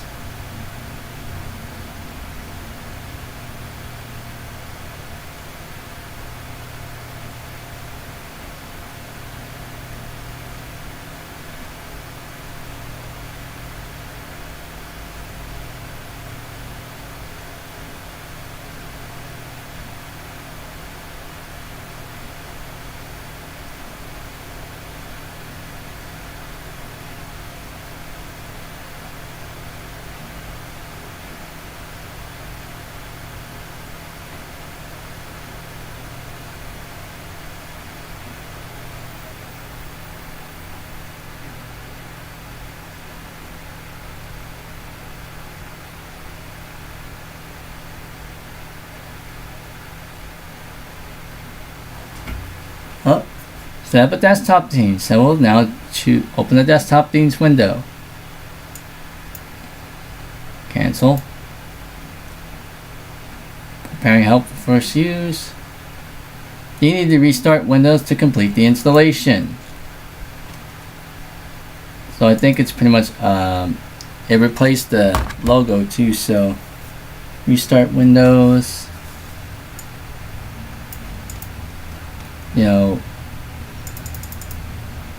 It added the logo.sys thing. Yep, logo.sys. I'm a logo.old or logo.org. Yeah, restart Windows.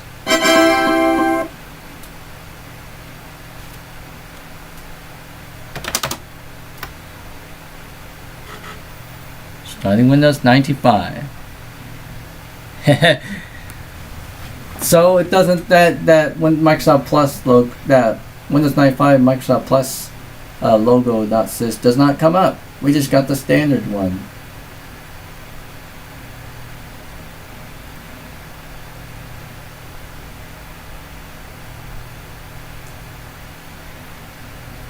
Oh, okay.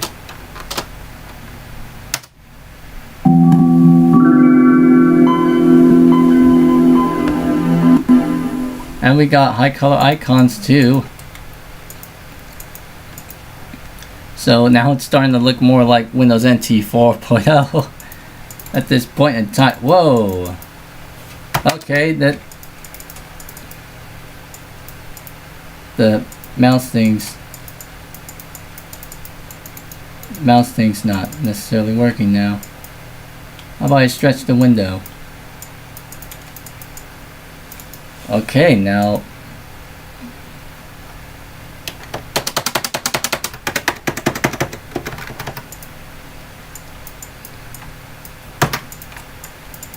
we got mouse desync.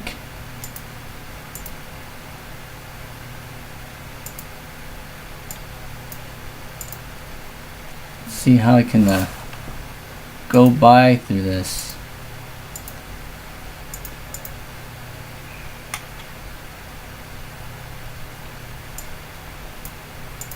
Disable mouse pointer integration.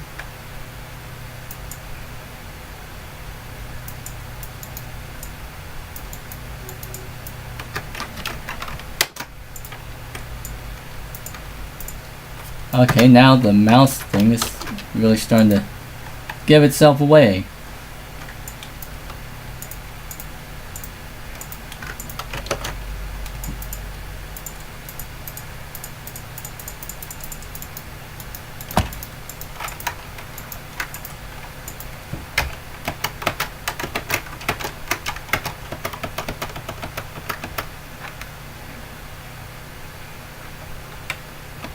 Okay, drop it down to 800 by 600. Yep. Alright, there we go. Now it works. There.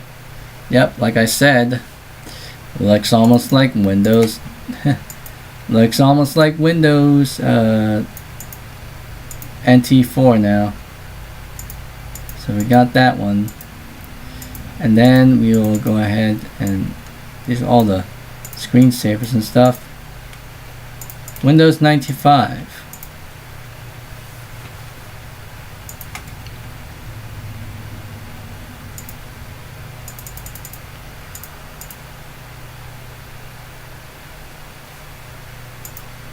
Let's do the 60s.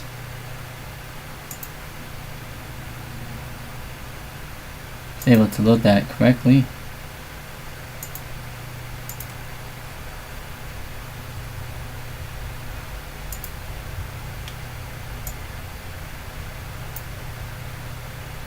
Flying through space. Flying windows.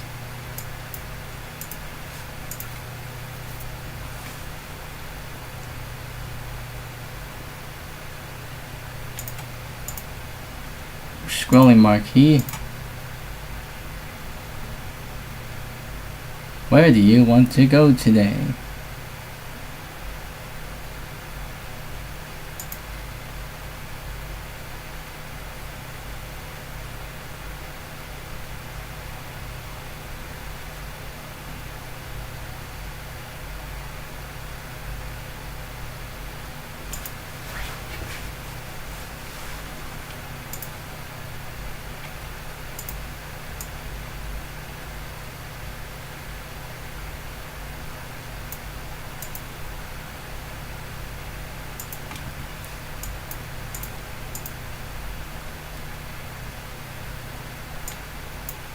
Mystify.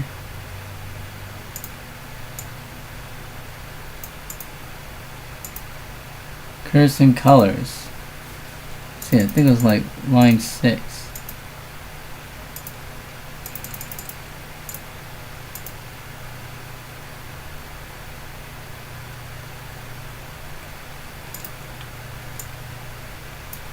Something like that. And I do have the ability to stretch the desktop wallpaper to fill the screen. There we go.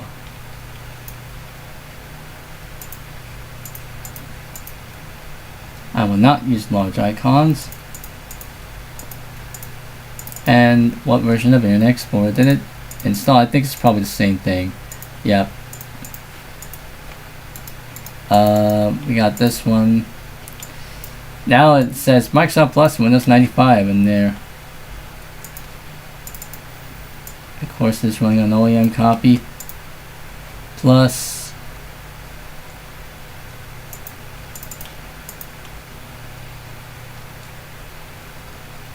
control panel. Auto range by name and add a toolbar. We got the desktop themes utility. There it is right there. There's the Windows 95 thing and the more Windows thing.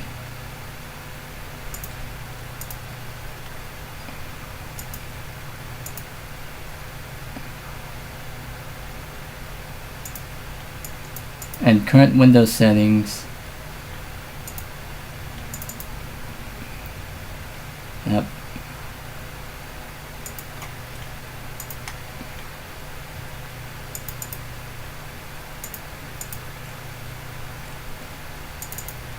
sounds. The Microsoft Sound has a unique preview icon.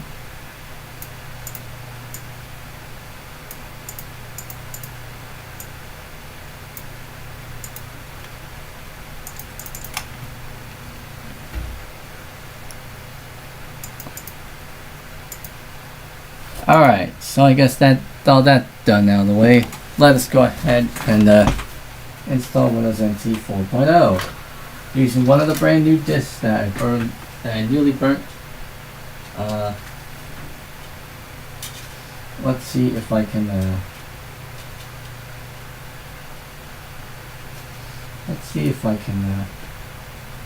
get one of these here. See if I can get this Windows NT 4.0 installed. See, I think this might be RTM. I am not too fondly sure, but we'll see what happens.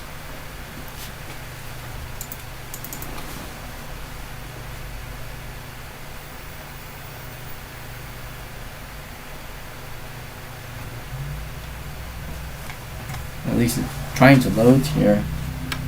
Oh wait, it's not.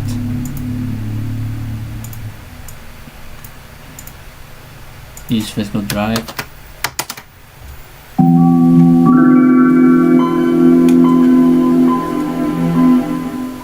Strange that it still uses the Windows 95 sound here. Windows NT. Oh ho! What is this? Just wanting to do it here. Auto 8 by 12. Now I need to do that in full screen. Setup needs to know where the Windows NT files are located. Enter the path where Windows NT files are to be found.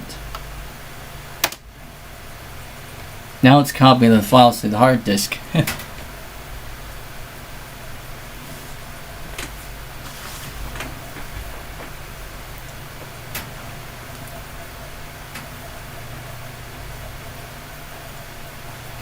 So this is like the MS-DOS portion of the Windows NT setup.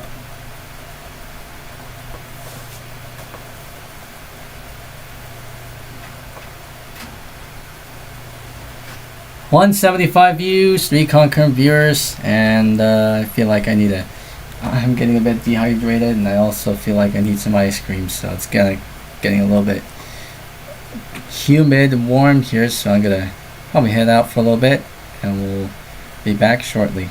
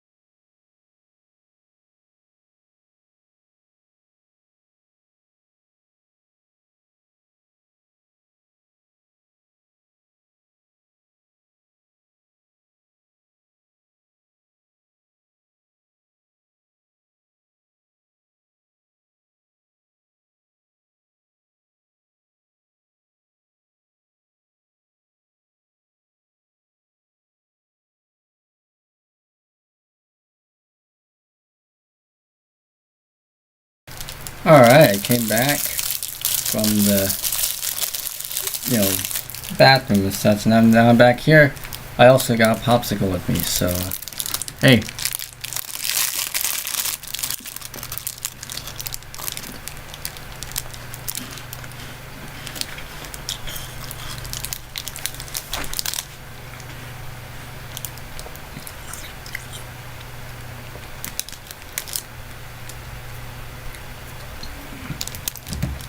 Alright, NT4. Yeah, NT4 added the user interface of Windows 95, obviously. Oh wait, the MS-DOS based portion of setup is complete. You will now need to restart your computer. After your computer restarts, Windows NT setup will continue.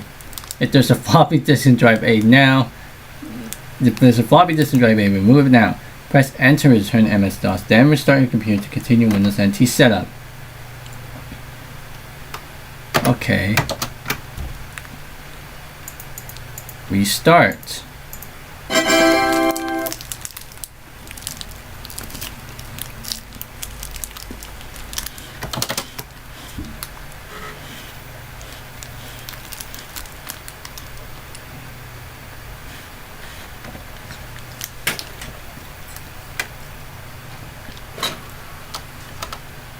Oh, there we go. Upgrade. Now look at that. It's labeled as Microsoft Windows.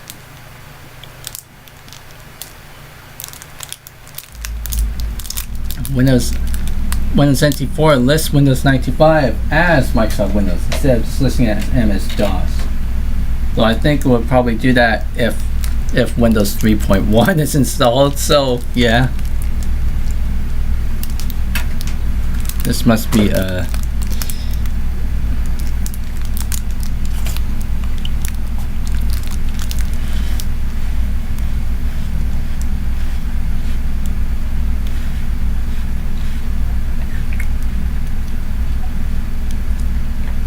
I do have to bear with me, I'm eating my popsicle here, but welcome to Setup, the setup program for the Microsoft Windows NT operating system version 4.0 prepares Windows NT to run on your computer. Obviously, this one is removed. They only have the 3 options, but it's essentially the same process as what we're used to in Windows XP and even Windows 2000. So let's set up Windows NT now. Again, this is automatically skipped in Windows 2000. It's automated, so we don't usually need to do that. And because we have a new hard drive, new to this one, well, I mean, I think this is also skipped too. Now we'll go to wow.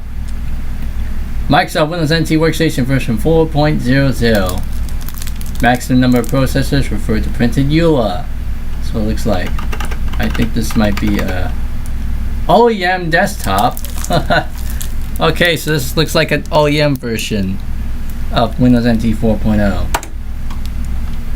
Again, this is auto configured in Windows 2000 later. Now we're going to this screen. WinNT4. Let's see how we can do this. Format using NTFS. Format the drive. Yes. Too large. Okay.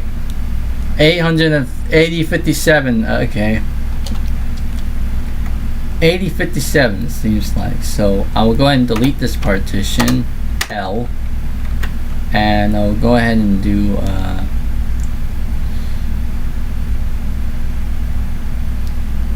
let's see, large.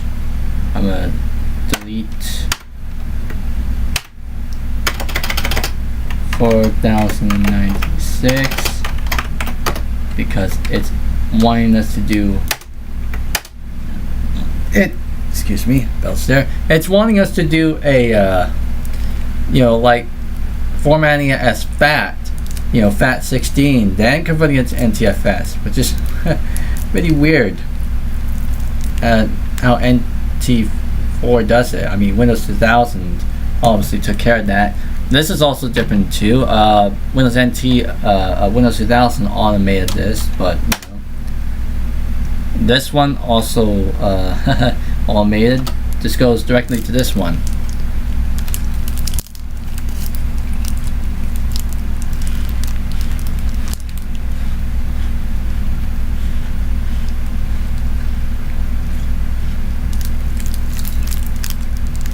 Alright, now it's copying files. It should be faster enough because we're not launching off of the CD anymore, so yeah.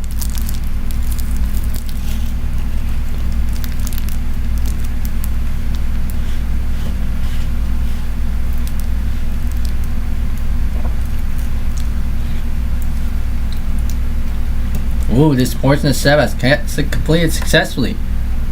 If there's a floppy disk in drive A, remove it. Also remove any compact disk from the CD-ROM drive. Press enter to restart your computer. When your computer restarts, setup will continue. Alright. Let's see. Oh, we still have a multi-boot stuff now.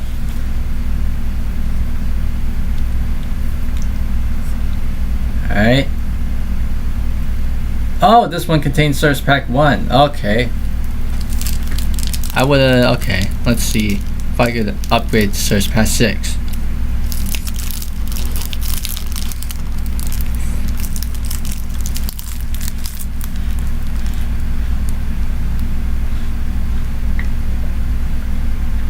Yeah, as you can see here, it is displaying as FAT partition initially, and now it's converting it into NTFS, which is kind of odd. Now it's doing a recheck here.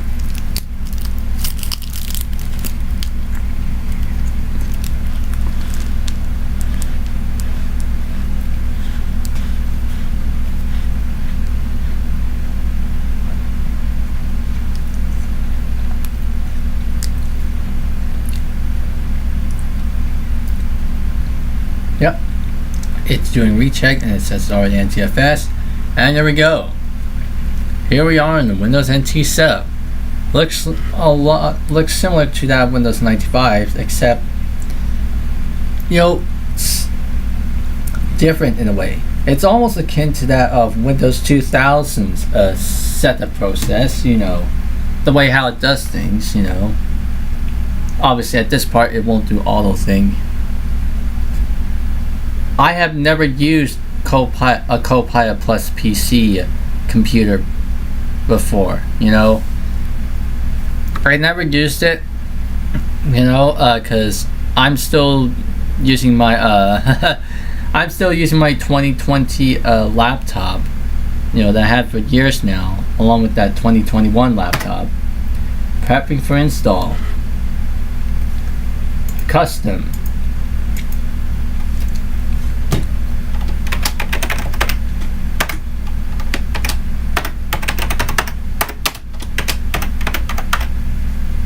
Productions. Oh, registration. Okay, this is definitely something that I need to kind of figure out on the OEM stuff now. Let's see about that, if I can find it.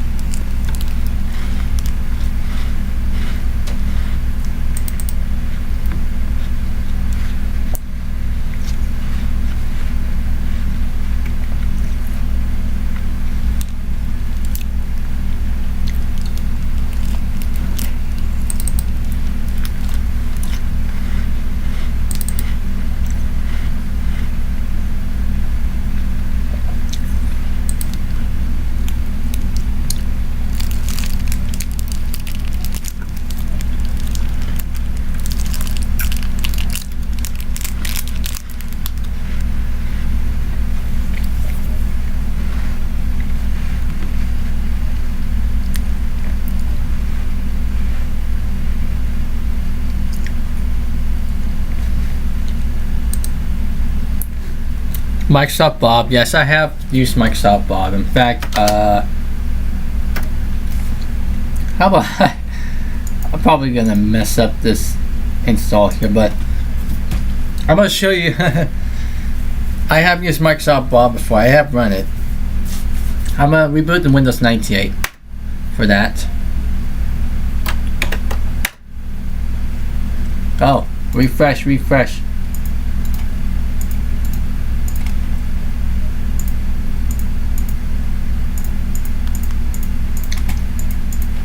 Restart now.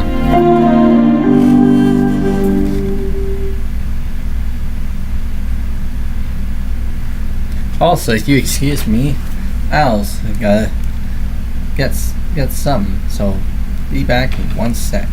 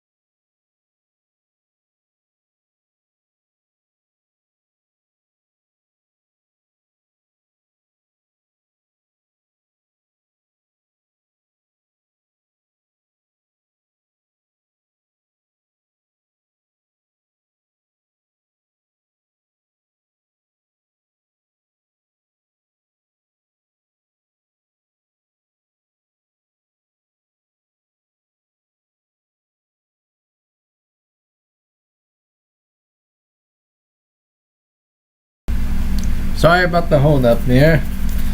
Suddenly I dropped down to 0 viewers. But it looks like I got 3 on my end. 199 views. Let us switch back to main thing here.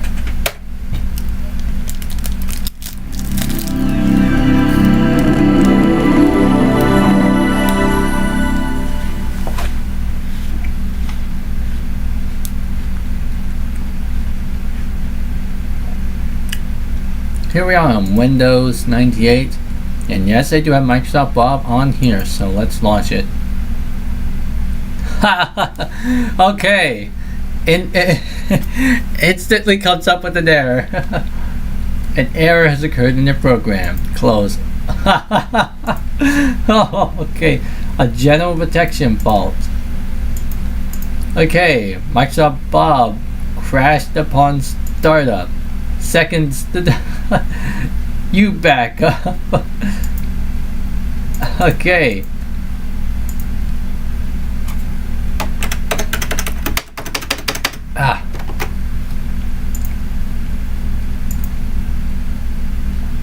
Yes, exit.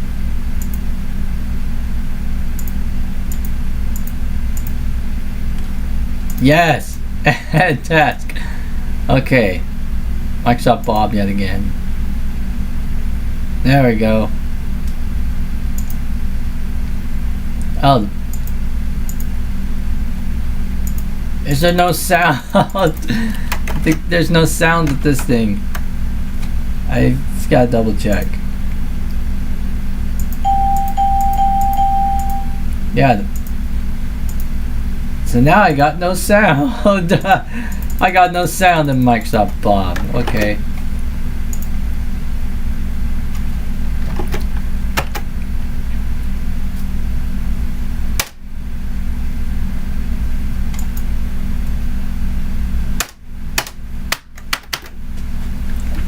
Nice one. 200 views now.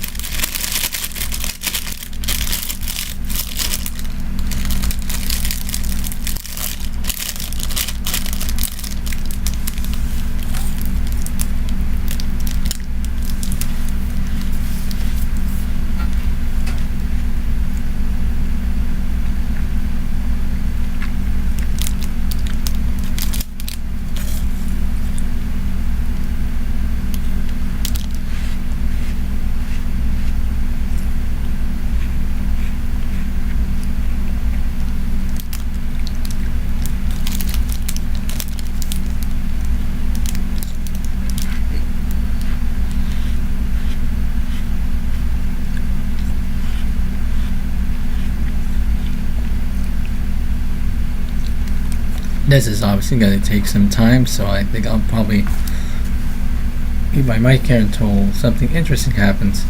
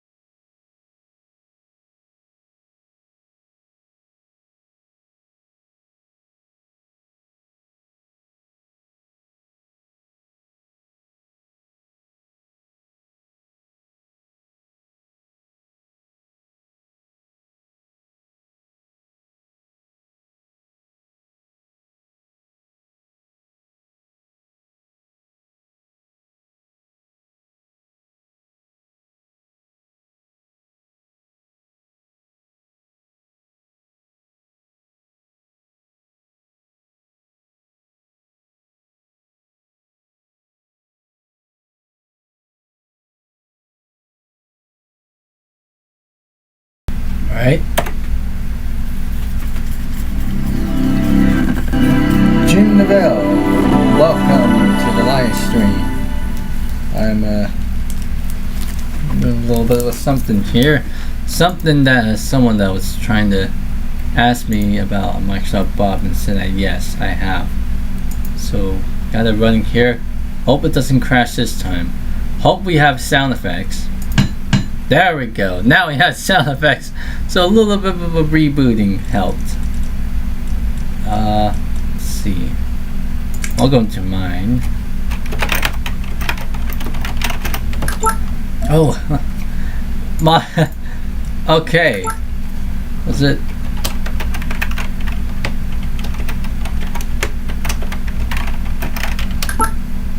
Whoa! Oh goodness! Have you forgotten your password? Let's try that again.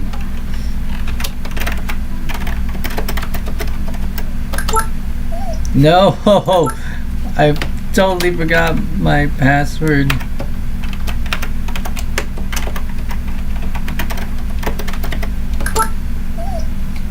Haha. Yeah, I don't know now.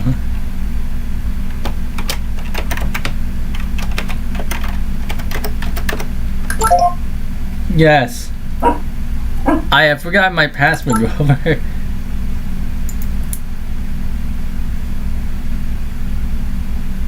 So now it's wanting me to enter in the new password. Instead of typing the old password, now requesting a new password. So, just to make things simple.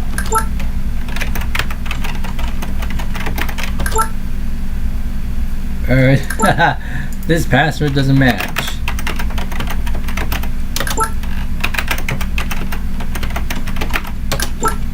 There we go, now it's fixed.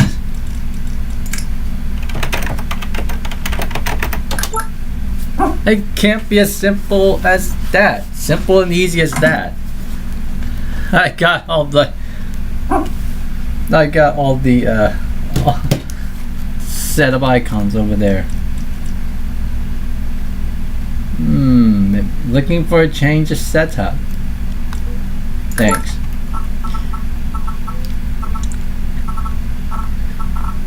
Don't ask me that.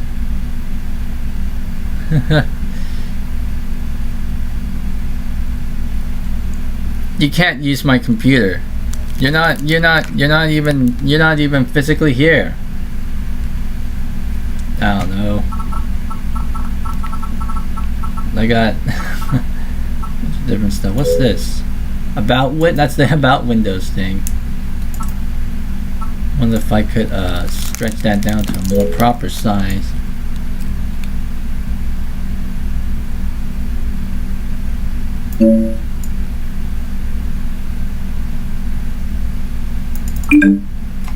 Windows 98.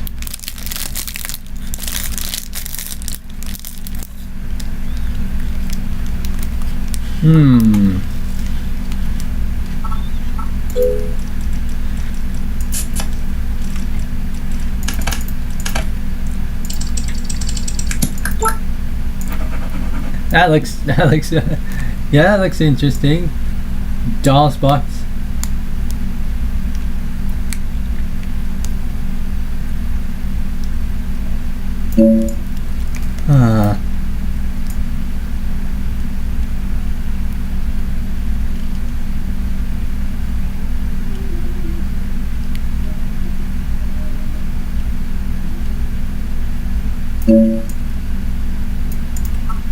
I don't know what the exact size of icons are those, but oh well.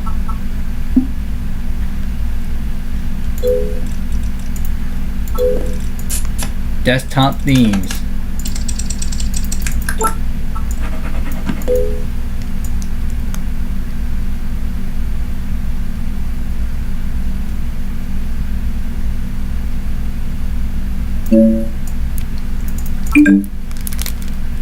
What's up, desktop themes?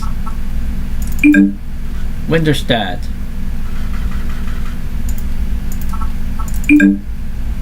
Paint. Calculator. WordPad, Notepad, and what's that? That's the Welcome to Windows thingery. I know you're just playing around with me, cheese strudel. I mean, that's just the gist of it, you know.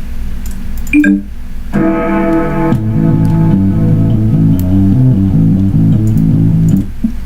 that off.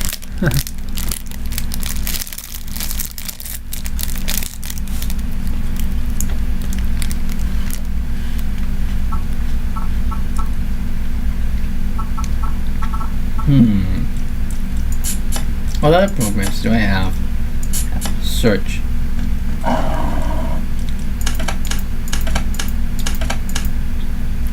Do I have IRFM? I don't think I have IRFM view. Image burn? I have an image burn thingery down there.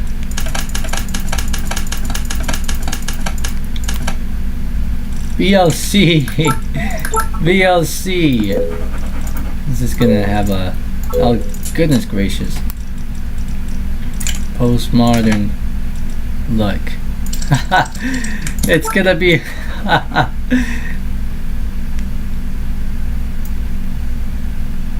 I think this is gonna be right here. I'll move further far. So it's pretty much behind there. VLC. VLC media player. Oh, ooh.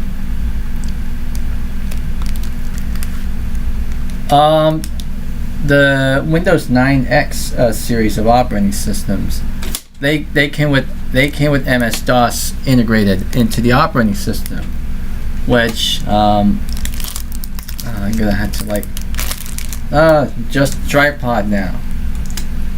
Okay.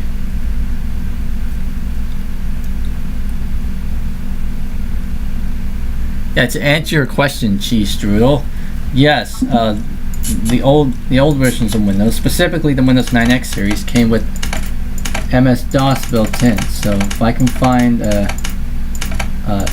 MS-DOS stuff, well, I think I'm gonna have to go into what's that? MS-DOS prompt, properties, shortcut to MS-DOS program, C Windows command.com. Could I find that? Let's browse the file system to see what we have. C Windows command.com. Will this work? MS-DOS prompt.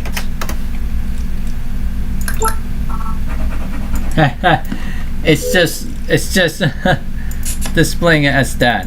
I'm gonna give it the postmodern Windows colored thingery.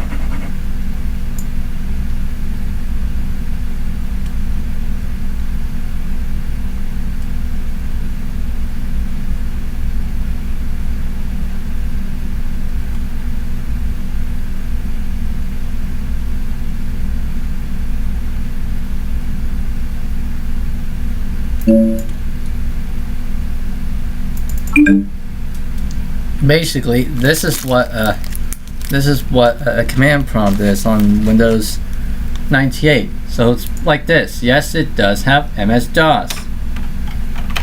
So ver when, let me make this full screen also. You're already running Windows, yeah.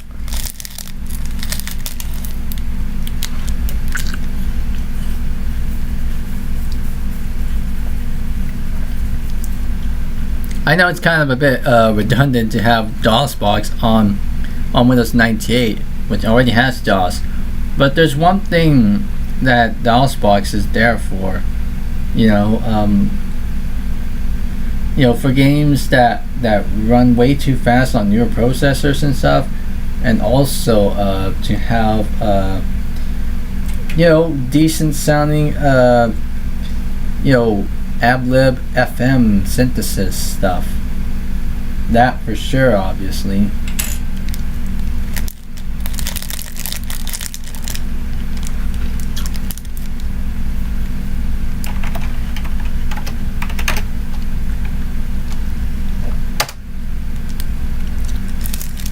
exit out the command prompt. And yeah, I haven't really exactly launched DOSBox yet, but let's see, Alt F4, directly exit out of Bob. Let's launch DOSBox here. I've not run this. So here is DOSBox.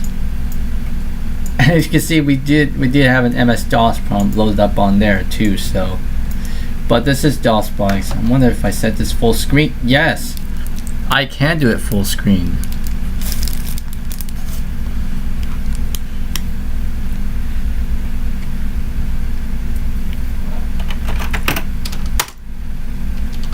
Reported DOS version 5.0.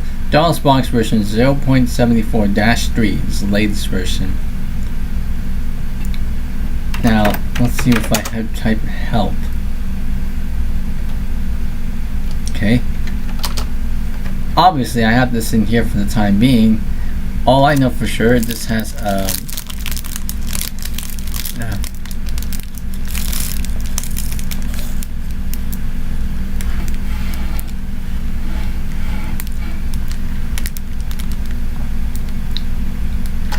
yeah, playing games that run way too fast on newer hardware, especially for this Pentium 4 powered CPU. You know, games that are kind of tied to you know, specific to the CPU's clock speed, that will run way too fast on higher clock processors.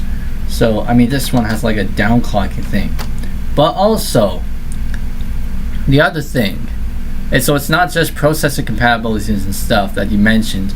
I also had this because, well, the sound card that I have in here does not do FM synthesis, whether it's through hardware emulation. So this one does it.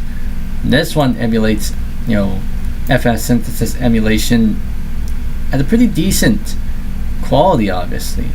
You know, does it pretty well for what it is. Now we'll go ahead and exit out this one, just to give you a little bit of a rundown of what that is.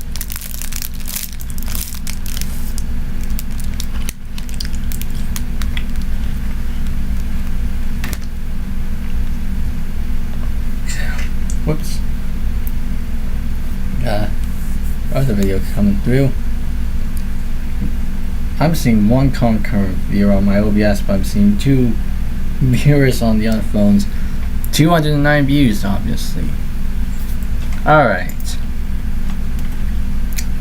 I think I just shown enough of Bob. I think I shown what that other person was asking about in the chat.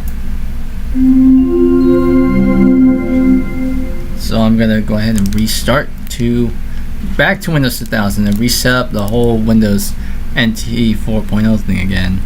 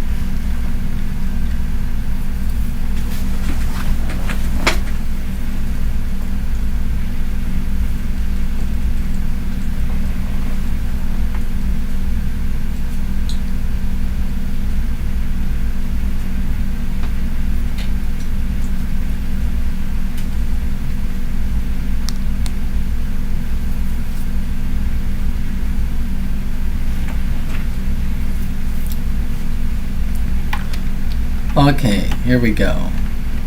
Let's see, wait for this launch.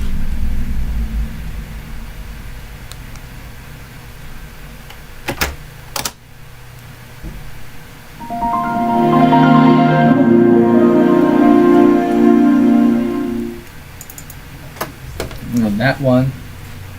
Open up the CD. Good. DVD drive. Whoop. almost knocked this tripod over. Alright, and back to this one.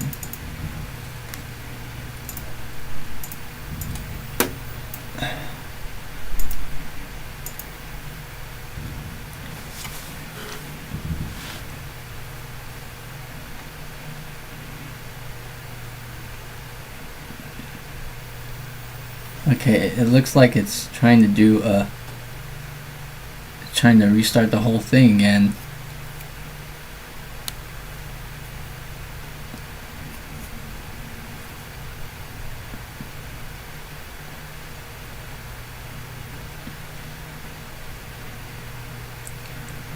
Setup is being restarted.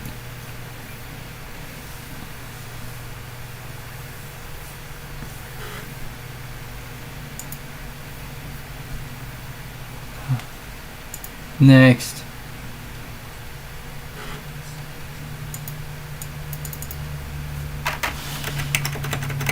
I can't necessarily cancel out this setup, so I'm gonna do a Control Delete.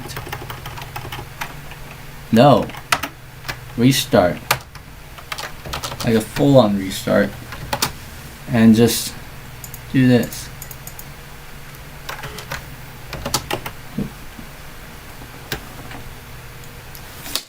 Uh-oh. Oh, that's not bootable. Oh well. Yeah, at least we just do that. Do it this way. Else, I'm gonna have to go ahead and use one of the Surge Pack 2 discs.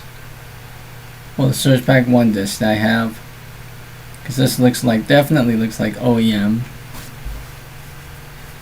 And I don't have an OEM key, so I'm actually had to relabel that disc.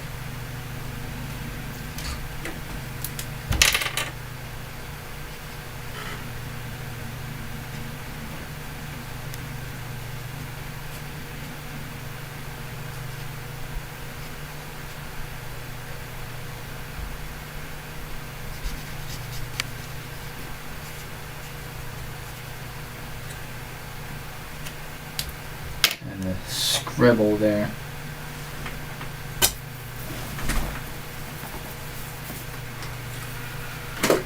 So thought it was a duplicate. Now I'm gonna have to walk over here and grab the Windows NT 4.0 discs.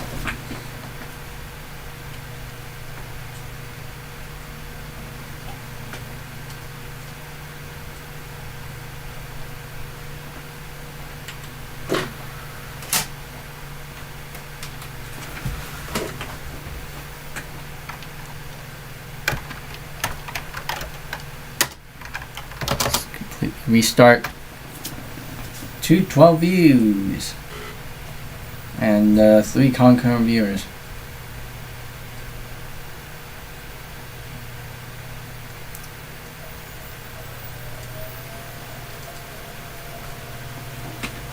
We're running the stream for almost 6 hours. I mean, it's almost coming up to 6 hours.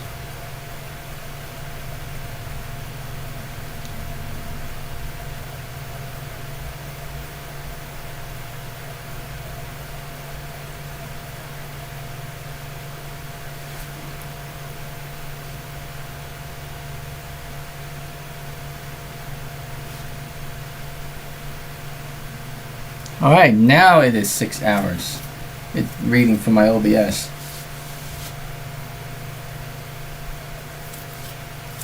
Welcome to setup. Yep.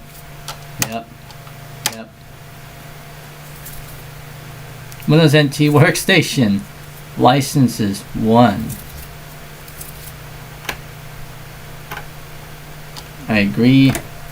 Obviously, with the EULA, you have to scroll all the way down so that the press F8 thing comes up. To cancel upgrade and install fresh copy of Windows NT, press N.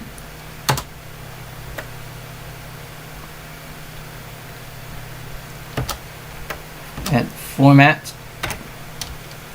It's formatting as FAT partition now.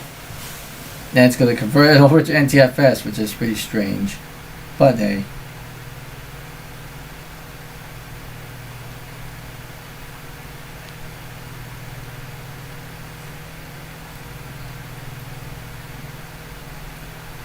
Yeah.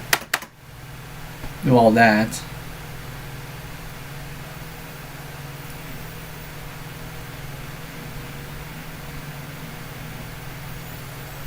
Now it's copying files. Copying system files.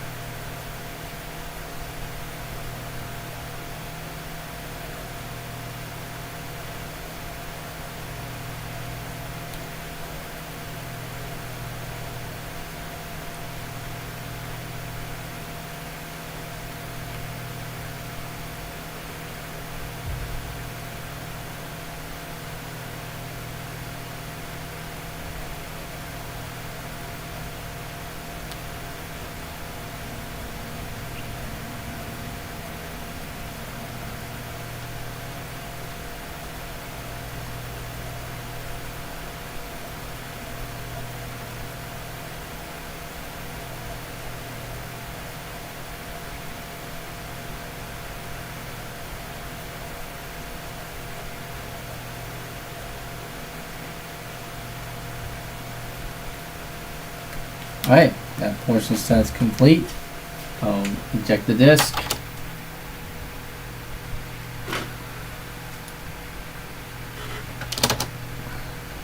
Now it's restarting.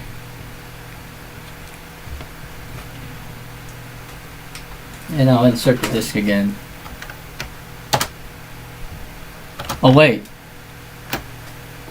I think it still needs to do a FAT to from FAT to NTFS conversion. Yeah, it's gonna do that weird thing now. Yep. Now it's doing that thing now.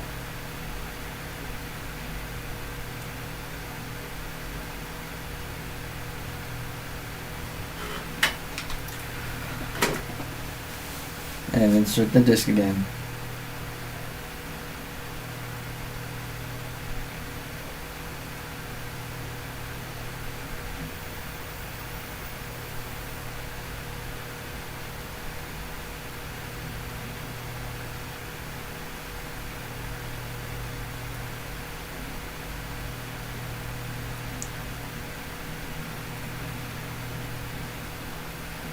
Here we go.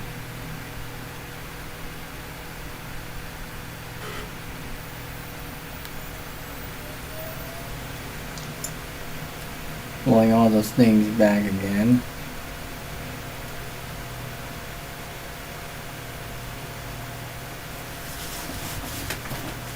Alright, back to this one. Happening for install. Custom. Alright, name and organization.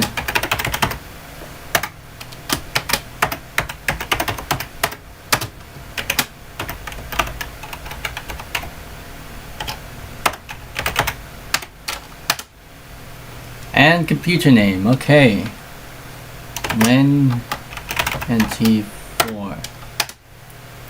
Admin account. Do not create an emergency repair disk.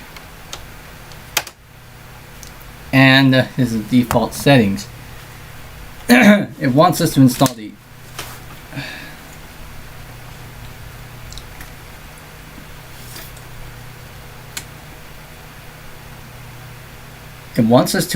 the accessibility options. It wants us to install 11 out of 13 components. So it wants us to install everything except the desktop wallpaper, the mouse pointers. So yeah, everything except the desktop wallpaper and mouse pointer sets. And all the communications stuff and some multimedia stuff. So CD player, media player, sample sounds and sound recorder, and the volume control. And it doesn't include the games by default, neither Windows messaging. Well, the games obviously, they're not included by default, but we got pinball, 3D arcade pinball game. This is from Microsoft Plus Windows 95, ported over to Windows NT. Alright, let's see if I deselect all of them, select everything I need. Installing Windows NT networking. Setup is preparing to initialize. This computer will connect to a network, wired to the network. Start search. Oh, it's found that. All of them. Next. AutoSense. Yes.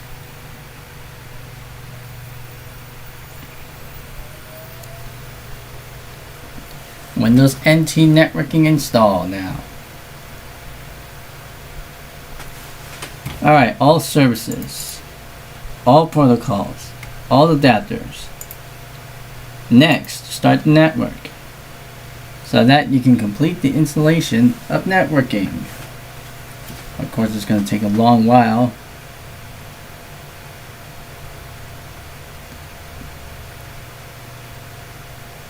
There we go. Work group, okay. Finishing setup. Setup is almost finished. After you answer a few more questions, setup will complete installation. To continue, click finish. Alright. Now it's creating menu groups and items, so that's like the start menu, whatever. It defaults to GMT for this one, so I'm setting it back to specific time. Time of day is correct too, so. S3 compatible display adapter. Yeah, we have not tested it yet. 1024 by 768 true color display type S3 compatible display adapter. Test. New mode will be tested. That's what it is.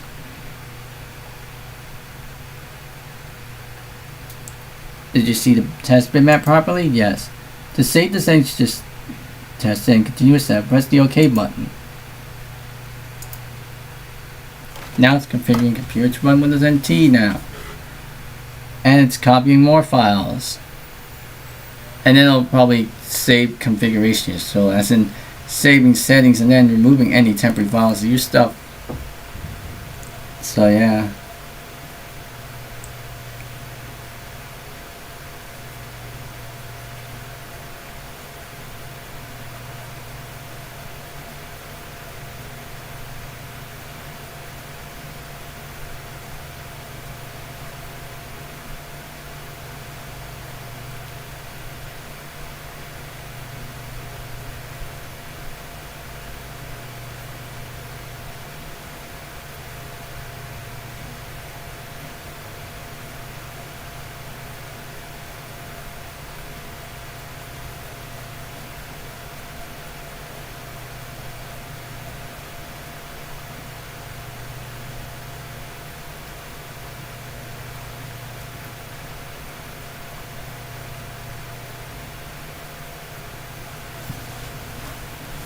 Alright, now it's setting up Windows messaging stuff.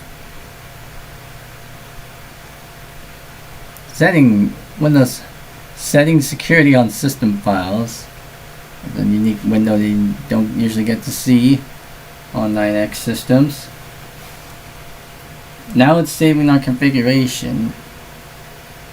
And yeah, Windows NT 4.00 has been installed successfully. Remove disk from floppy drives and compact disk from the CD-ROM drives, and then click restart.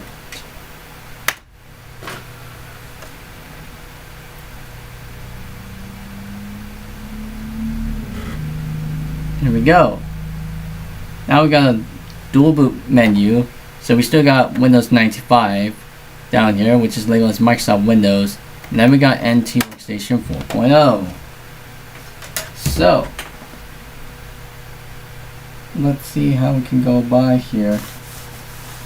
This is Service Pack 1, obviously. I think this is like retail, not OEM. So, drop that disc.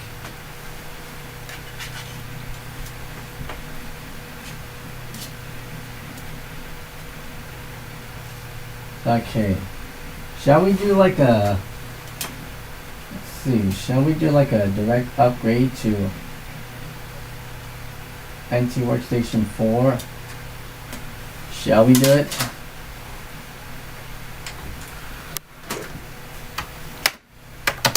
Press Control Delete to begin.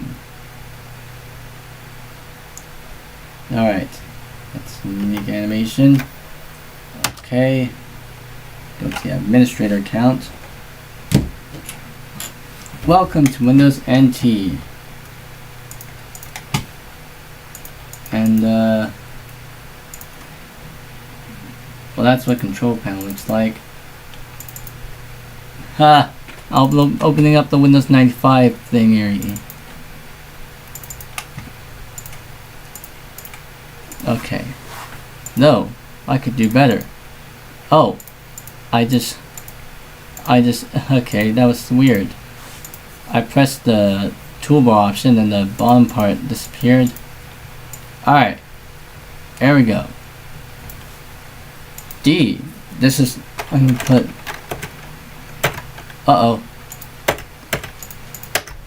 How do I rename this drive?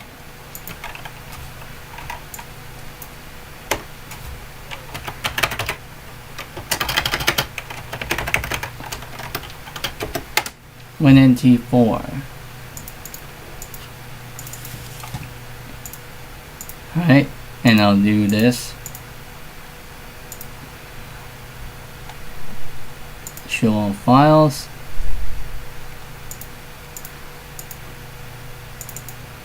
And there we go.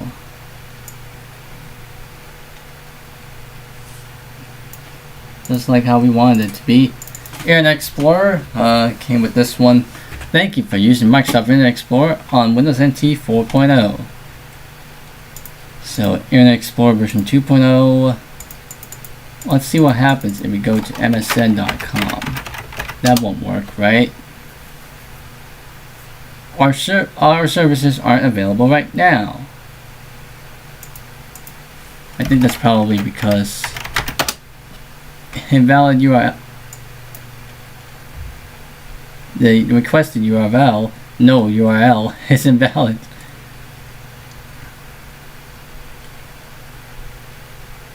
So we can't necessarily connect. I mean, it obviously can't connect. Site receive an invalid request. Yeah. Microsoft Internet Explorer from Windows NT version 2.0. Build 1381.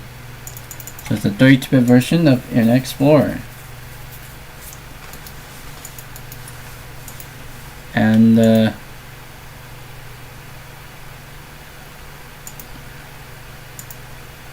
we do have the option to do stuff like stretching stuff to the full screen.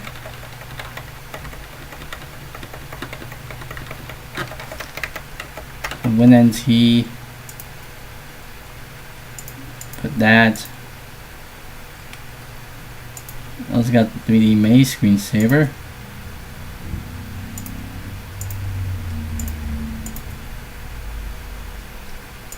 So you can enable that.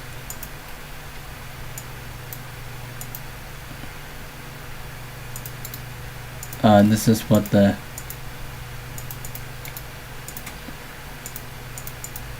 Windows default thing looks like.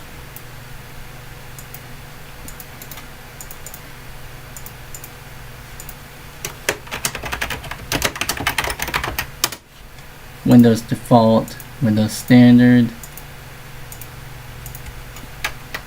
There's like a difference in the shadings obviously, but hey. I'm gonna choose standard because that seems a little bit more brighter colored.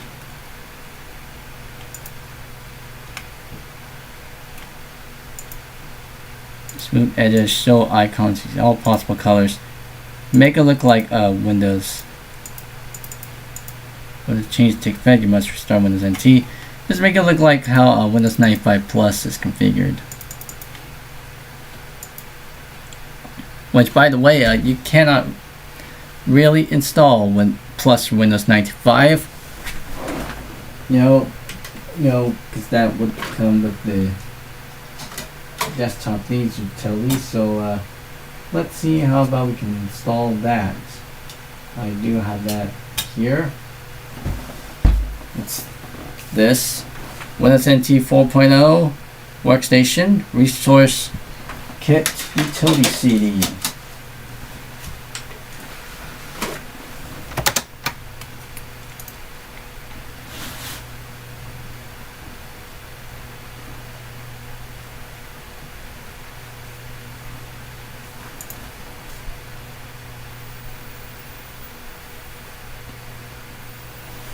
One views. That's coming. Windows NT resource kit. Control panel. Toolbar. Auto range. I need sound drivers. So let's see. Multimedia. Add this.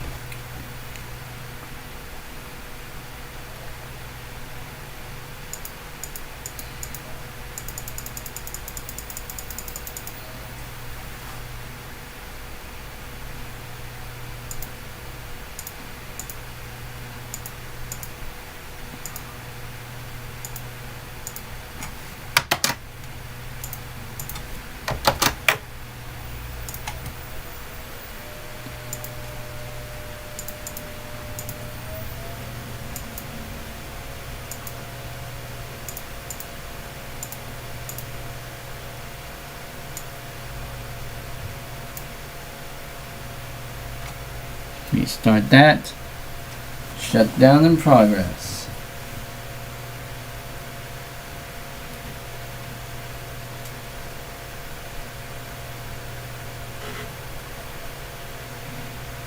Oh, no.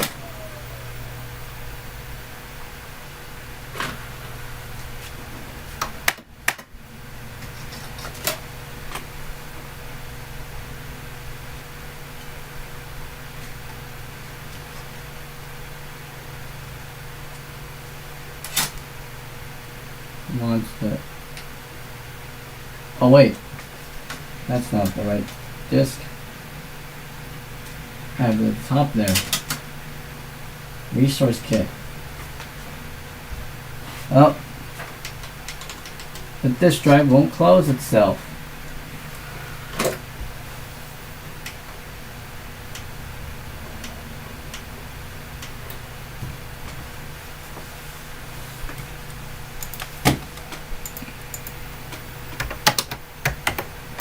Launch.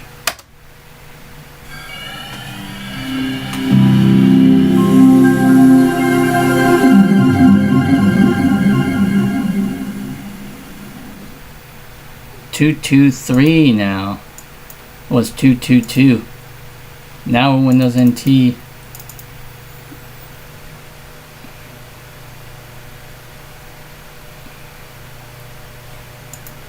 Okay.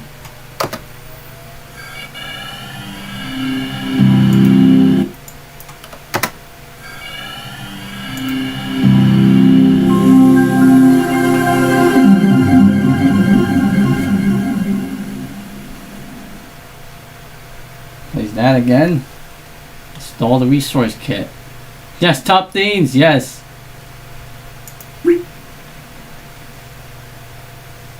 Welcome to the Windows NT Resource Kit 4.0 setup.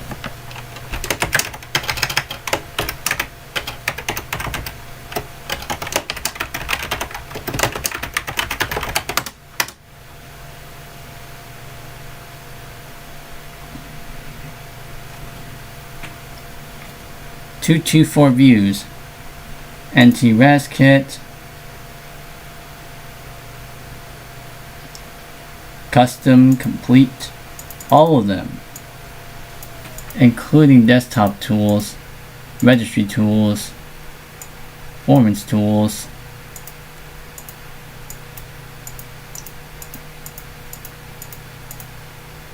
internet, TCP, file batch tools,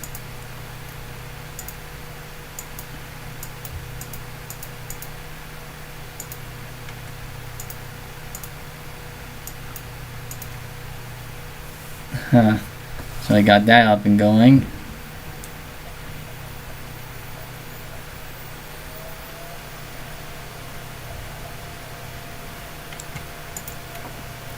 Now, obviously, what's in the WinNT Program Files Plus folder? Only that.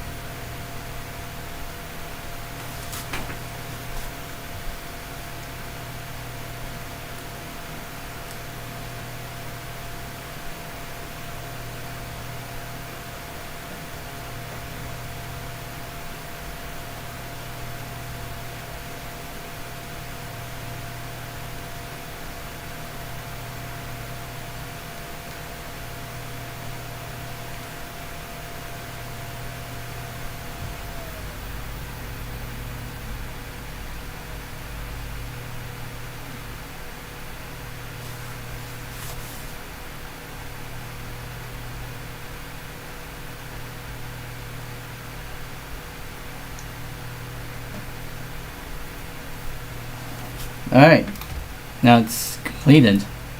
It also comes with the desktop themes stuff. Desktop themes, Microsoft desktop themes for Windows NT 4.0. Desktop themes enhances the look and feel of your Windows NT 4.0 desktop. Each theme includes a variety of visual and audio components, and you choose the theme that best suits your taste. The themes package includes several new themes, in addition to those from the Windows 95 Plus pack. Yes, install now. Yes, same. So we want everything there. Everything from the resource CD. Just pretty much get the whole Windows 95 set. Everything. 225 views with 4 concurrent viewers.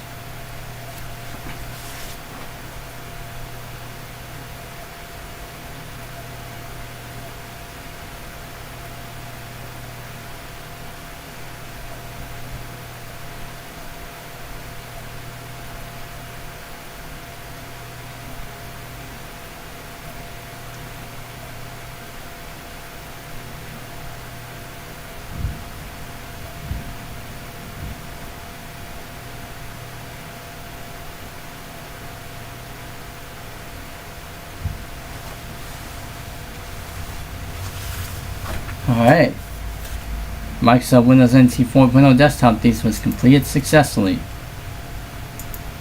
TechNet. TechNet sampler. And what that is.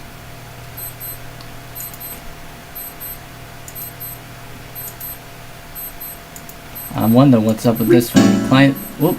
Another copy of setup is already running. Maximum install. Custom install.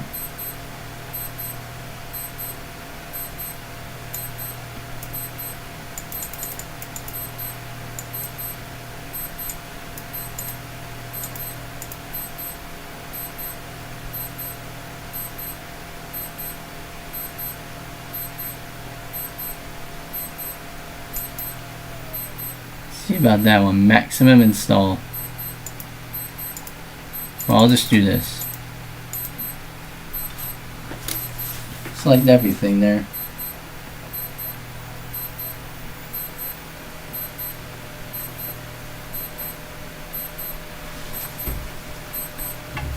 TechNet setup has completed successfully. Finish setup. Client-based admin. Welcome to the setup wizard for the client-based network administration tool.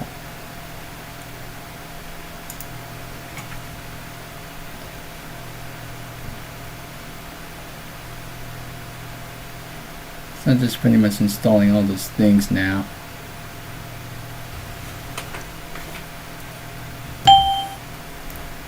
Copy results.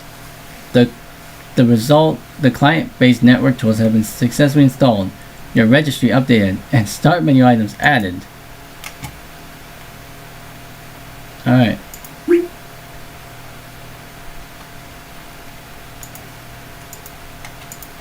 Well, now we have the desktop themes installed in here. That's all going into the plus folder, right? Yep.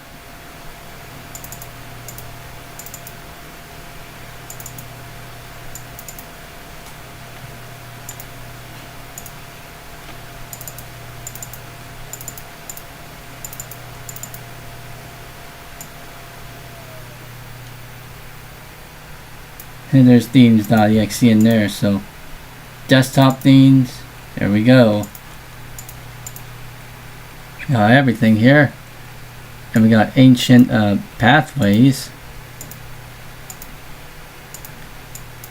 Windows NT 4.0, that is pretty much this is pretty much the like the Windows 95 type of screensaver. But where's more Windows? That's the one thing that's missing here. So we got ancient pathways, dangerous creatures, inside your computer, Leonardo da Vinci, the mystery screensaver, mystery, science, space, sports, 60s, golden, travel interlude, NT 4.0. Yeah, where's the more Windows thing? I had to set that up myself.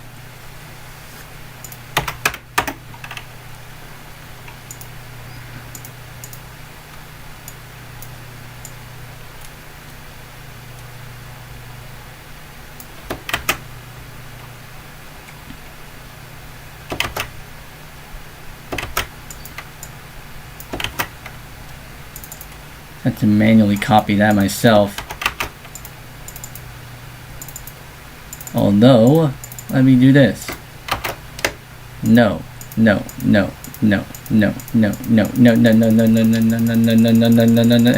Is it really gonna do all that now?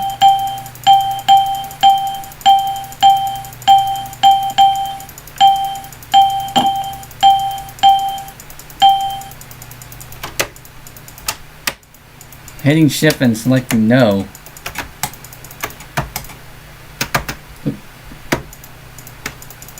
So I have to actually click no on all of these. This is before you have to hit shift and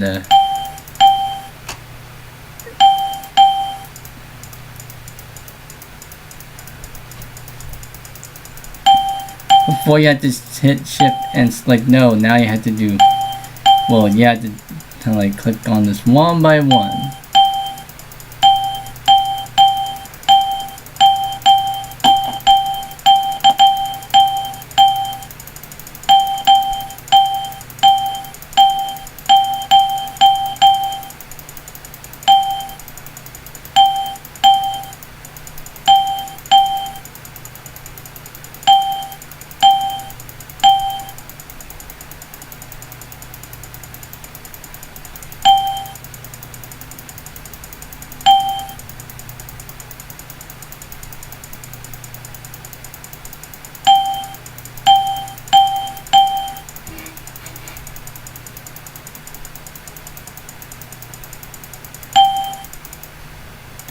Alright, there we go. That means we got a couple of screensavers here, but Windows 95, this is gonna go away.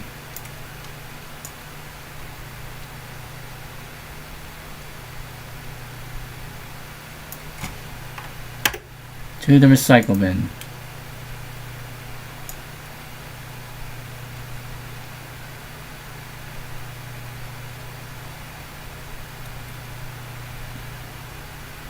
So we basically got that.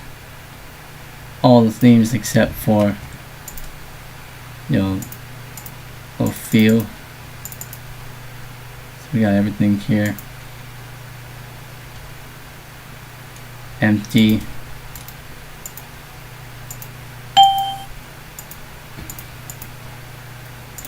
Desktop themes.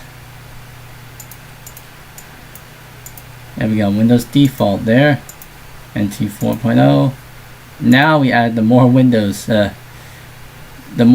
theme, and yeah, the fonts is not properly showing up, so we need to add in those additional fonts. Let's do that right now. Fonts. Oh, not forms. Fonts.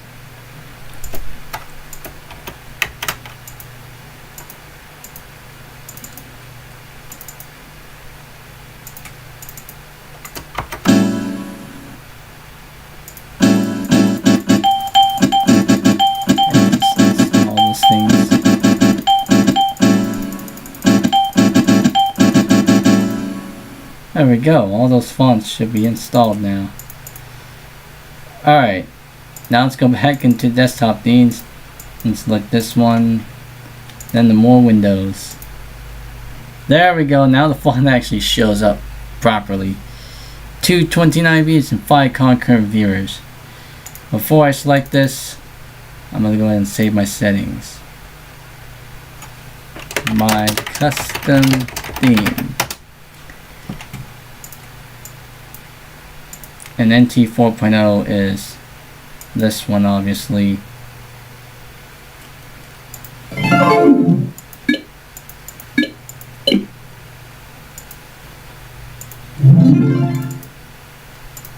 Interesting.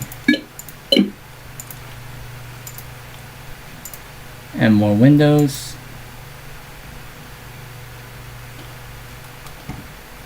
I mean, it's borrowed from Windows 95.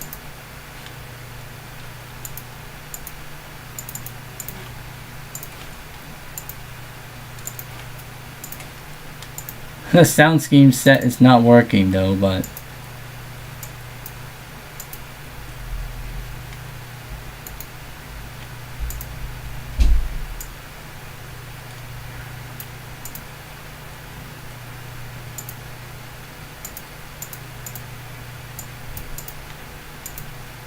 oh yeah, the Windows 95 sound set. Okay. So obviously I shouldn't be deleting those stuff.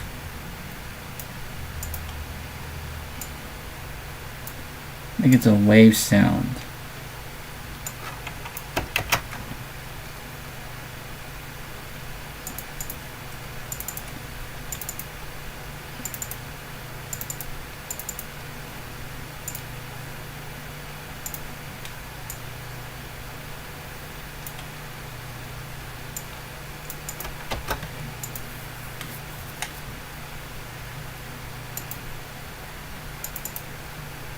And yeah, why not we add the Windows 95? Then why not? Okay, launch this thing again.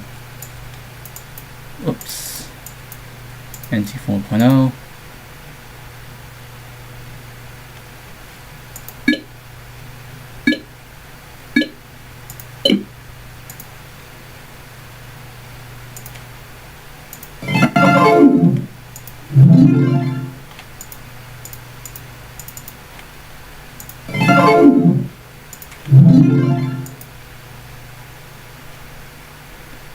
And more windows.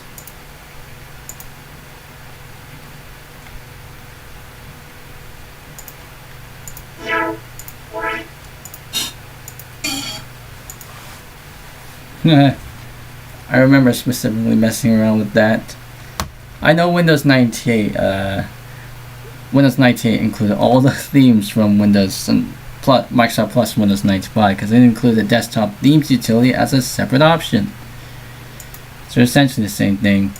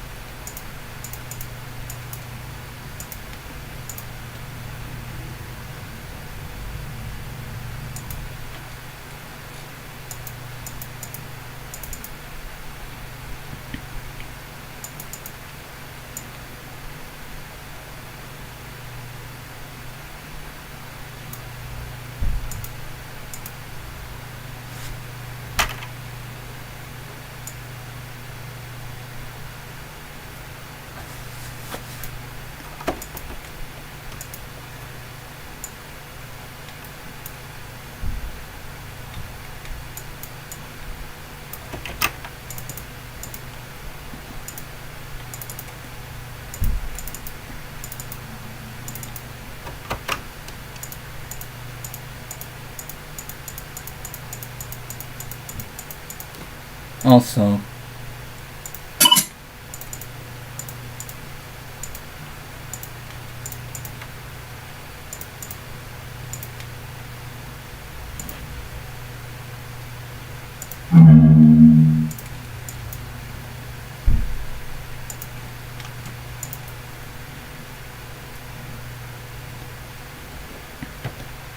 Okay, I'm muting the audio here just so I can listen what it sounds like when I log off.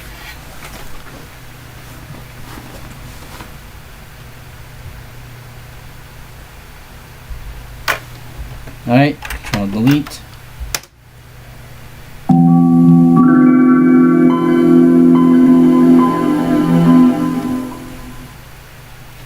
Okay, that sounds like the Microsoft sound there. So sounds, yeah, the Microsoft sound. And exit Windows. That's Windows NT 4.0's Windows NT 4.0's shutdown sound.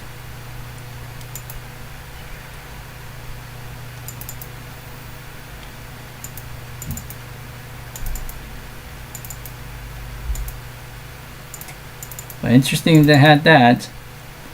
I am going to modify that NT 4.0 theme.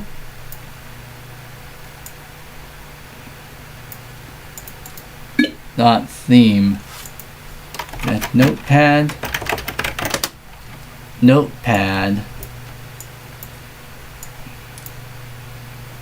And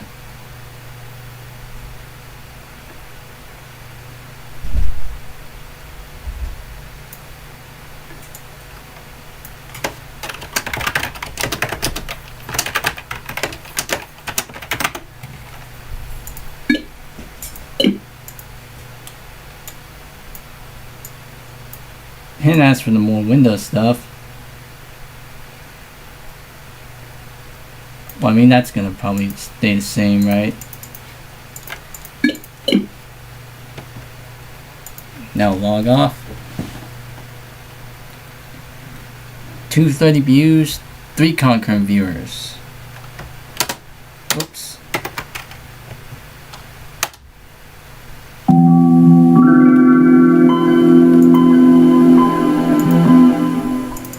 Okay, I have not set it. Back to this one. Just reapplying the same theme.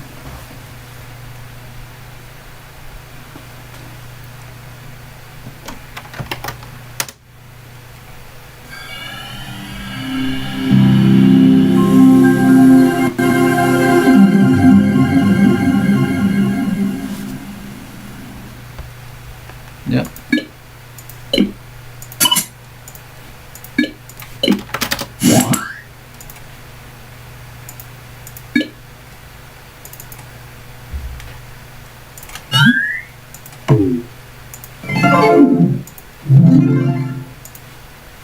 What's the shutdown sound for this one?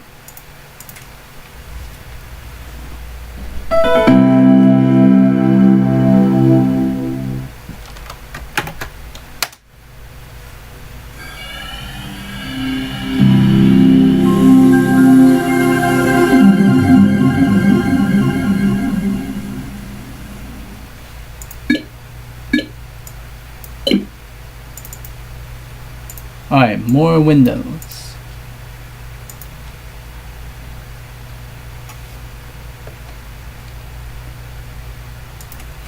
This one's still using the Windows 95 theming, obviously.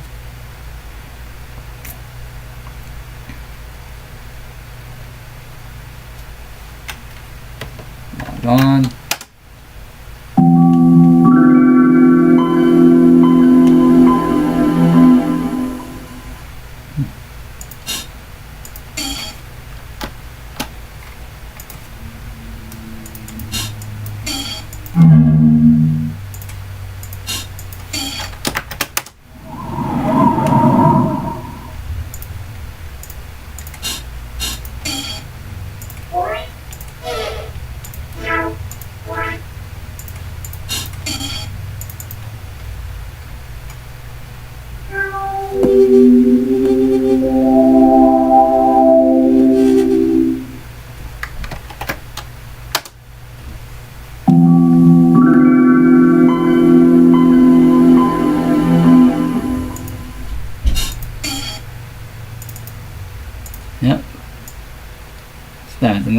my custom theme here, the one that I set. Shut down.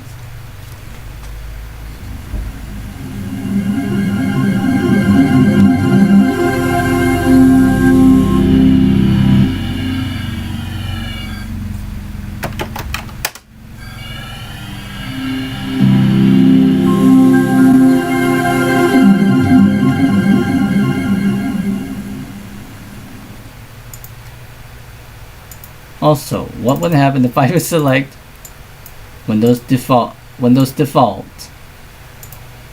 would happen?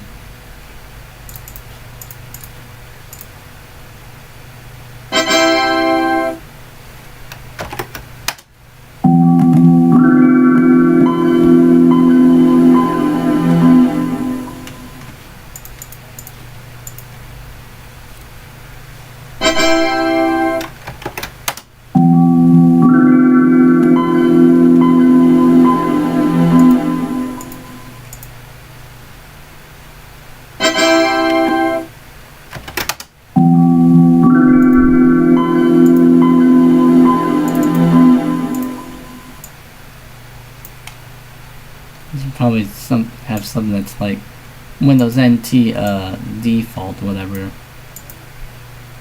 More Windows. And Windows NT 4.0 has a similar color scheme. It also uses the same icons too. Similar icons. More Windows.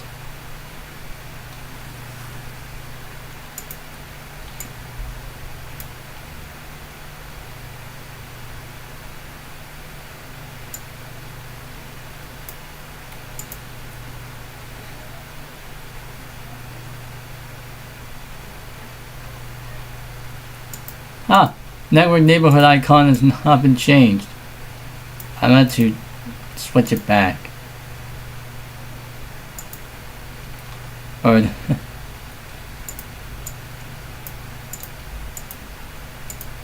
previous Windows settings, yeah, the icon is messed up now.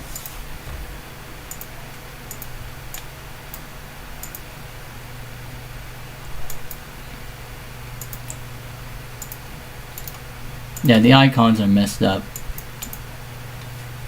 Default. Just switching those back to its defaults. There we go.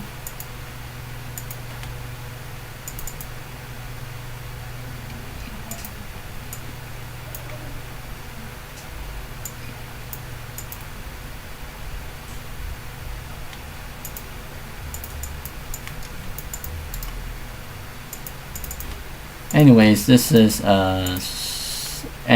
4.0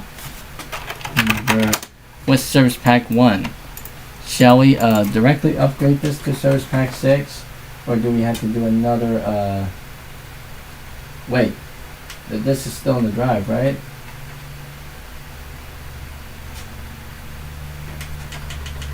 I cannot necessarily eject the disk. Something is getting it stuck.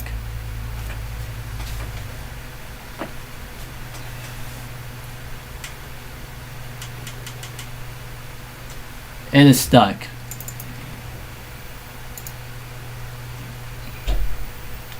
Eject.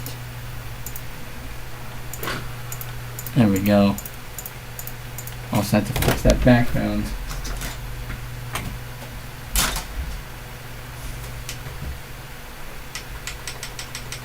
Uh-oh, the button doesn't work. You know what that means. Rebooting time.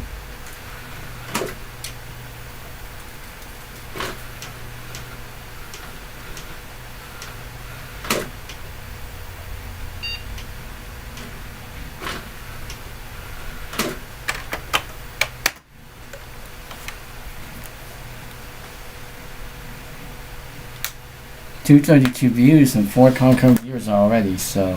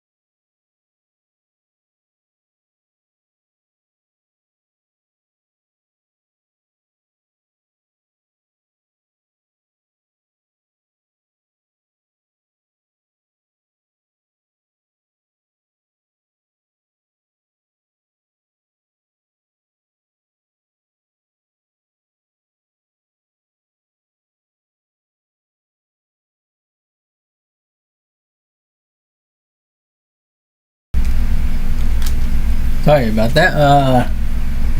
My brother asked me to open up my window, so I had to kind of like open it up, and then I had to kind of like let it or circulate. So I might as well to move to the to my mic, obvious, to my headset mic soonish, because someone is gonna yell at me or whatever, call on me or whatever, and I don't want that to get on the stream. Oh well.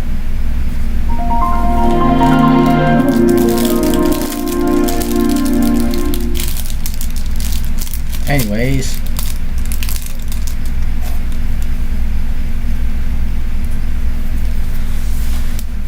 let's see what we have going on.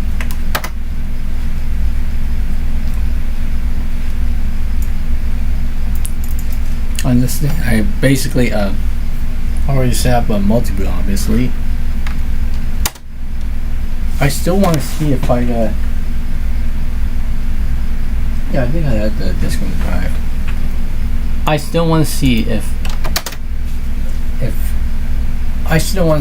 I can directly upgrade to Service Pack 6. If not, then I'm gonna do a step up upgrade from Service Pack 1, 2, 3, 4, 5, and 6.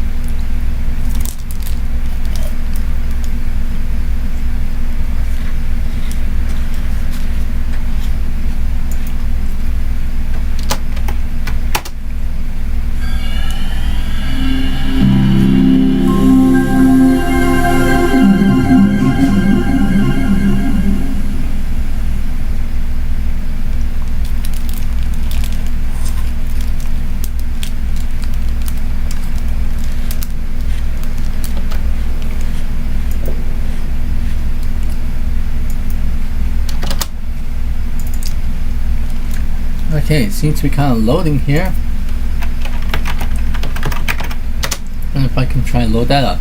MSN.com. Whoa! Trying to go there. What about Google.com? Oh! It's loading! It's actually loaded. And I actually said at the same time that my other phone opened up. What does this say? Your browser isn't... Yeah. Your browser isn't supported many. This page is still broken. Learn more.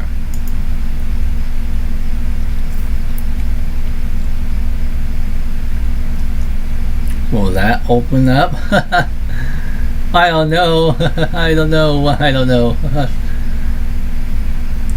I mean, surprising that NT4 actually connected up to the network by Ethernet.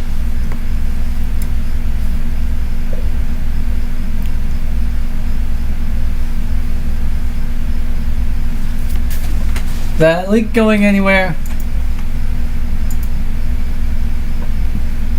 It's very strange that yeah, I don't think it's really going anywhere.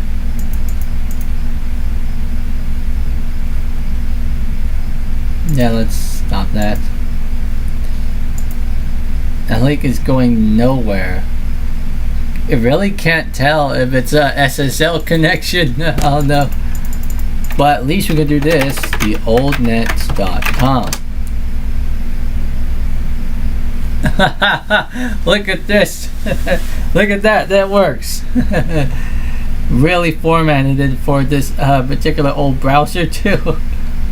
It does not display white, obviously. So, let's see. Where's it? Where's internet? Where's the internet? That's what I'm seeing. There's only an icon on the desktop. 3D Paint. 3D Paint. I've never seen that before.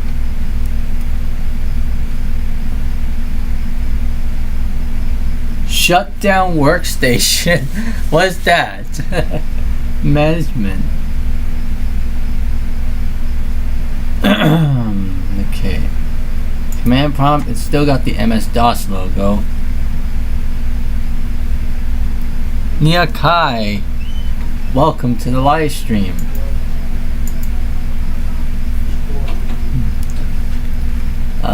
where's the ooh, phone dialer. Haha. It's a little phone dialer. Ooh. Phone dialer was unable to find a telephone device or modem to use to dial for calls. Yeah, I know. Can't really find the modem. Alright, let's launch another. Oh wait, there can be only one instance. New window? Yes. New instance. Where's the one of them pages?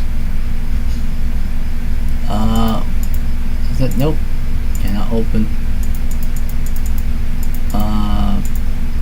Let's see. Open this up.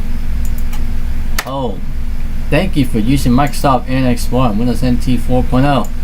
The way that it has a gray background instead of white. Yeah, the formatting is kind of a bit broken. But hey, the oldnet.com actually loads. It loads itself properly. Look at that. Welcome to the old internet again. Yep. So hey, it at least loaded this old. It at least loaded this site on the very old version of Internet Explorer. Oh, the GIFs aren't even loading, so they just display static.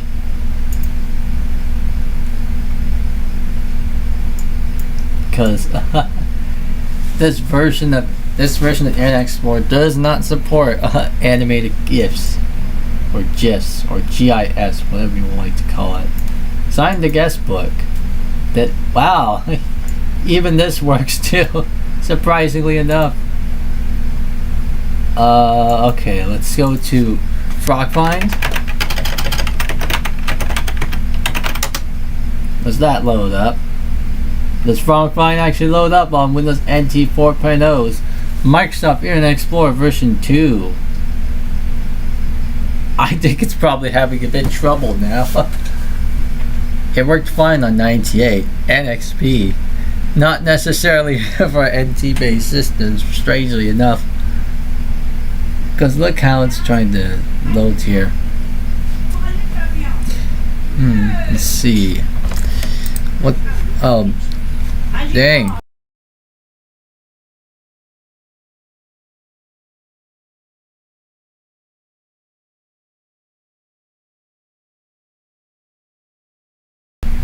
FrogFind is struggling to load. And it's not necessarily load. Oh yes, it is.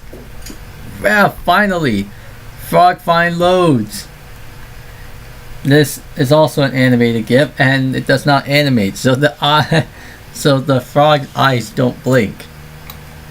Let's leap to Windows 90. Oh wait, NT 4.0. Ribbit. Nothing. Nothing on that one. Yeah, that's an animated GIF. Yeah, it's a GIF, but it's an animated GIF, and it does not animate in this version of Internet Explorer. This is version 2.0. I think 3.0 added support for GIFs. I don't know. Maybe 4.0. Who knows? FrogFind, and yes, Google's page is always broken. Even when they had the old search engine stuff, you know, the old layout, you know, functional, it was still broken on this browser. However, could we do proxy? Could we do a proxy server? Let's see. Could we do it? Show full addresses, URLs. Does that apply to?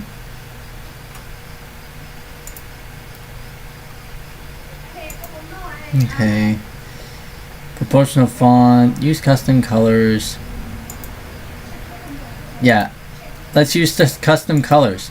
We'll set the background to white. That's what we want. That's what we want. There we go. And text will be black. These are the default colors, but we like this one. So. Open the door. Huh?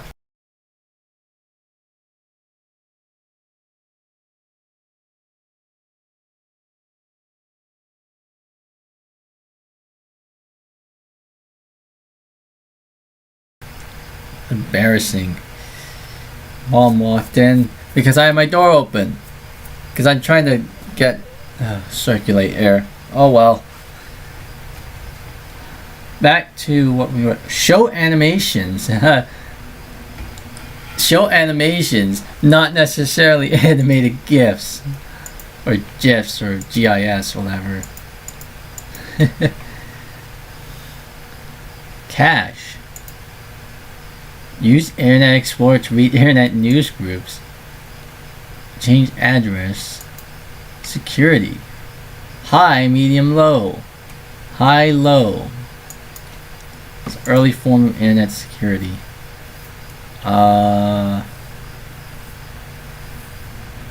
Yeah, I'm not too sure about how you can set up a proxy network.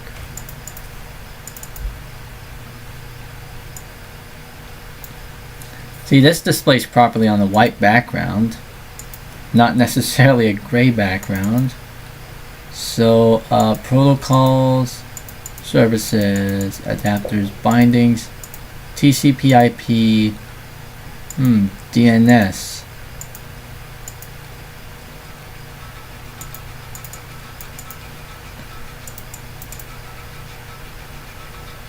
Yeah, let's go to the Google's webpage.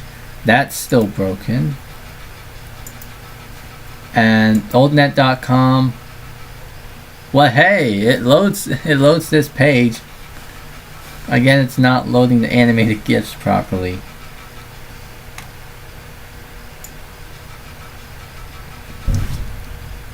Look at all those things.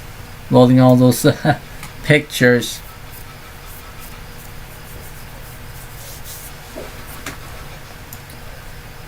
Under construction.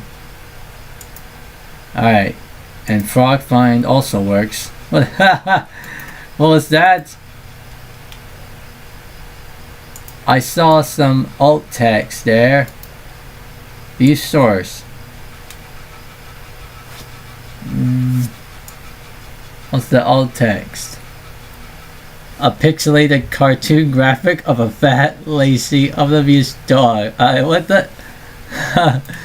Okay, what's this? I would do word wrap. A pixelated cartoon graphic of a fat, lazy, unamused frog with a keyboard in front of them, awaiting your search query. And the frog doesn't animate. Well, the frog's eyes don't animate because it's an animated GIF and it does not work on Microsoft Internet Explorer version 2. Again, Windows NT 4.0, hit ribbit, and nothing comes up. Okay. Again, we can launch the home page. Open file. And let's see. What else is still available?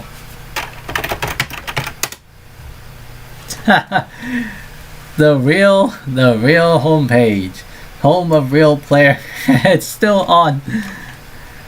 It's so strange that this is actually still up. And the MSN homepage, that does not necessarily work. Unable to open http msn.com. The site reported an invalid request. Our services are available right now. Microsoft.com, unable to open Microsoft.com. Look at this. Oops. We weren't able to find your Azure front. Azure. Strange that's labeled, it's showing Azure content. We weren't able to find your Azure front door service configuration. It's within the new configuration you recently created. It might not be ready yet. You should check again in a few minutes. If the problem persists, please contact Azure support. Unsupported page content wrapper. Try again.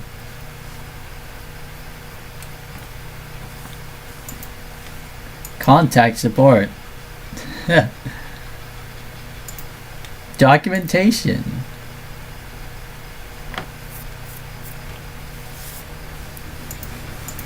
What about Bing's homepage? Unable to open Bing.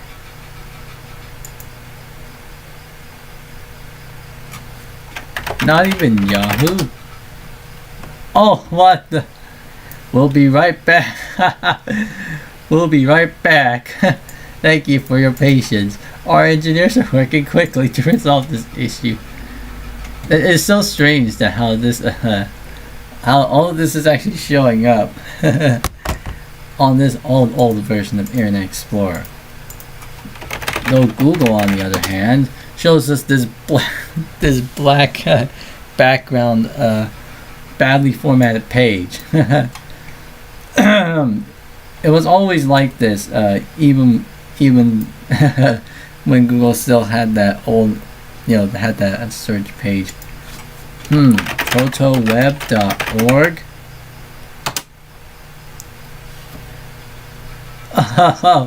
400 bad requests.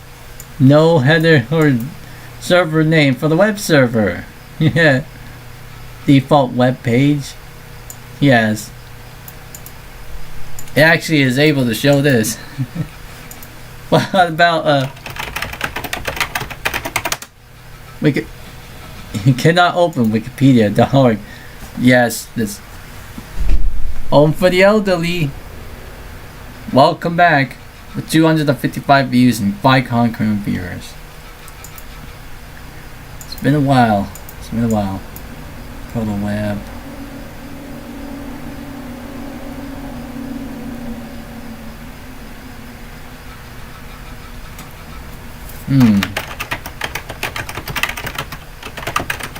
Does this work? Yeah, the page not found. Yes.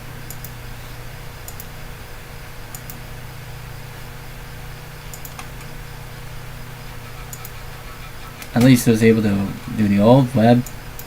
Let's see if it can load up the Wikipedia proxy. And there we go.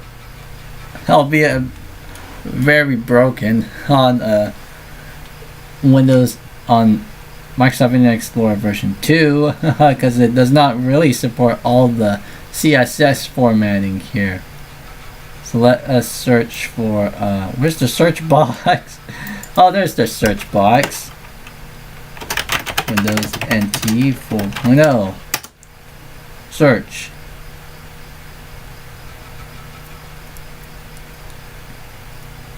It definitely has been a couple weeks since you joined in one of these streams. 256 views. 256 color views with 5 concurrent viewers. Which in fact, 256 colors. You could drop down to that, or 65536 colors. This is essentially high color. This is true color. High color, 256.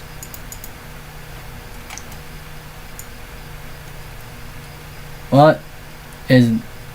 Okay. It was trying to load the Windows NT 4.0 stuff.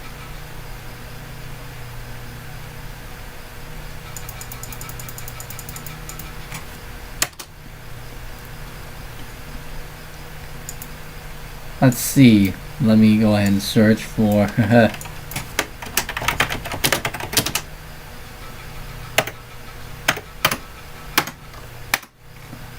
Just search for that one. Well, link doesn't exist, and it's on a blue background. We tried to load it. Yeah, this... Even that's not working. Link doesn't exist.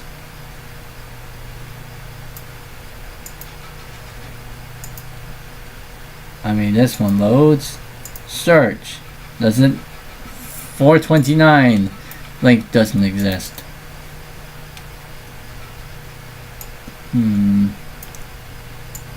Let me see. Microsoft.com. That. Oh, it's attempting to load that page now. Oh wow, there we go. Yeah, it's attempting to load that page. Just loading so much from that.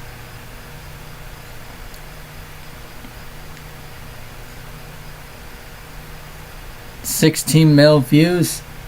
That's an impossibility. To me, at least.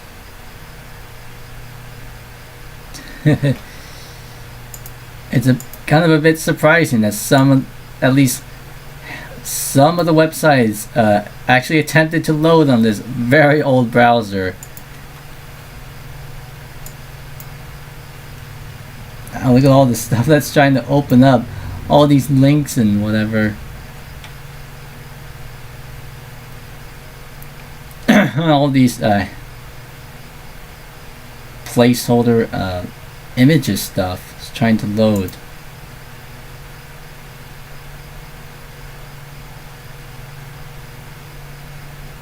At least it's actually working in Windows NT4, not necessarily Windows 95, because I do have it dual booted in the system. So slash Windows, does that go anywhere?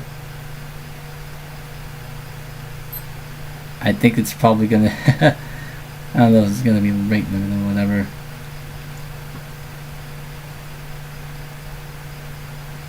Click here for the light version for low memory systems. What we have on the system.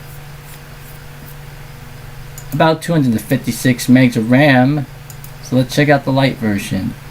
This is the light homepage for systems with limited RAM. Let's do that. And once again, it will load the Microsoft homepage.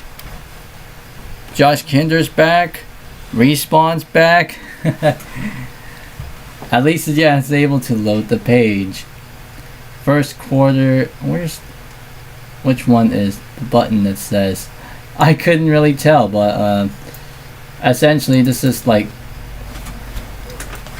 Do I have the? Is the disk in the? Yeah, NT4 Surge Pack 6A. The page is actually broken on this thing, or broken formatting. This CD contains, yeah. All fixes contained in Surge Pack 1 through 6 are documented as knowledge base articles.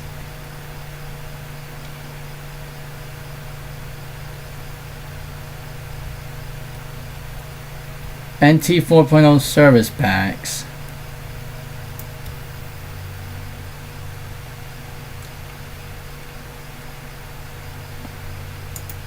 IE5.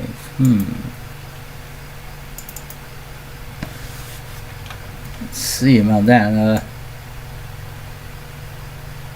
At least this page loads. Let's see about if we go to 1997. Do we see an archive page for that at that time?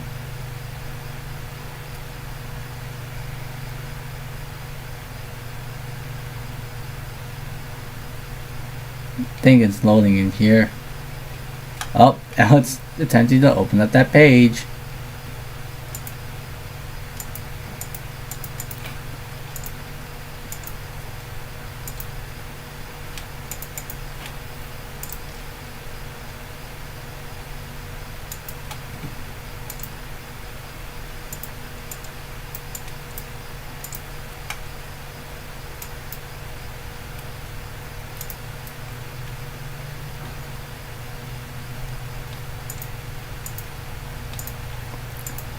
There's Frogvine and all the other sites. The home page is the home.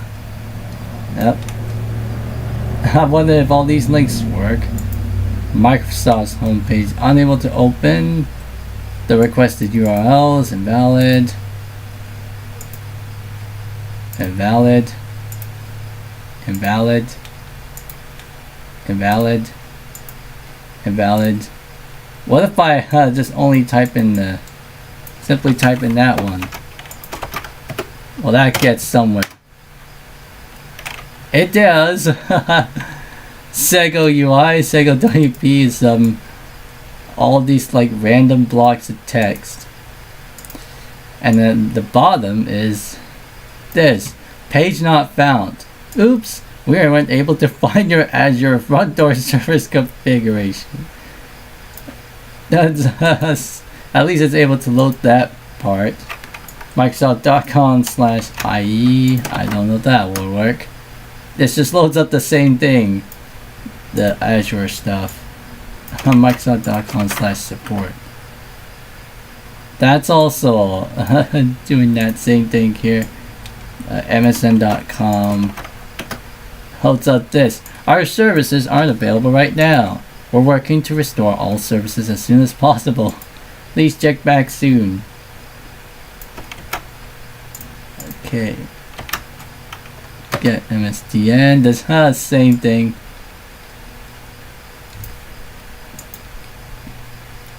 $260 views, 4 concurrent viewers.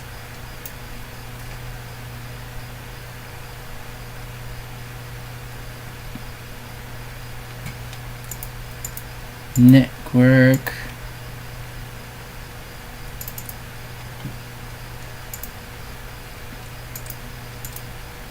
I wonder if I could probably try to get the yeah.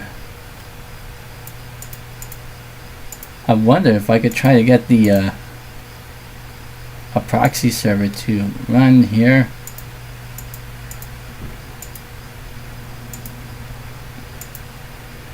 Who knows?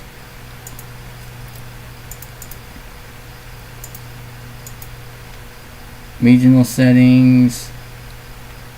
Internet. Yeah! Use proxy server. Let's do wayback.protoweb.org. Bypass proxy on web.archive.org.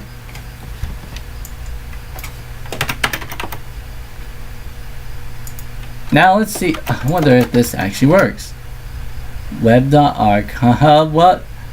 Trying to open the page. I think it's setting itself into a loop.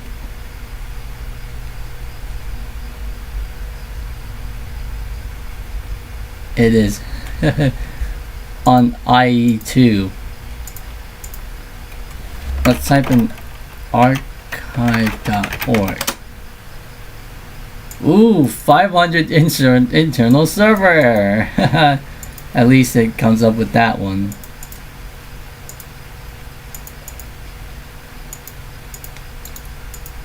I don't know if that will work. Let's go to Google's webpage. There's login. Okay. What's up with that? Repeat it. Oh, that the same thing. The login stuff. Login.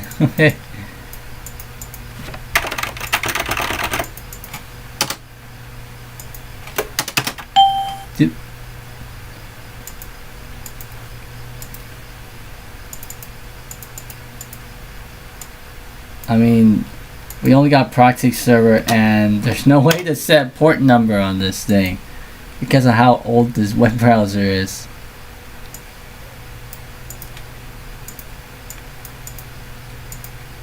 Although, yeah, we could use other browsers like RetroZilla that uses proxy servers with setting a port number. Although I would like to believe that because of how old this browser is, it does not support putting a port number. I think IE3 came up with that one.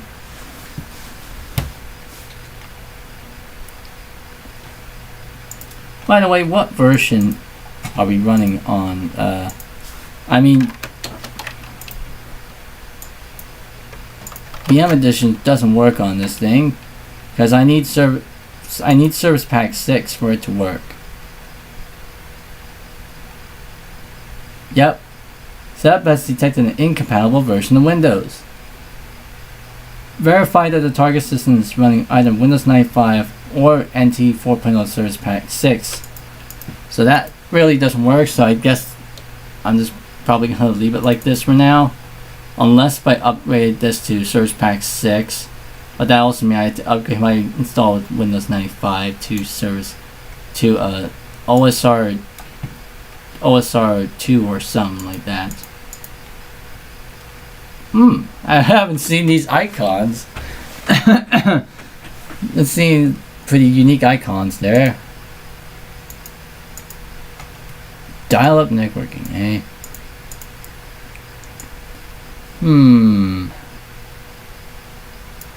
What am I gonna do? Oh, I go to here, boot.ini, set that. Remove the VGA mode. That's not necessarily that. We got a space here.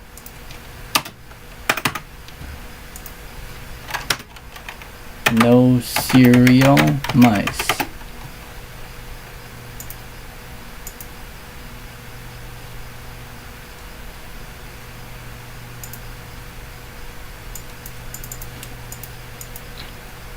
Restart.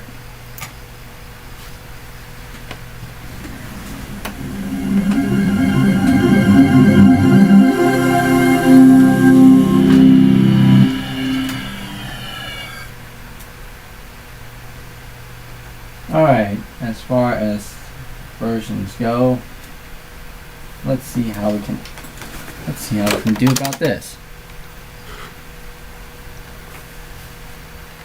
See you soon. Well, thanks for coming to my stream, Home for the Elderly, and I'll see you next time.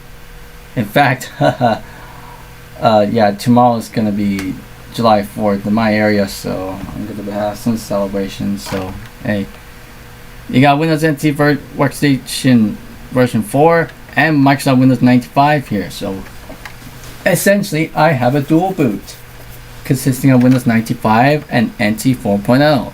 Let's go back to Windows 95. Starting Windows 95. Yep. Here we go.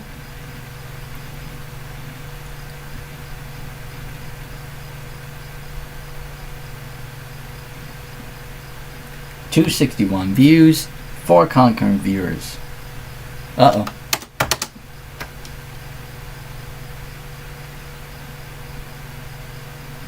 Escape.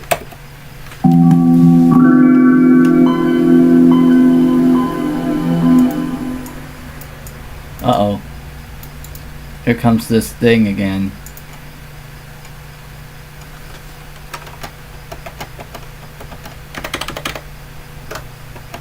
Let's see. 1024 by 768.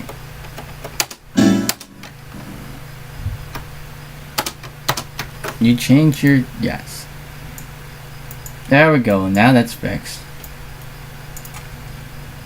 Plug and play monitor, Visa. I don't know. What was that? Just heard someone just kind of like roaring by out there. I don't know what was up with that. I caught that on camera too, so live as well.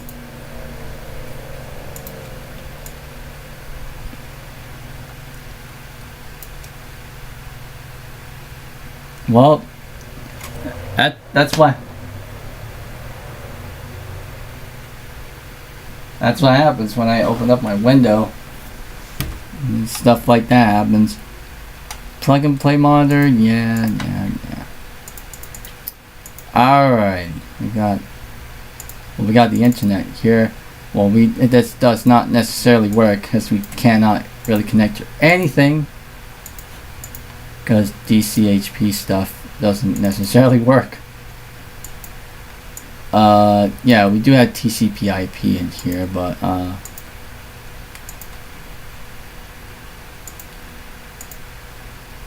enhanced mode.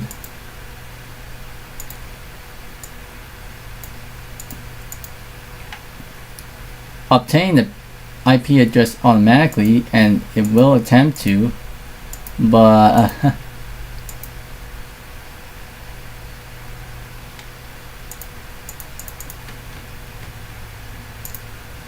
so let's see. Home.msn.com does not work. What if, however, what if we do google.com? Will that work? Fingers crossed. See if it works. Remember, this is IE version 4.40.308. I think just like the first version of Internet Explorer. I think it's like IE1 or whatever. But let's see. I enter. Whoops. Alright. Hit enter. Oh my goodness. Wow. It was actually able to... There goes the formatting thing again. It was actually able to load this this version of of Google's former homepage on this old version of Internet Explorer, also with the same black background. I also gotta do this custom colors with the background being white and text being black. Full addresses.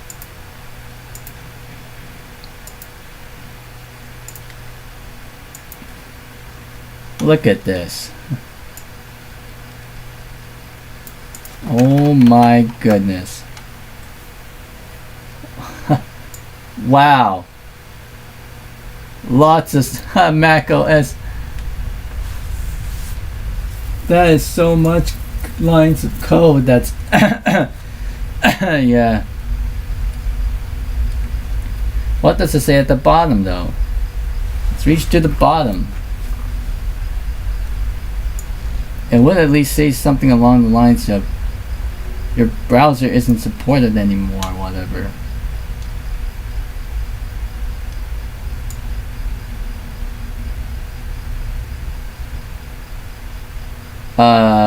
What the heck?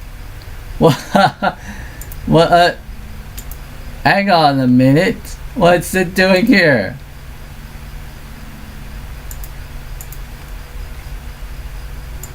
What is happening?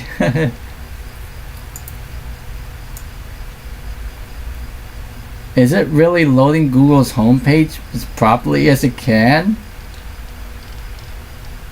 Oh my goodness! What? Yes, 2026. I see it down there. And of course, it's not loading the Google logo. Got advanced search, Google search, I'm feeling lucky, Gmail images. Yeah, it's trying to load the, if I X out here, it is trying to load, oh wait, I don't have my pal in here, right? Nah, I don't think so. Yeah, it is trying to attempt to load that, a newer version of Google's, it's trying to load a newer version of Google's homepage, and this has to be it. Interestingly enough, I want to see what happens if we try to do searching on it. Let's see about this one. Windows 95.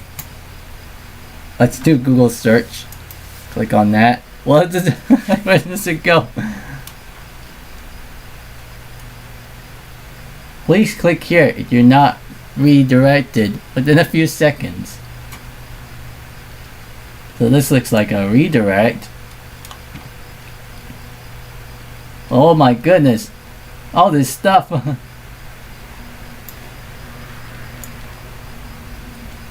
If you're having trouble, if you're having trouble accessing Google search, please click here or send feedback. Or click here if I'm not redirected to, whoa, wow, turn on JavaScript to keep searching. The browser you're using has JavaScript turned off. To continue your search, turn it on. Well, even this is still active. This is still accessible on this old version of Internet Explorer. I think this is the version that came with Microsoft Plus Windows 95, and this was pre-installed on an OEM installed Windows 95, and it works. Learn how for Google Chrome, Microsoft Edge, Firefox, Safari, Opera. It's like the support of browsers.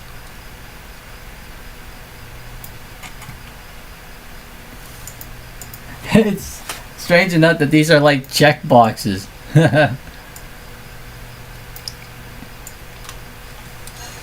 Yeah, because this browser is way too old to have JavaScript.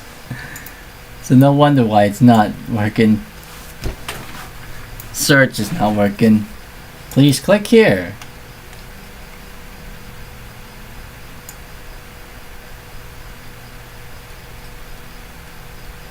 Yeah, look at all that. But hey, at least it is trying to load these pages, albeit very, very broken. Let's go to the oldnet.com and see where that takes us. Whoa! Okay. Invalid page fault. iExplorers caused an illegal operation. So heading on to the oldnet.com actually crashes it. Oh, okay. Oldnet.com. Okay, that does not seem to load. Yeah, it just actually crashes, so. Let's see, light. There we go. We had to use the light version of that. I think I was having trouble loading those GIF images. This is the homepage for systems with limited RAM. Well, it also definitely helps with this old version of Internet Explorer, this initial version.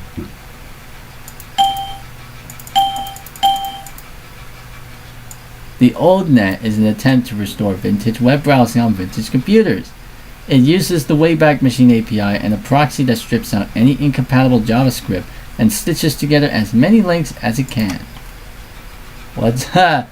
Could we actually take a look at the guestbook in this old version of Internet Explorer? Oh my gosh, it actually does. Except the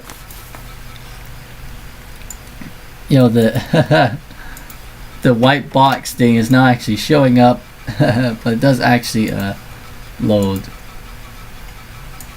Alright. Microsoft's homepage from 1996. Will that load? Oh! Okay. The required internet protocol is not installed, or the address may be invalid. Okay. So it's unable to open that up. What about the Windows? What about the Wikipedia proxy? Oh yes, it is. It's about to, yes. It's loading up the Wikipedia proxy. Yep, load that up.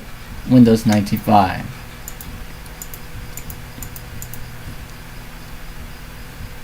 Unable to open all those images, yeah.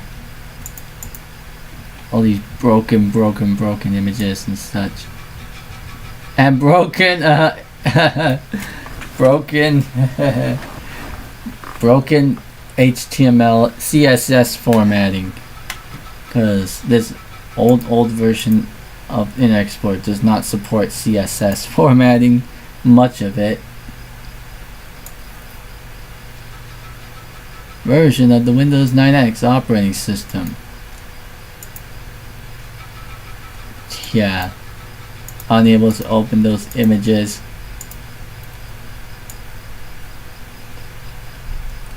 Windows 95 is, yep, all those things. Architecture, dependence on MS-DOS, user interface. We'll actually play this, yeah, we could play this, but I don't know. Technical improvements, long file names, system requirements, upgradability, Internet Explorer, release and promotion. Pen services from Windows 95, I added this one.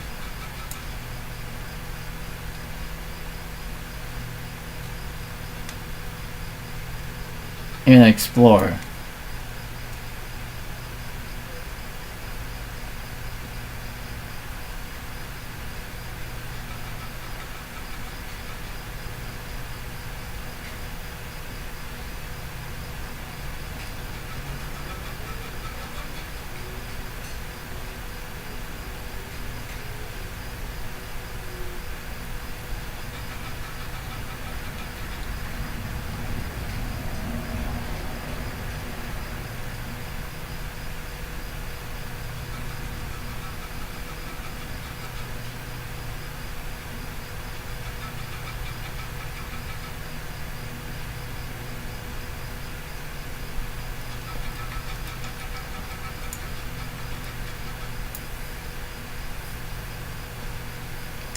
Let's see if we can load this Internet Explorer web page. Whoop. Unable to open, unable to open. Yes, all those things. IE1.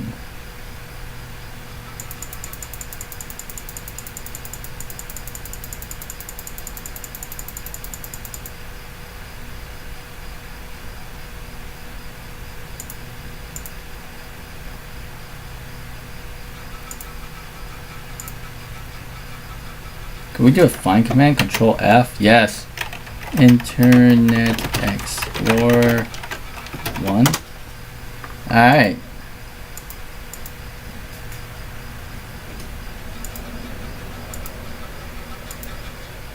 What? Internet Explorer 1.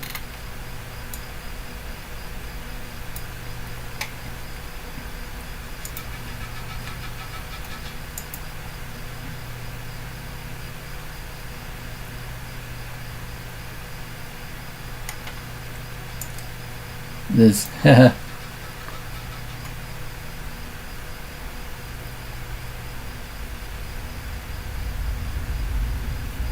spyglass.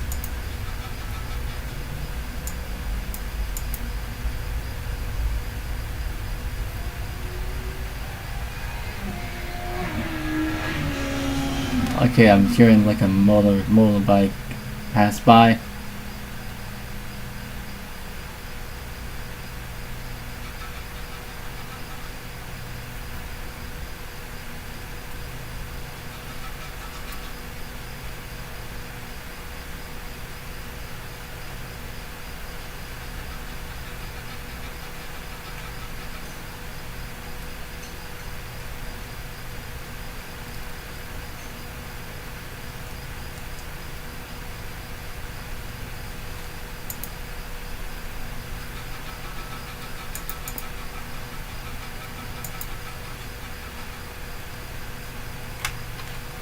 Yeah,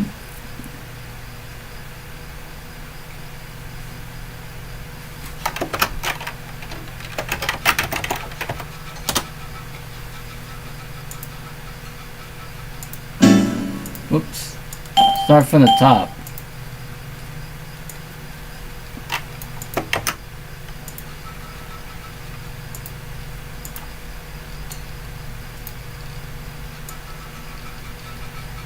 Uh-oh.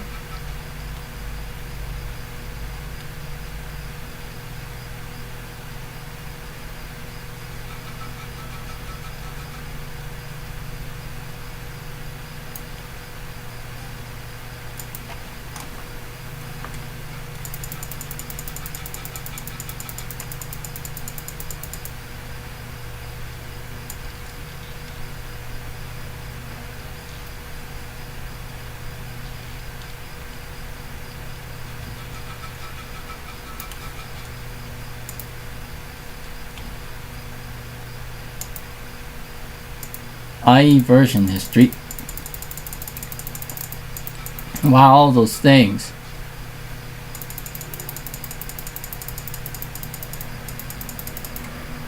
Still, I'm actually surprised that it's actually able to load a bunch of these pages. OS compatibility. Oh, the table.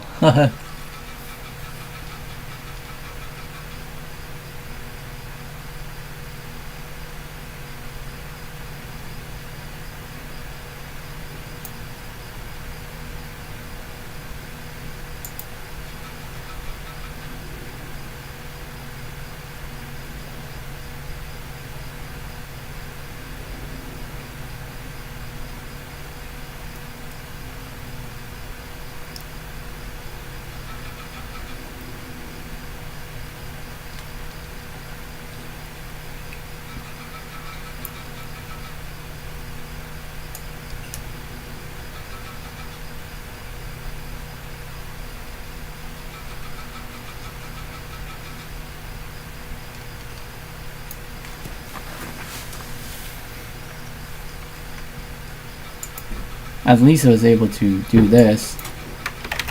Light.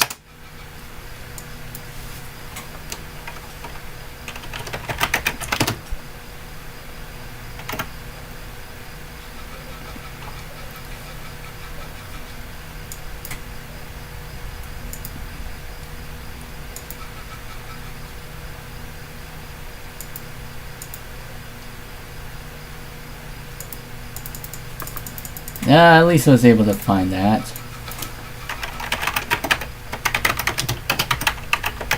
Let's see if I can load the Microsoft homepage.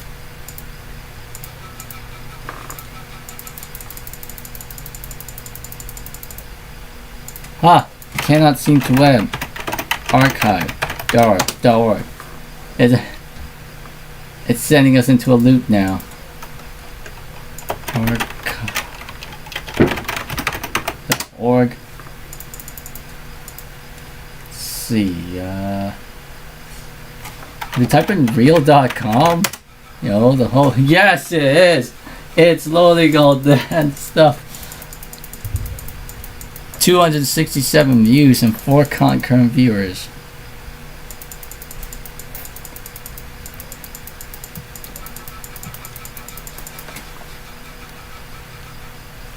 I wonder what's causing all that racket.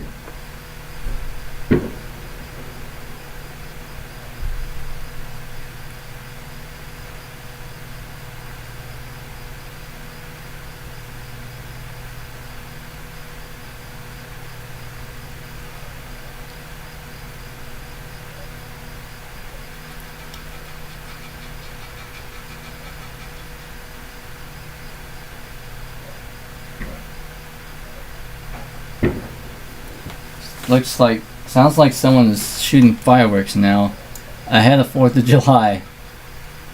But you have Real's website still works. It still loads up on this very old browser. What about the MSN.com? MSN.com. Unable to open MSN.com. Invalid request. How about this one? Also invalid request. Let's see. Can we do frog find?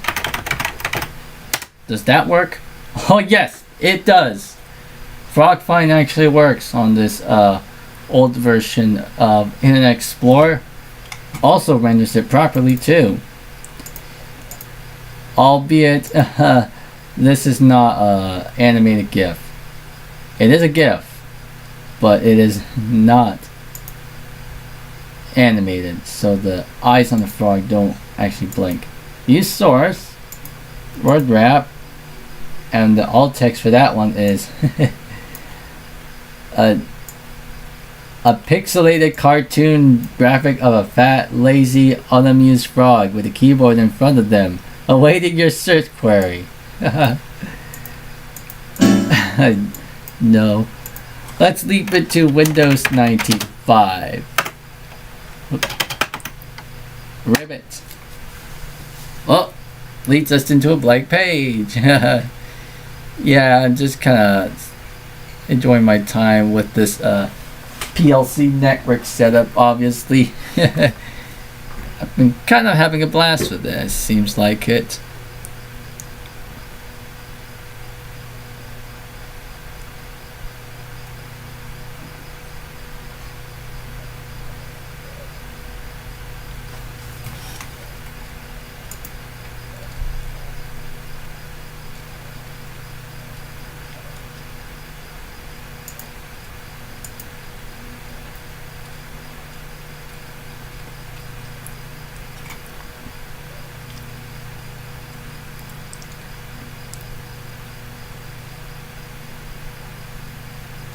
Alright.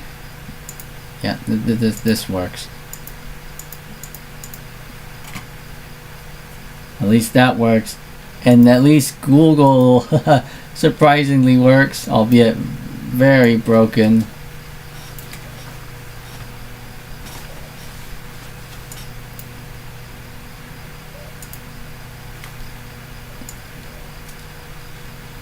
And it does actually try to render Google's homepage as best as it can, albeit very broken.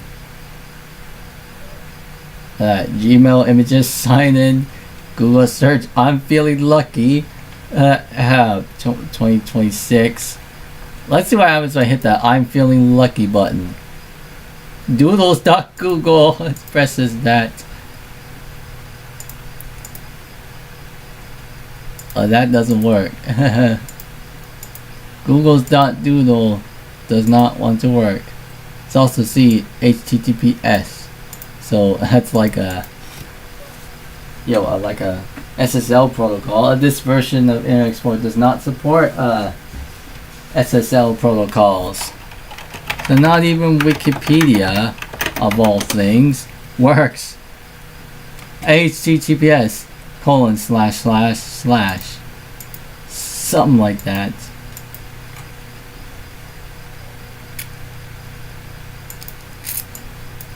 As for the Microsoft homepage, that just Microsoft.com, the computer on which it's located could not find it. Whoa, sorry, I had to pause my mic.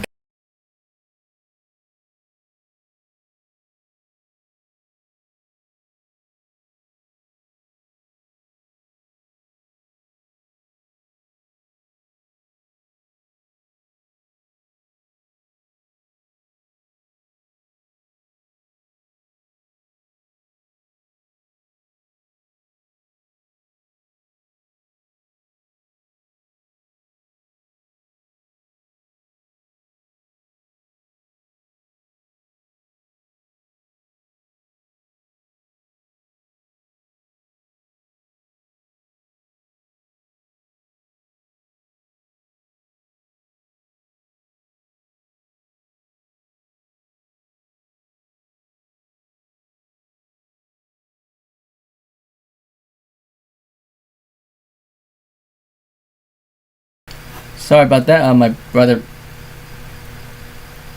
Okay, what just happened? It went to screensaver.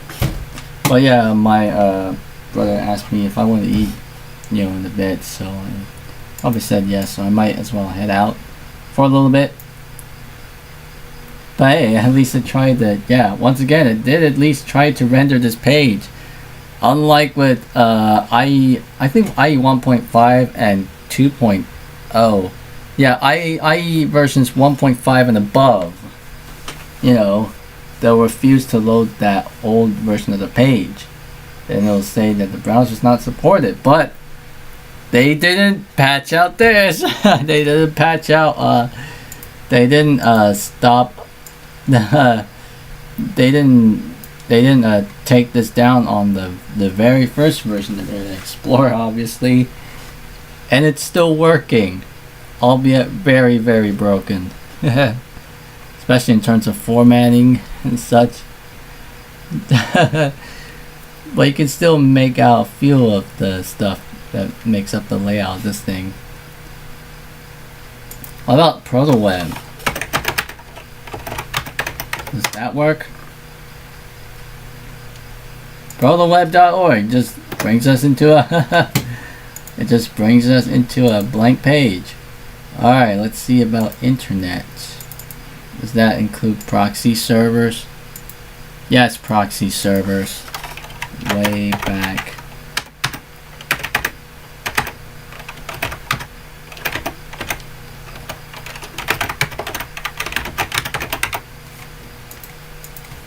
This is likely not gonna work.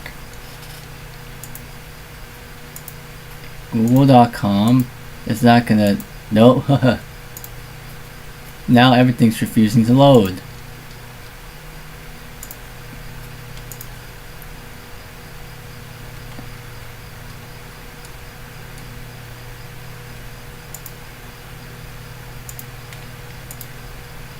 I wonder.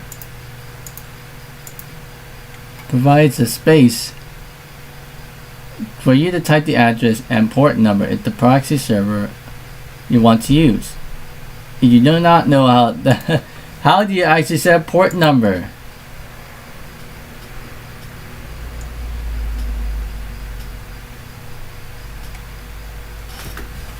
Ooh. Oh. Yeah, I'm going by through these context help stuff. Try to get me through in this thing.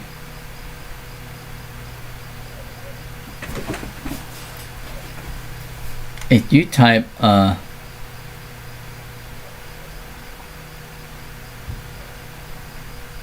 Microsoft.com okay colon 7851, this simulates a T1 connection. Does this work? Unable to open. Oh, where's I'll be typing google.com. It says unable to open.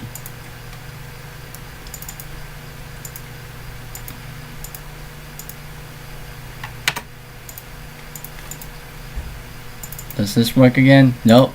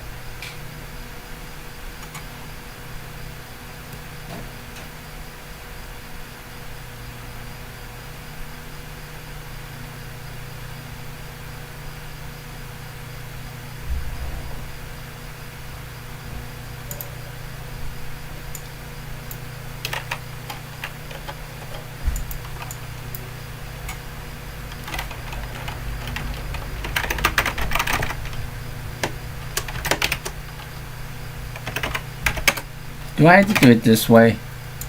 This is gonna be pretty challenging. Oh my goodness, what's this? Oh, this is just loading up the more modern version of the... Yeah, it's still the modern version, not necessarily the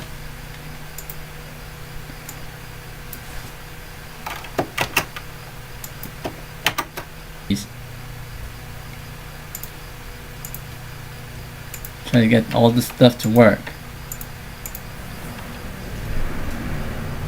Wayback protoweb.org. It does not seem to find that.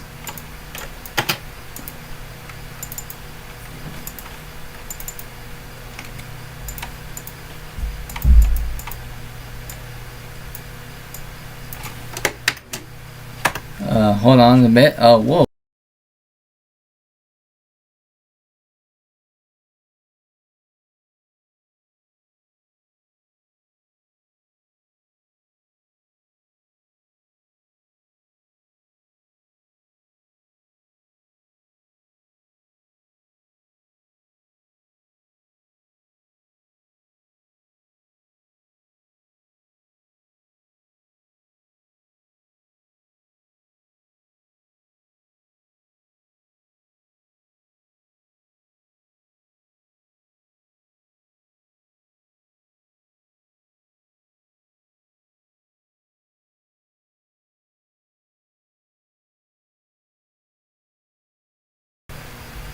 Sorry about that. My brother told me that I should probably head to bed soon because it's getting late.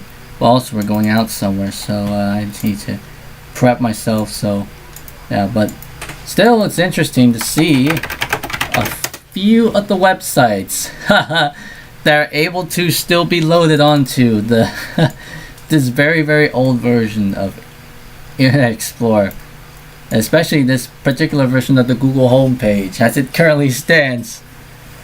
This is the exact same layout design that I've seen on MyPal. Obviously, it's trying to load that, and it will attempt to do a search.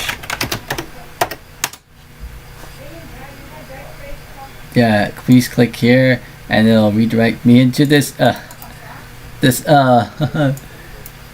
thing right here that says enable JavaScript to use search. Turn on JavaScript to keep searching. The browser you're using has JavaScript turned off. And then it just lists these supported browsers like Google Chrome, Microsoft Edge, Mozilla Firefox, Apple Safari, and Opera. I wonder what happens if we try to click all these things. Oh, no, it doesn't seem to load all those specific pages. Yeah, Yeah, none of these work.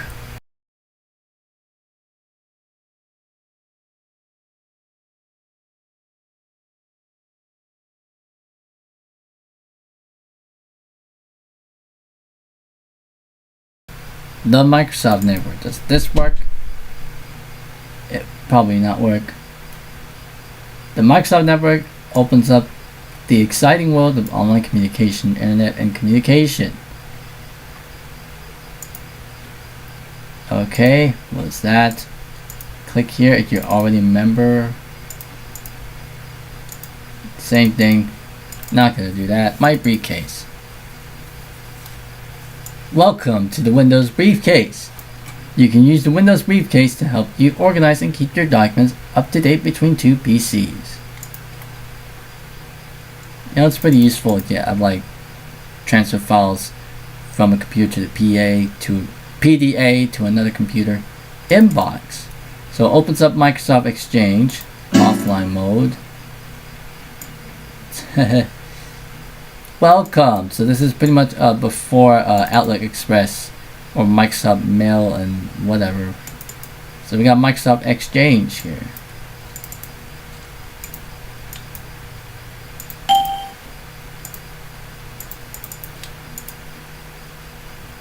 And yeah, MS-DOS prompt, Microsoft Network. No, unable to initialize the fax modem. The modem is not responding.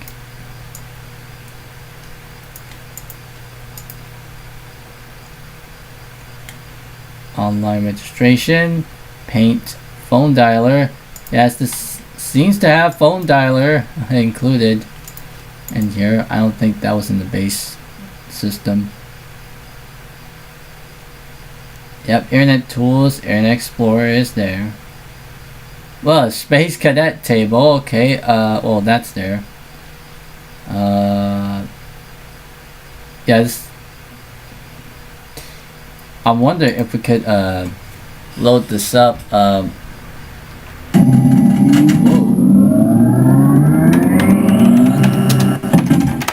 Hidden test. Oh, it does work, but I can't necessarily control the ball now. Oh wait, I can.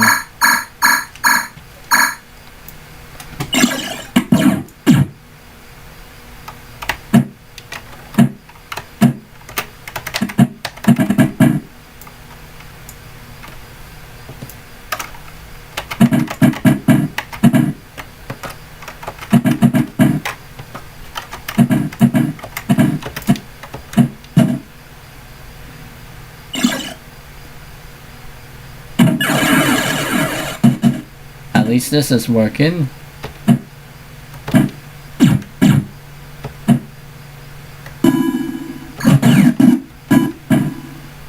See what happens if I whoop.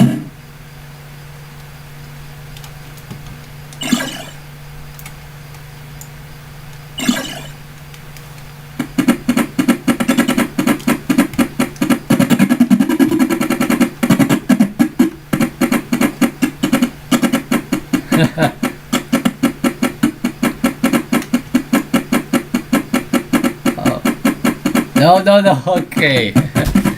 This went down.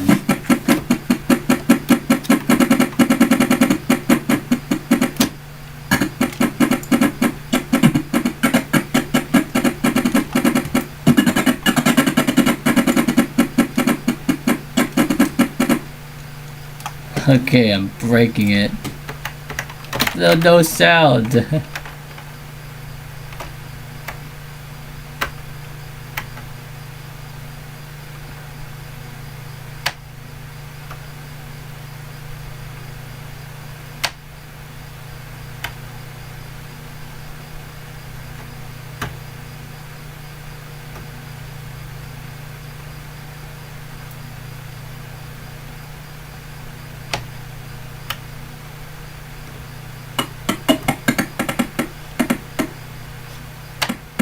Is breaking here.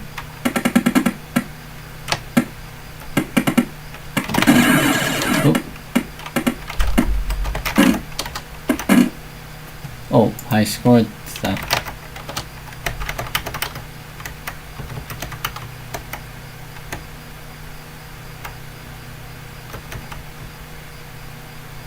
wormholes.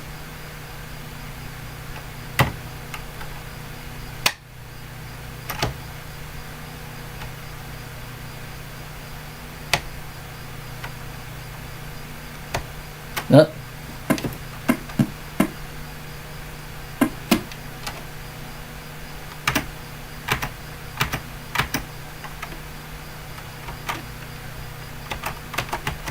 Oh.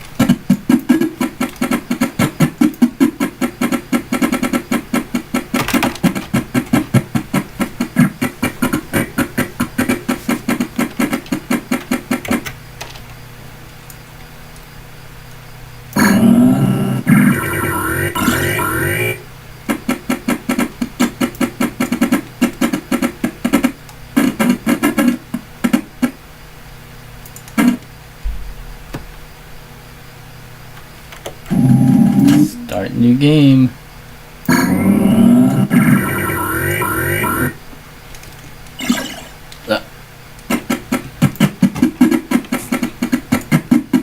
It's gonna make the sound choppy.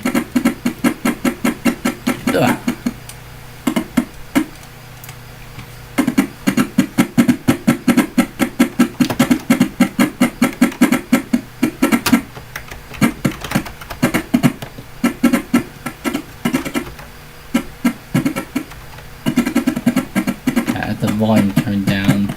It's getting pretty late. 12:50.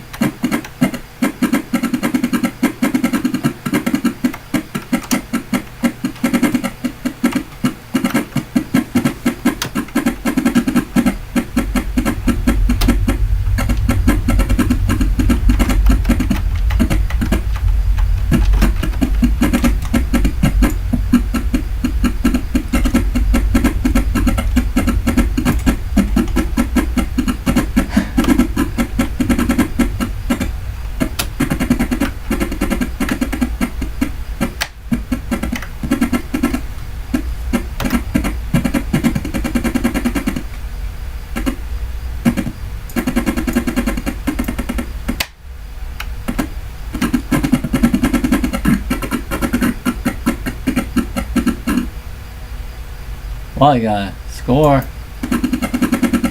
Oh, and it's still doing that.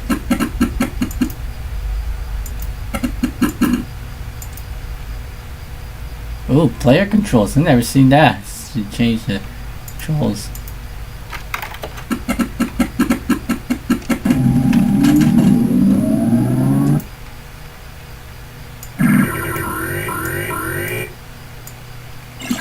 Look.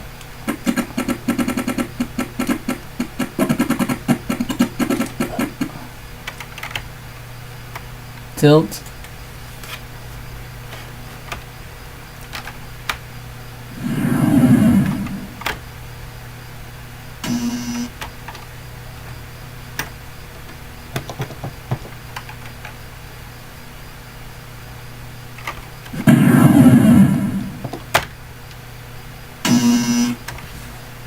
Hitting both of them.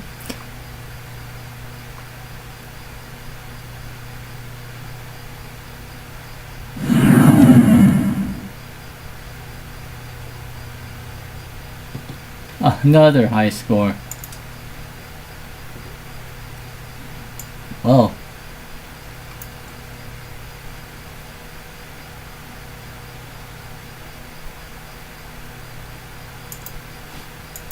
that was interesting. That was fun. Resale Hearts, Minesweeper Solitaire. The Microsoft Hearts Network. Yeah, it's trying to do some connections here. As I want to be the dealer.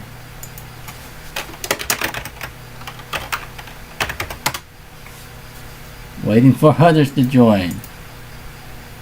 There we go.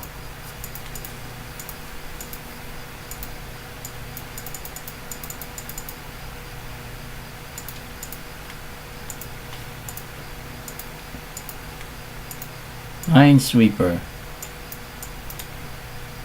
This one has no sound, so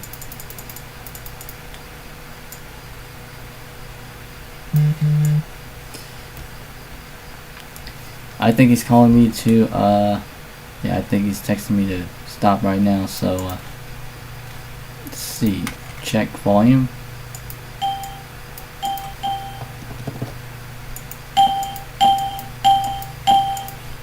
$286 views. Alright, I'll shut this thing on down.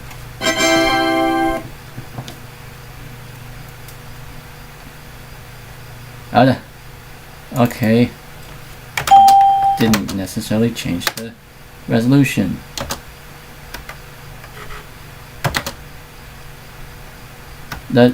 Oh wait. It did. 1024 by 768. Yeah, this is still it. Okay. I thought it was set to 800 by 600. Oh well.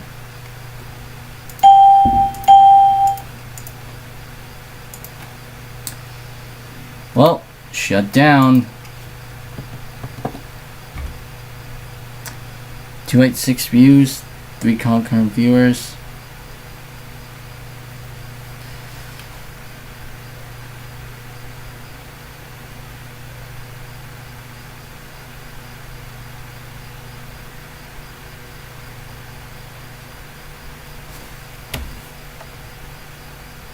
Yeah, I'll have to get rid of that soon.